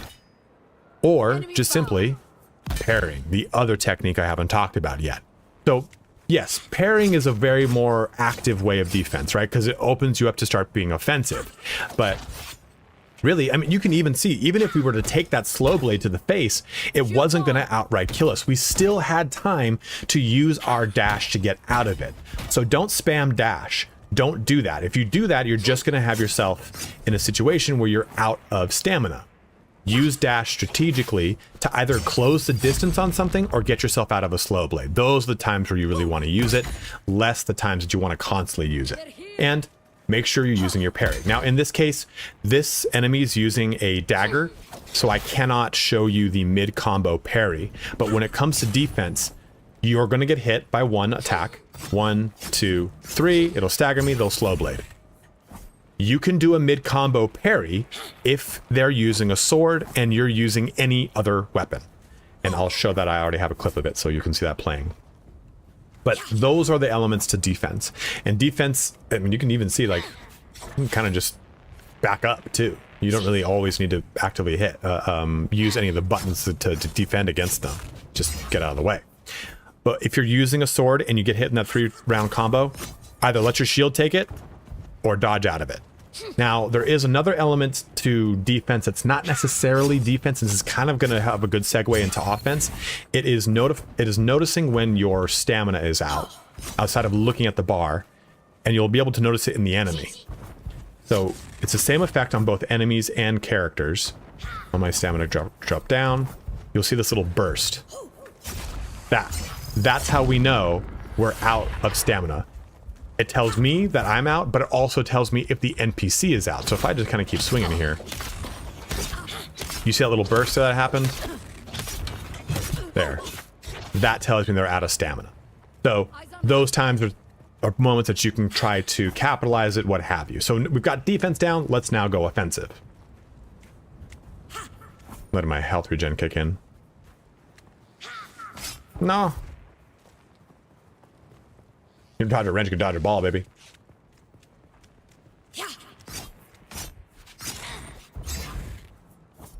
Okay, so offensively speaking, this game's pretty straightforward when it comes to melee. Swing at them, right? And if they're blocking, they're going to block. So that's kind of it, right? That's offense in a nut jar, in a cookie jar, in a nut case, whatever the term is, in a suitcase, in a nutshell, haha, a man of many axioms and words. But a bigger one is realizing that it's not just pure offensive. If I just go ahead and just left click, spam left click, it doesn't kill them. You have to use the slow blade technique, but you also have to realize that the slow blade technique requires some finesse. So I'm going to hit this character 4 times, then try to slow blade. Watch what happens. I'm going to get parried and get killed. 2, 3, 4. They can dodge. Now watch what happens if I do it 3 times. Well, my point is not necessarily 3. It's poise. As soon as I block poise or knock them out of poise is what I'm looking for. So let me exemplify this. Just get parried. So their poise is knocked out. We want to try to capitalize that with a slow blade, and I dodge out of it so I wouldn't kill this guy.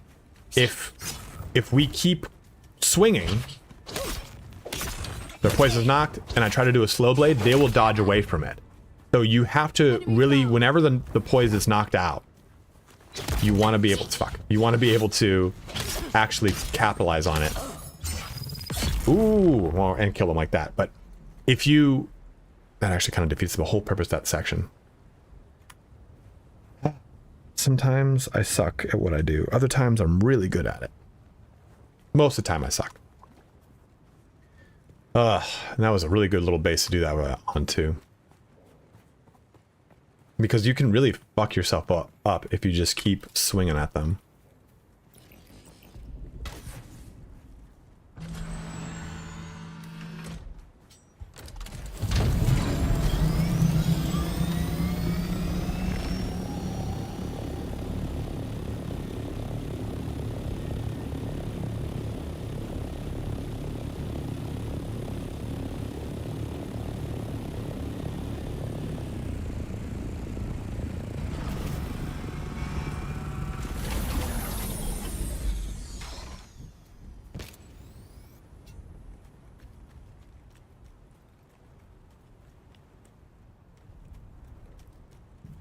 They're both melee over there. Yeah. Okay, so we're going to look at this next engagement offensively. So we've got 2 characters to deal with. We're going to turn our shield on. Always want our shield on, of course. And we're going to fight them. So with a sword, we know that we're going to be able to do enough damage to knock their poise, and that's what we really want to do. We want to hit their poise and trigger a slow blade, which should kill them or get them close, depending on whether or not it's a heavy gunner or not. That's usually kind of the thing. Or if you're fighting in a location where you are under weaponed or under armored, like if you were to progress further in the game and the game has the next progression of armor as far as its material, then it's going to take you more slow blades to kill them. So let's start this. And what I want you to see is when you attack things, you want to make sure that you keep in mind whether or not their poise is knocked out. So let's get this guy to come over here. We've got 2, which is nice. So when we're doing this, so that poise, that means their poise is knocked out, right? They're set up for a slow blade technique. And in those moments, if you don't capitalize on it, then they can dodge away from it. So let me see if I can get this set up for you. Okay, that actually went through. But there are times where if you do that, and you don't actually get the slow blade on the first time that their poise is knocked out, then they will be able to just dodge away. And that's an example of the sword's parry, by the way. Eyes on target. Shields up. And if they're blocking, you can just simply hold down left click to break their block. But we want, that's what we're trying to get, right? Is that poise opening. Because even if I were to, oops, if I were to do this, it just hits them for damage. Not going to be the, it might do a lot to their stamina, but the big thing is realizing that your combos are kind of like their combos. They can do rounds of 3, so can you. And that actually would have gone through. Nah. They have a pretty good window too to dodge out of them, which they'll do a lot. I remember how I said don't dodge all the time and I keep dodging. I'm focusing on a stupid video. I'm the world's worst for YouTuber. But that's what we want to try to capitalize on. And it's easy to do it with the parry, but this is definitely more prevalent too with heavy gunners, who will almost always be able to dodge away, or what they'll do is they will use their extreme poise to start one of their abilities, which you can't interrupt right now. And maybe that'll change in due time. But offense is pretty straightforward, but realizing that you need to capitalize on poise break is a pretty huge thing. And realize too that you're going to be dealing with a lot of dodging from them and noticing when their stamina is out to prevent them from dodging and what have you. So that's the offensive part of just dealing with other melee. Let's talk about showing off some range, especially dealing with heavy gunners. So I'm going to use another ability here. Knee charge is a famous one. I don't think I have. I do. Good. Okay, cool. What's up, Kekper? Mr. Max, thank you so much for subbing up with Prime. I just saw that, my dude. And Demon, thank you for subbing up. Oh, excuse me. Excuse me. I'm thinking about doing later streams, because these, you guys are here usually later than you are earlier. So I feel like I lose a lot of people in the back. Okay, cool. We might not get some heavy gunner. Let's just see that. So in an engagement here, when we're dealing with multiple ranged and melee, you can kind of run around the range as best as you can, but also, you know, use a lot of your capabilities. If you're playing as a Bene Gesserit, you have a lot of ways to get around the battlefield quickly, right? You've got your compel to even pull things to you. You've got your knee charge if you've gone down Swordmaster. You've got throw things at me. You've got your ability, your wayward strikes or whatever, weirding paths to get behind things. So you can really capitalize on a lot of ways to get around enemies, and you should really, really try to do that. And with a mix, just try to find some sort of cover, right? Like that's going to be the biggest thing that you want to do. I got distracted because I'm live streaming. I read a comment right there. And just completely whiff a bunch of times. There we go. But heavy gunners are going to be the one thing I think a lot of people struggle with. So around this corner is a heavy gunner, and we'll just kind of approach them the way I think most people are struggling with. They've got a shield. Hey, we killed it. Fuck, that ruined the whole fucking video. Wow, great. Great. I thought he was going to do his fucking pulse and just wreck my face, but I guess not. I've been watching YouTube videos because you don't waste my time. Absolutely, Demon. Happy to help, dude. I'm wasting your time right now. Just fucking shit the bed.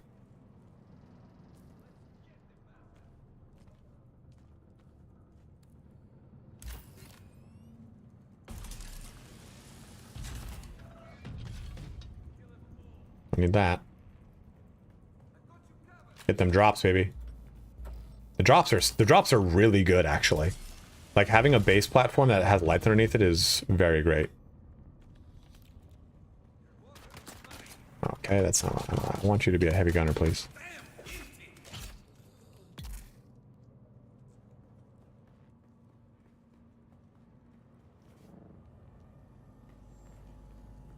Waste my time anytime. The fuck?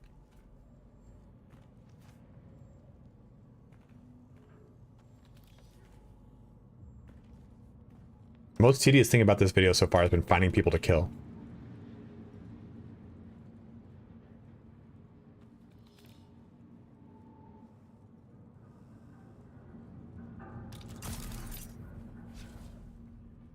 Did I miss the band somewhere?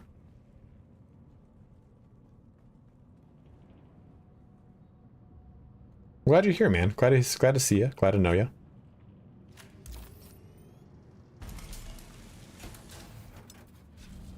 Aha! Start journey into the world. Push me to do that. Alex, happy to help out, man. I'm glad you're stoked on it, dude. You mean content creation? Oh, look at this. I've never seen it done like that. That's cool.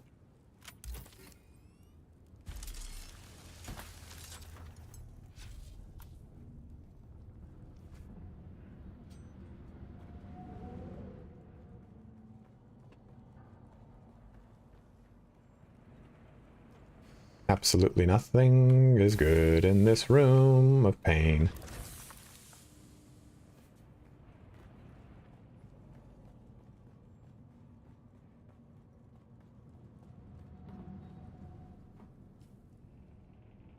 Well, I know there's a shit ton of guys on there.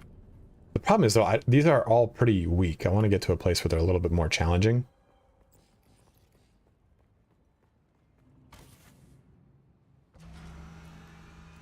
I always do it. I always press escape. Let's go over here.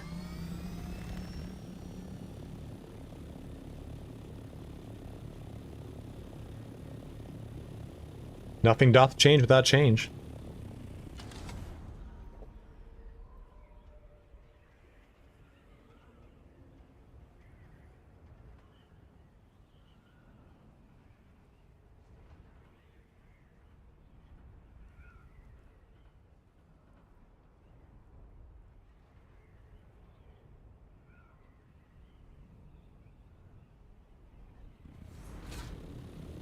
I hate it, dude.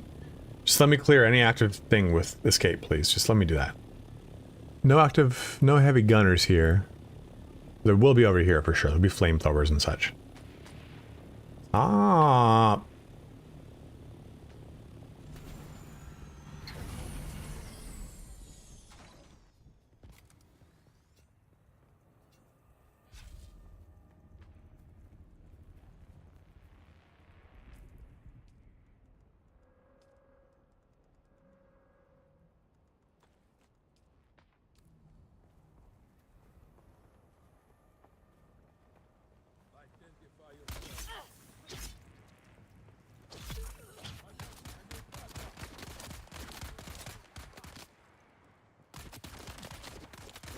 I don't see any active. I don't see any heavy gunners. Oh, we're recording a video right now, Alex. Oh, where?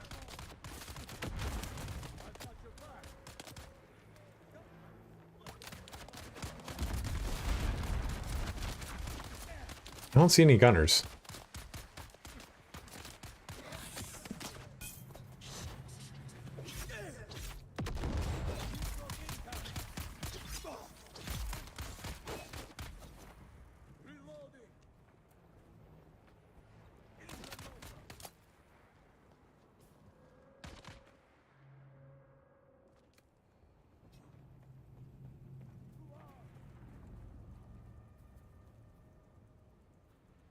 Now to show off how the rapier has its lunge attack, we'll find someone to kill right here.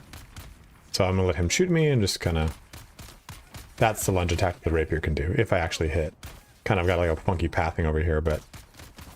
It's different than any other weapon that doesn't have quite as... Look, this is just... fuck that. That was annoying as shit.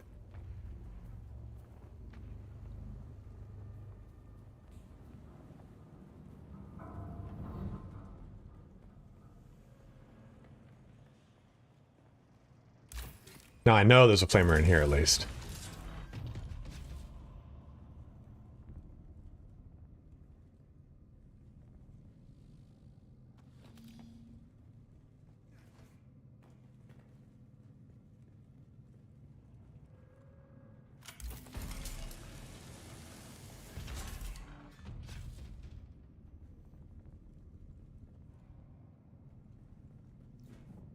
Well, there was last time we came in here. Fuck, man. Did you want to record a video today? Because it's not going to happen.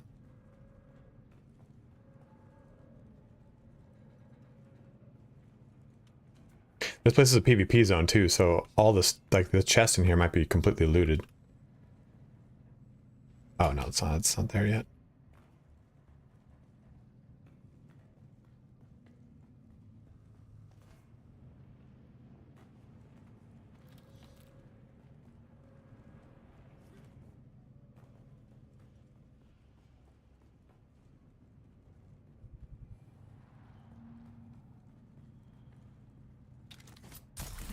Yeah, we're near one. We can go with all those. But they're usually in here, too.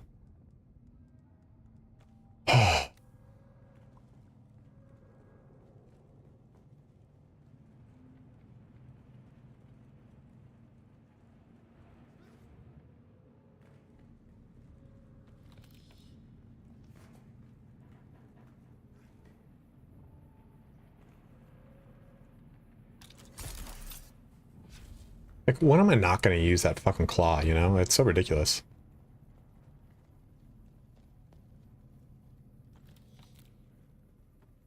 Oh.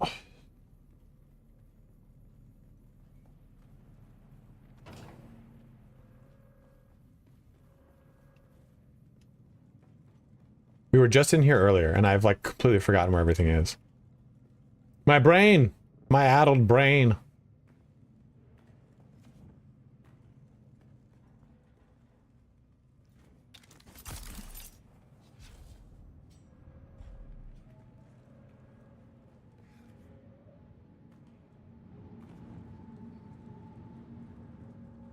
Do anything?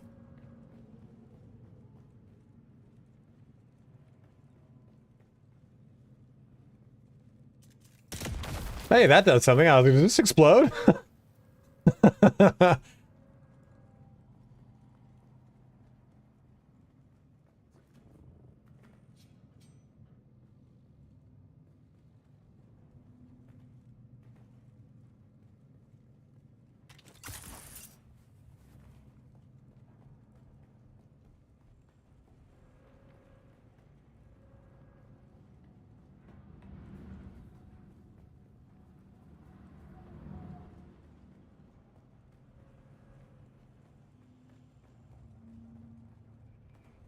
Oh, here it is.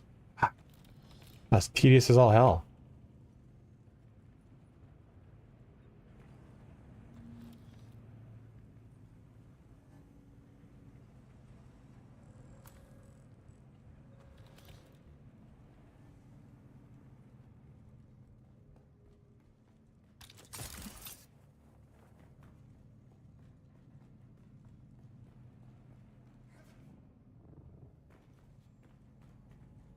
Ugh.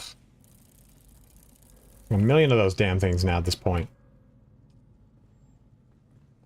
Okay. Go to a test station. There's one right across the way.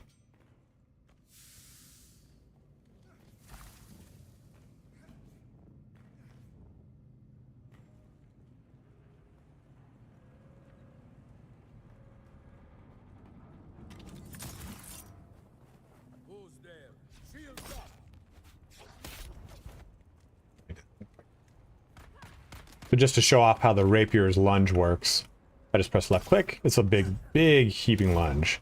If I go to switch to like a sword, it's this, right? So it gives you a real good range. Ah! You get shot by that.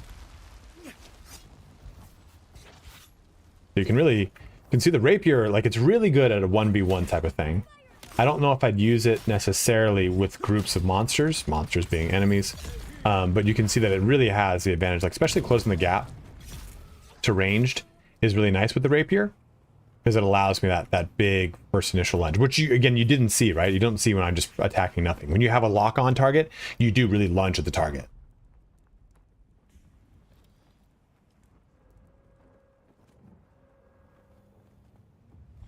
We got it, that part at least. Okay, 8.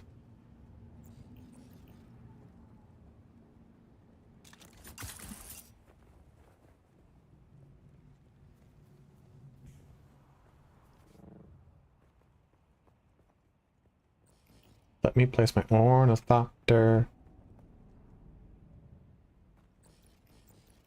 Oh my god, dude. Am I in the zone? Is that why? Am I too... Oh.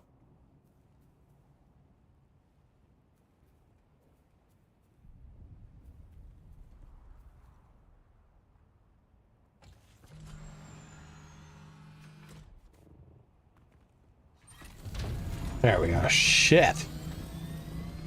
All right, testing station right there.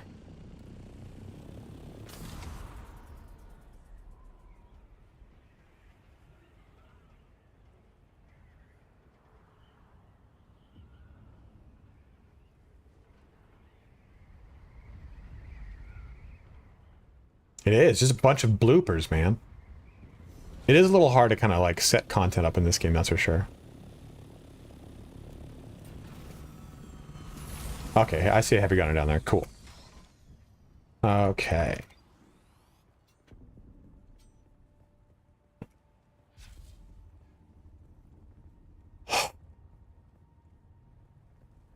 Okay, cool.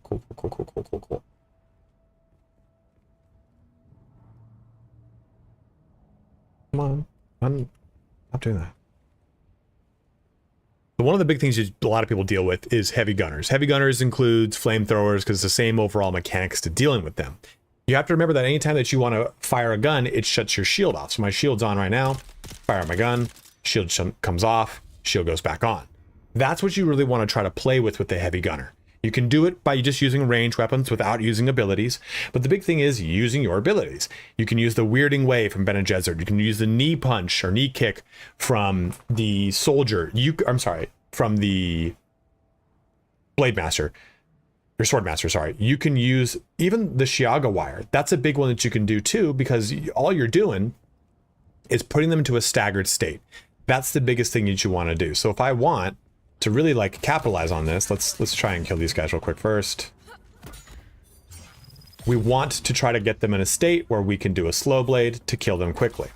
And I think what a lot of people struggle with is that by trying to do that, they are triggering that explosion that they do, right? So let's try and get them to do that.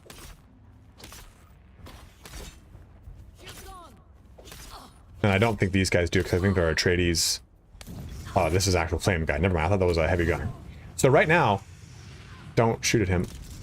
I can shoot this when his shield comes down, right? Oh, fuck. Well, that guy was very nice and helped me, but he ruined the video.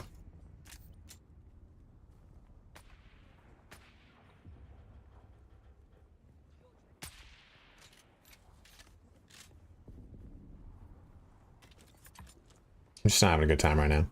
I'm like actively angry.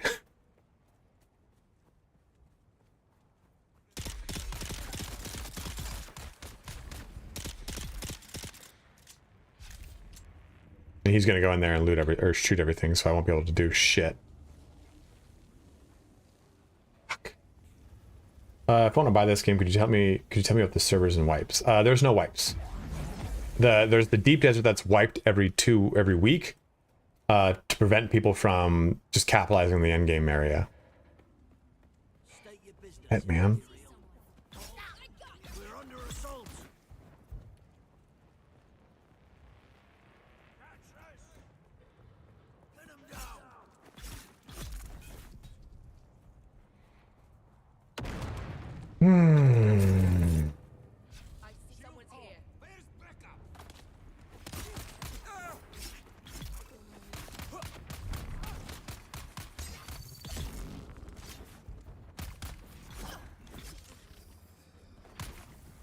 Aha! I got him with a poison. I had to take my frustration out, I'm sorry. Alright, let's go try to find a fucking gunner somewhere, man.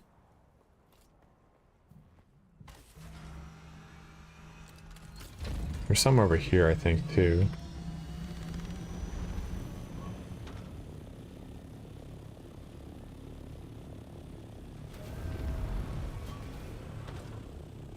Those are just shooter dudes.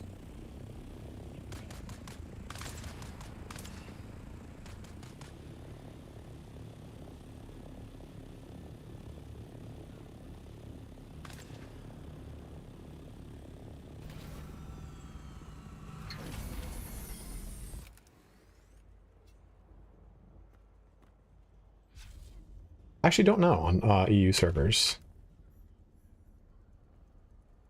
There are some spots left, but you do need to be decently active because it's like kind of crowded. So if anyone wants to get in, we have to like make room for them. Oh, crap.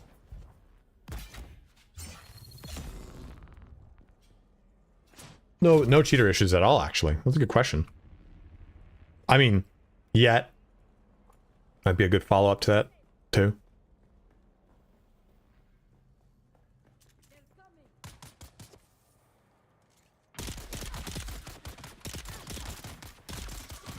Oh shit, I didn't know my shield wasn't on.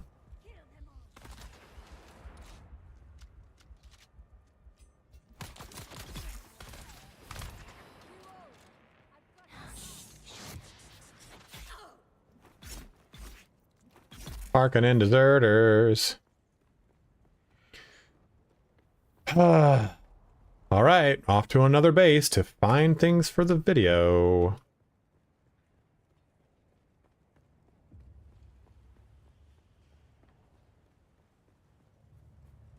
Yeah, you can shadow step. Isn't that pretty sick? Kind of a weird run.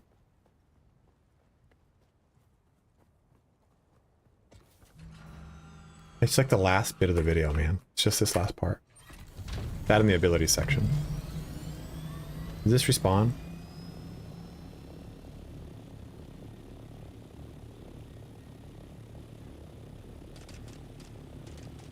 No.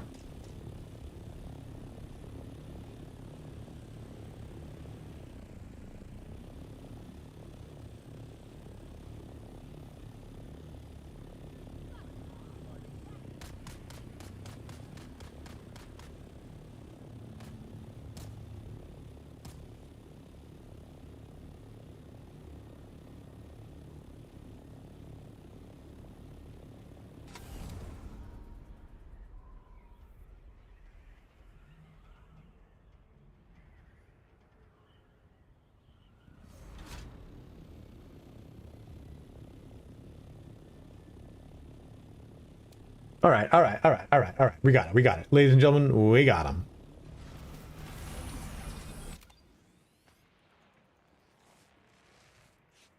I don't like the sound of that. Sounds like someone's here again. Oh no, cool.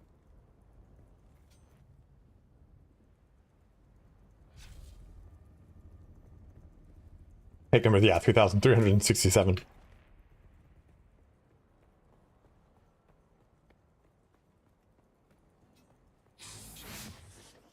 Okay, or don't.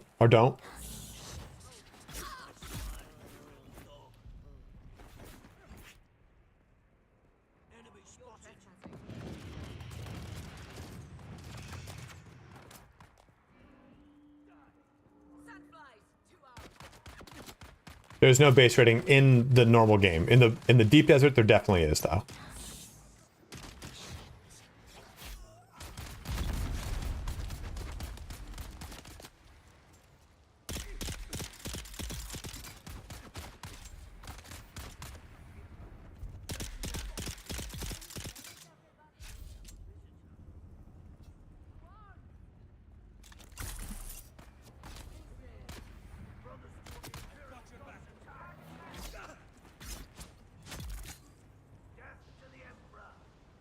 Okay, cool. Thank you for following, guys.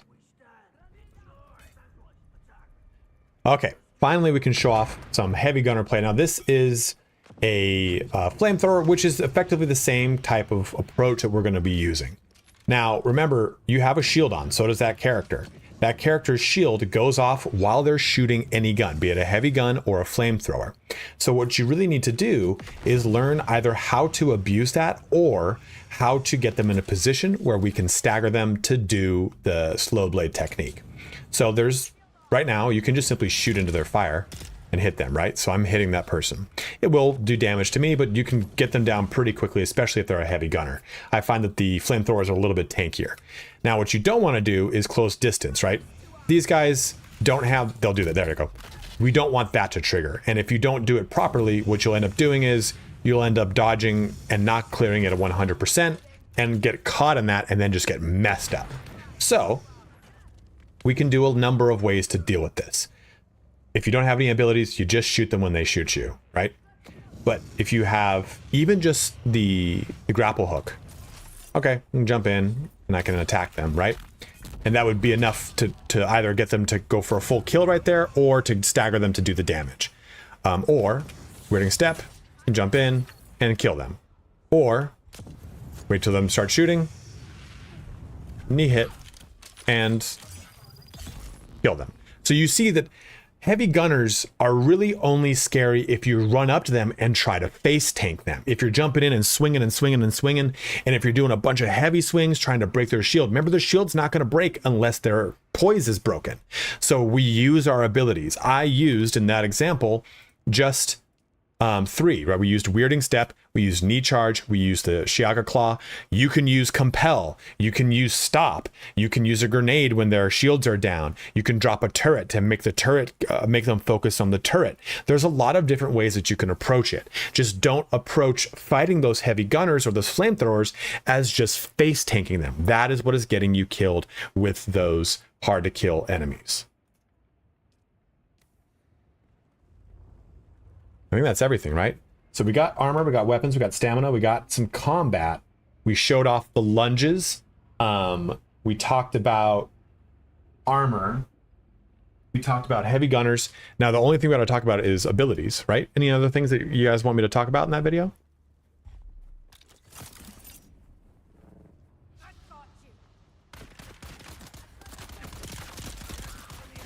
Oh, no.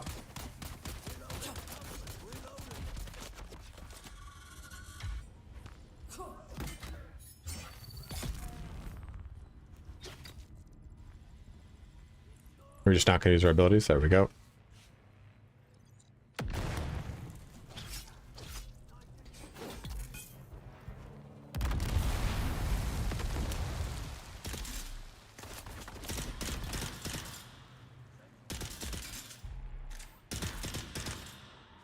No, fuck you, Jay. You're over here trolling me with your bullshit.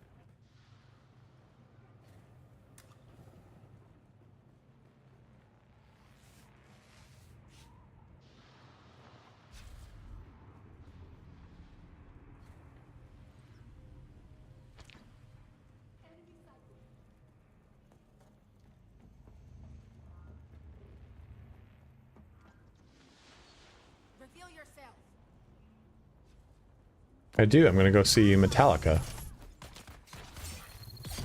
Boom.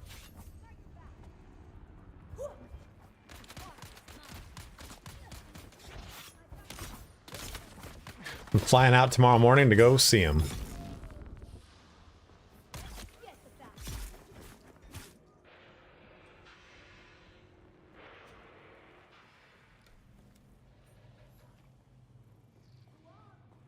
I could have gotten there from there. I'm cool, real smart of me.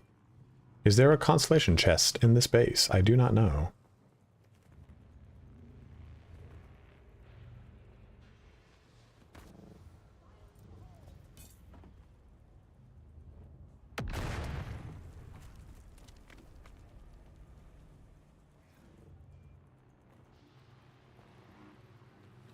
Spice!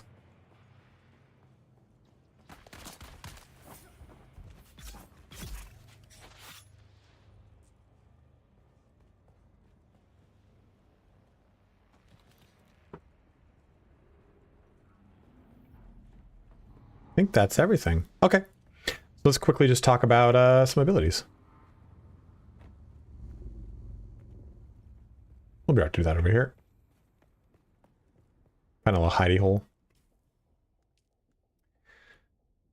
Last thing to talk about now is abilities for your melee-centric character. And really, honestly, it just comes down to what you enjoy doing. I started as a Bene Gesserit, and what I did was just kind of jump through the abilities that I wanted. I wanted to try everything.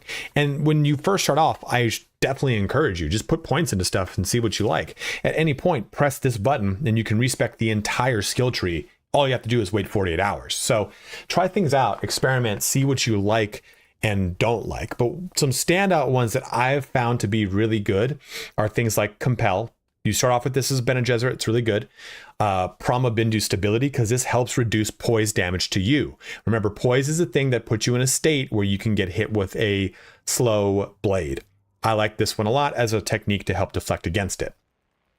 Rapid Register is good, so if you're using any of the Bene Gesserit abilities, you can get them online quicker. This in conjunction with this passive allows you to do that much faster because your voice cooldowns are faster, and this allows you to target things quicker. Some other things, though, also depend upon the type of blade that we're using. So for Bene Gesserit, they get the blade damage passive right here. So does Swordmaster. So you'd want to capitalize on both of these if you're using a melee character because they're quite good. And then decide if you want to do it with a long blade, choose this from the Swordmaster, or short blade, choose this from the Bene Gesserit. Another ability I really like for the Bene Gesserit is Weirding Step. It's quite good. And another really important one is Manipulate Instability. This does additional damage to any enemy that is stunned, staggered, or knocked back. And knocking their poise is a point of stagger. So this does more damage all the way up to 20% more damage. I have this active all the time. Ooh, except for right now when I was testing poise damage. I like using that one a lot because it allows me to do 20% more damage in the ways that you have to capitalize on as a melee character, staggering things, right? So it's a really, really, really nice one. Also, too, the Bene Gesserit's going to have a health increase passive, and the Swordmaster has a stamina passive. You want both of these. They're just so good because these are both like kind of the lifeblood of being a melee character. What was that other technique I had? This one's also really nice for just general damage mitigation. It allows you to do a sprint attack. Sprint attack provides bonus damage mitigation for a short while after a lunge. So these are some of the abilities I really like. And I talked about Bene Gesserit heavily. But if you like being Swordmaster too, Retaliate is insane. I love using this ability. I didn't have it on the bar because I wanted to show off using some ways to shut down fighting against any of the heavy gunners or the flamethrowers. But Retaliate and this operate exactly the same. They both do 120% weapon damage. But this reduces enemy damage and this does a bleed. So we'll choose one and go with it. Probably like the enemy damage one more. I just didn't have the skill. Now I got the skill points. I like this one more because I like reducing enemy damage. But Dance of Blades is really nice. What I don't like about Dance of Blades is I wish this had like a cascading effect. So the more that you had this going, the more damage boost. This basically will give you a damage boost every time you kill someone, and the duration doesn't increase as you increase the level. So this is just a 10-second damage boost for 20%, which is nice, but I'd like to see this give me a little bit more. Eye of the Storm is good because it does a really cool AoE ability, and this can be really nice, but I just think using a sword is just innate really good AoE, so I'd rather just stick with that. Jumping off of the things though, from Trooper, don't get tricked. Battle Hardened will only affect Trooper abilities, so just know that. The Shigawire is really, really awesome. It's probably the best thing in the entire game. Like everyone uses it, right? It's the #1 traversal skill. So I really like this bad boy. Also, using a grenade, either explosive or anti-gravity, is really helpful. And also grabbing the passives here for Field Maintenance and Gunsmith to help you out with reducing any kind of durability. Mentat has the same thing here for your actual armor, reducing the durability on that. A lot of the Mentat abilities, I like the pistol damage because I like using pistols for my range weapon. And so I get the range weapon damage thing here. But the rest of these, you can definitely jump into them if you want. But I think that I like using a lot of Bene Gesserit stuff because it's personally how I enjoy playing. And I think the Swordmaster has a lot of really good things here too, right? Like I didn't talk about deflection, which allows you to deflect incoming darts, or confidence here, which is damage mitigation. solid stance, which reduces poise damage. There's a lot of really good things here. So please choose the things that make the most sense for you. I wanted to point out some that do really play very well with melee style. I think this is probably the most important technique for melee because of that instability bonus, and making sure you get the passives for both health and stamina are crucial. And what I like about those are they're not going to determine your 6 slots you've got down here, right? Having those passives online are great. You're just always going to get the benefit, even if you're not playing a melee character. But those are some abilities. We've gone through a lot of different subjects here. So go ahead and let me know in the comment section below. How are you approaching melee combat? What are some things that are helping you? What are some things that you are hung up on? Anything that I can do to help out, I definitely can. But also, I like to make sure that as much information is disseminated to the people as possible. So as always, guys, thank you so much for watching here today. Have a good one and take care.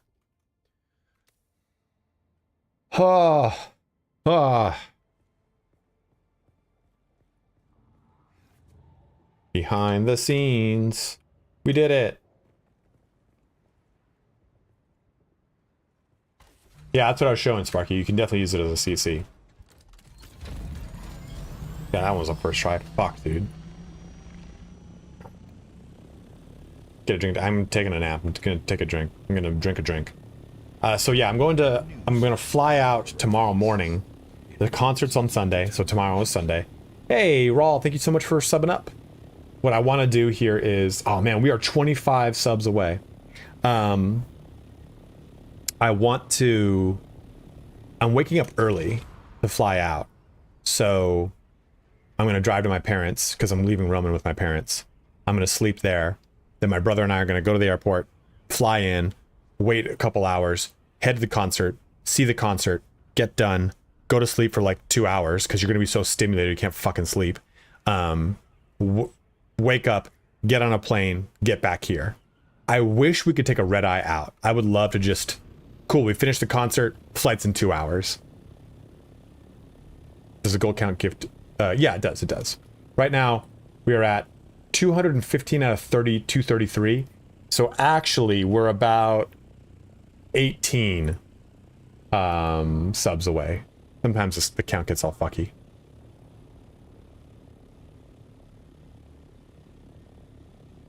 Look at that thing, man. Look at this sick base I made. Look at this sick little bay.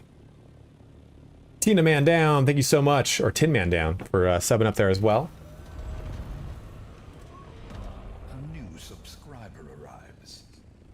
I'm excited to put more time into this and show you guys what the result is. Hopefully I'll be able to get some, I'll be back here on Monday, so I'll be able to get some more time into making the base. And I'll kind of figure out how this all works, because I want this to come out, and I want the front of the base to kind of extend around here. So we'll see what that's like as I play around more with like different setups and stuff like that. But guys, thank you so much here today for having fun with me. What do you guys think about streams happening later, especially maybe on the weekends? Like rather than I stream 10 a.m. to 2 p.m. I might start doing noon or 1 p.m. to 4 or 5 p.m. So right now it's currently 3 p.m. Fuck, it's late. So would you guys want a later slot or an earlier slot? Our modest fellowship expands. Sparky just gave out 5 tier 1 subs. Thank you, dude. I'm always up. A new subscriber arrives. Be able to do a standing stream next time. You sound like a leap. Determination. A new subscriber arrives. It fills you with determination. Yeah, we're almost there. Now I think we are 12. We're 12 subs away. Subscriber arrives. Yeah, I think weekend later and weekday earlier is kind of a cool idea. That way I can play around with that time slot and see if it works better for people. Oh my goodness, Goose. For the later streams. I think a lot of people do, Geb. Oh my goodness. What a boy. What a boy. What a little boy. This game is amazing, Skaven Lord. James just gave out 5 community subs. A new subscriber arrives. It fills you with determination. What? Now we're 7 away from our goal. Oh. A new subscriber. Oh my goodness, sweet boy. It fills you with determination. Thank you so much, guys. You guys have made it rain this whole month. I think we haven't hit a sub goal in a long time, so thank you. Arrives. It fills you with determination.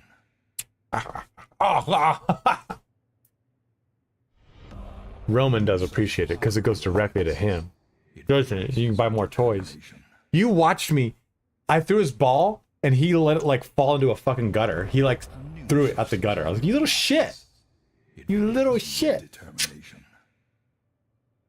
Oh. Okay, so who are we raiding here today? We've got 90 girthy people to raid with. Let's do a raid to finish us off. Finish each other off with a raid. I do have... So, when we play Space Marine 2, I have got Bolt Gun, Warhammer 3, Rogue Trader, Dark Tide, Vermintide, Battle Sector, and Space Marine 2 to give away. So we'll do a bunch of giveaways. We got 2, 4, 6, 7 games to give away. I almost showed you the actual things. So I'll do a bunch of giveaways. I might save those and just do one giveaway a day with those, because those are all good games. Bolt Gun is so fun. Who are we raiding? Who away, Ray? Who are we raiding today? Is any of our friends on? Are any of our friends on? Miss Mills is playing Chrono Odyssey. She's really fun. Sacrael is playing Dune. You guys want to go see Chrono Odyssey or do you want to see Dune? You get to choose. Let it be known in chat.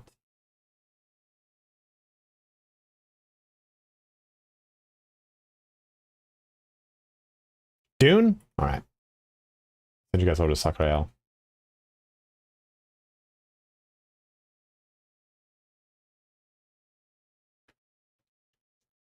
Who's my favorite streamer? Pwn Star. He's an Ultima Online Outland streamer. And I'm not saying it because I've been playing EverQuest with him and I've grown close to the man. He legitimately has the perfect stream. He's got no airtime. Like, I have a lot of airtime. Like, when you're talking to me, sometimes it just fucking wastes time. He doesn't waste time. He's very efficient. He does giveaways in his stream. His streams are interactive because he plays an online game. So he steals from people, then gives away what he steals. He gets goals from people to steal certain things. It's such a fun, heavy, interactive style of streaming. I love it. He is the only other streamer I will actively watch.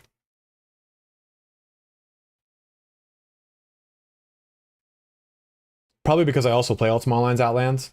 So I'll just like sit there. Thank you, Uranium. I appreciate it, man. I just sit there playing while watching him. And his name is Pwn Star. Pwnstarr.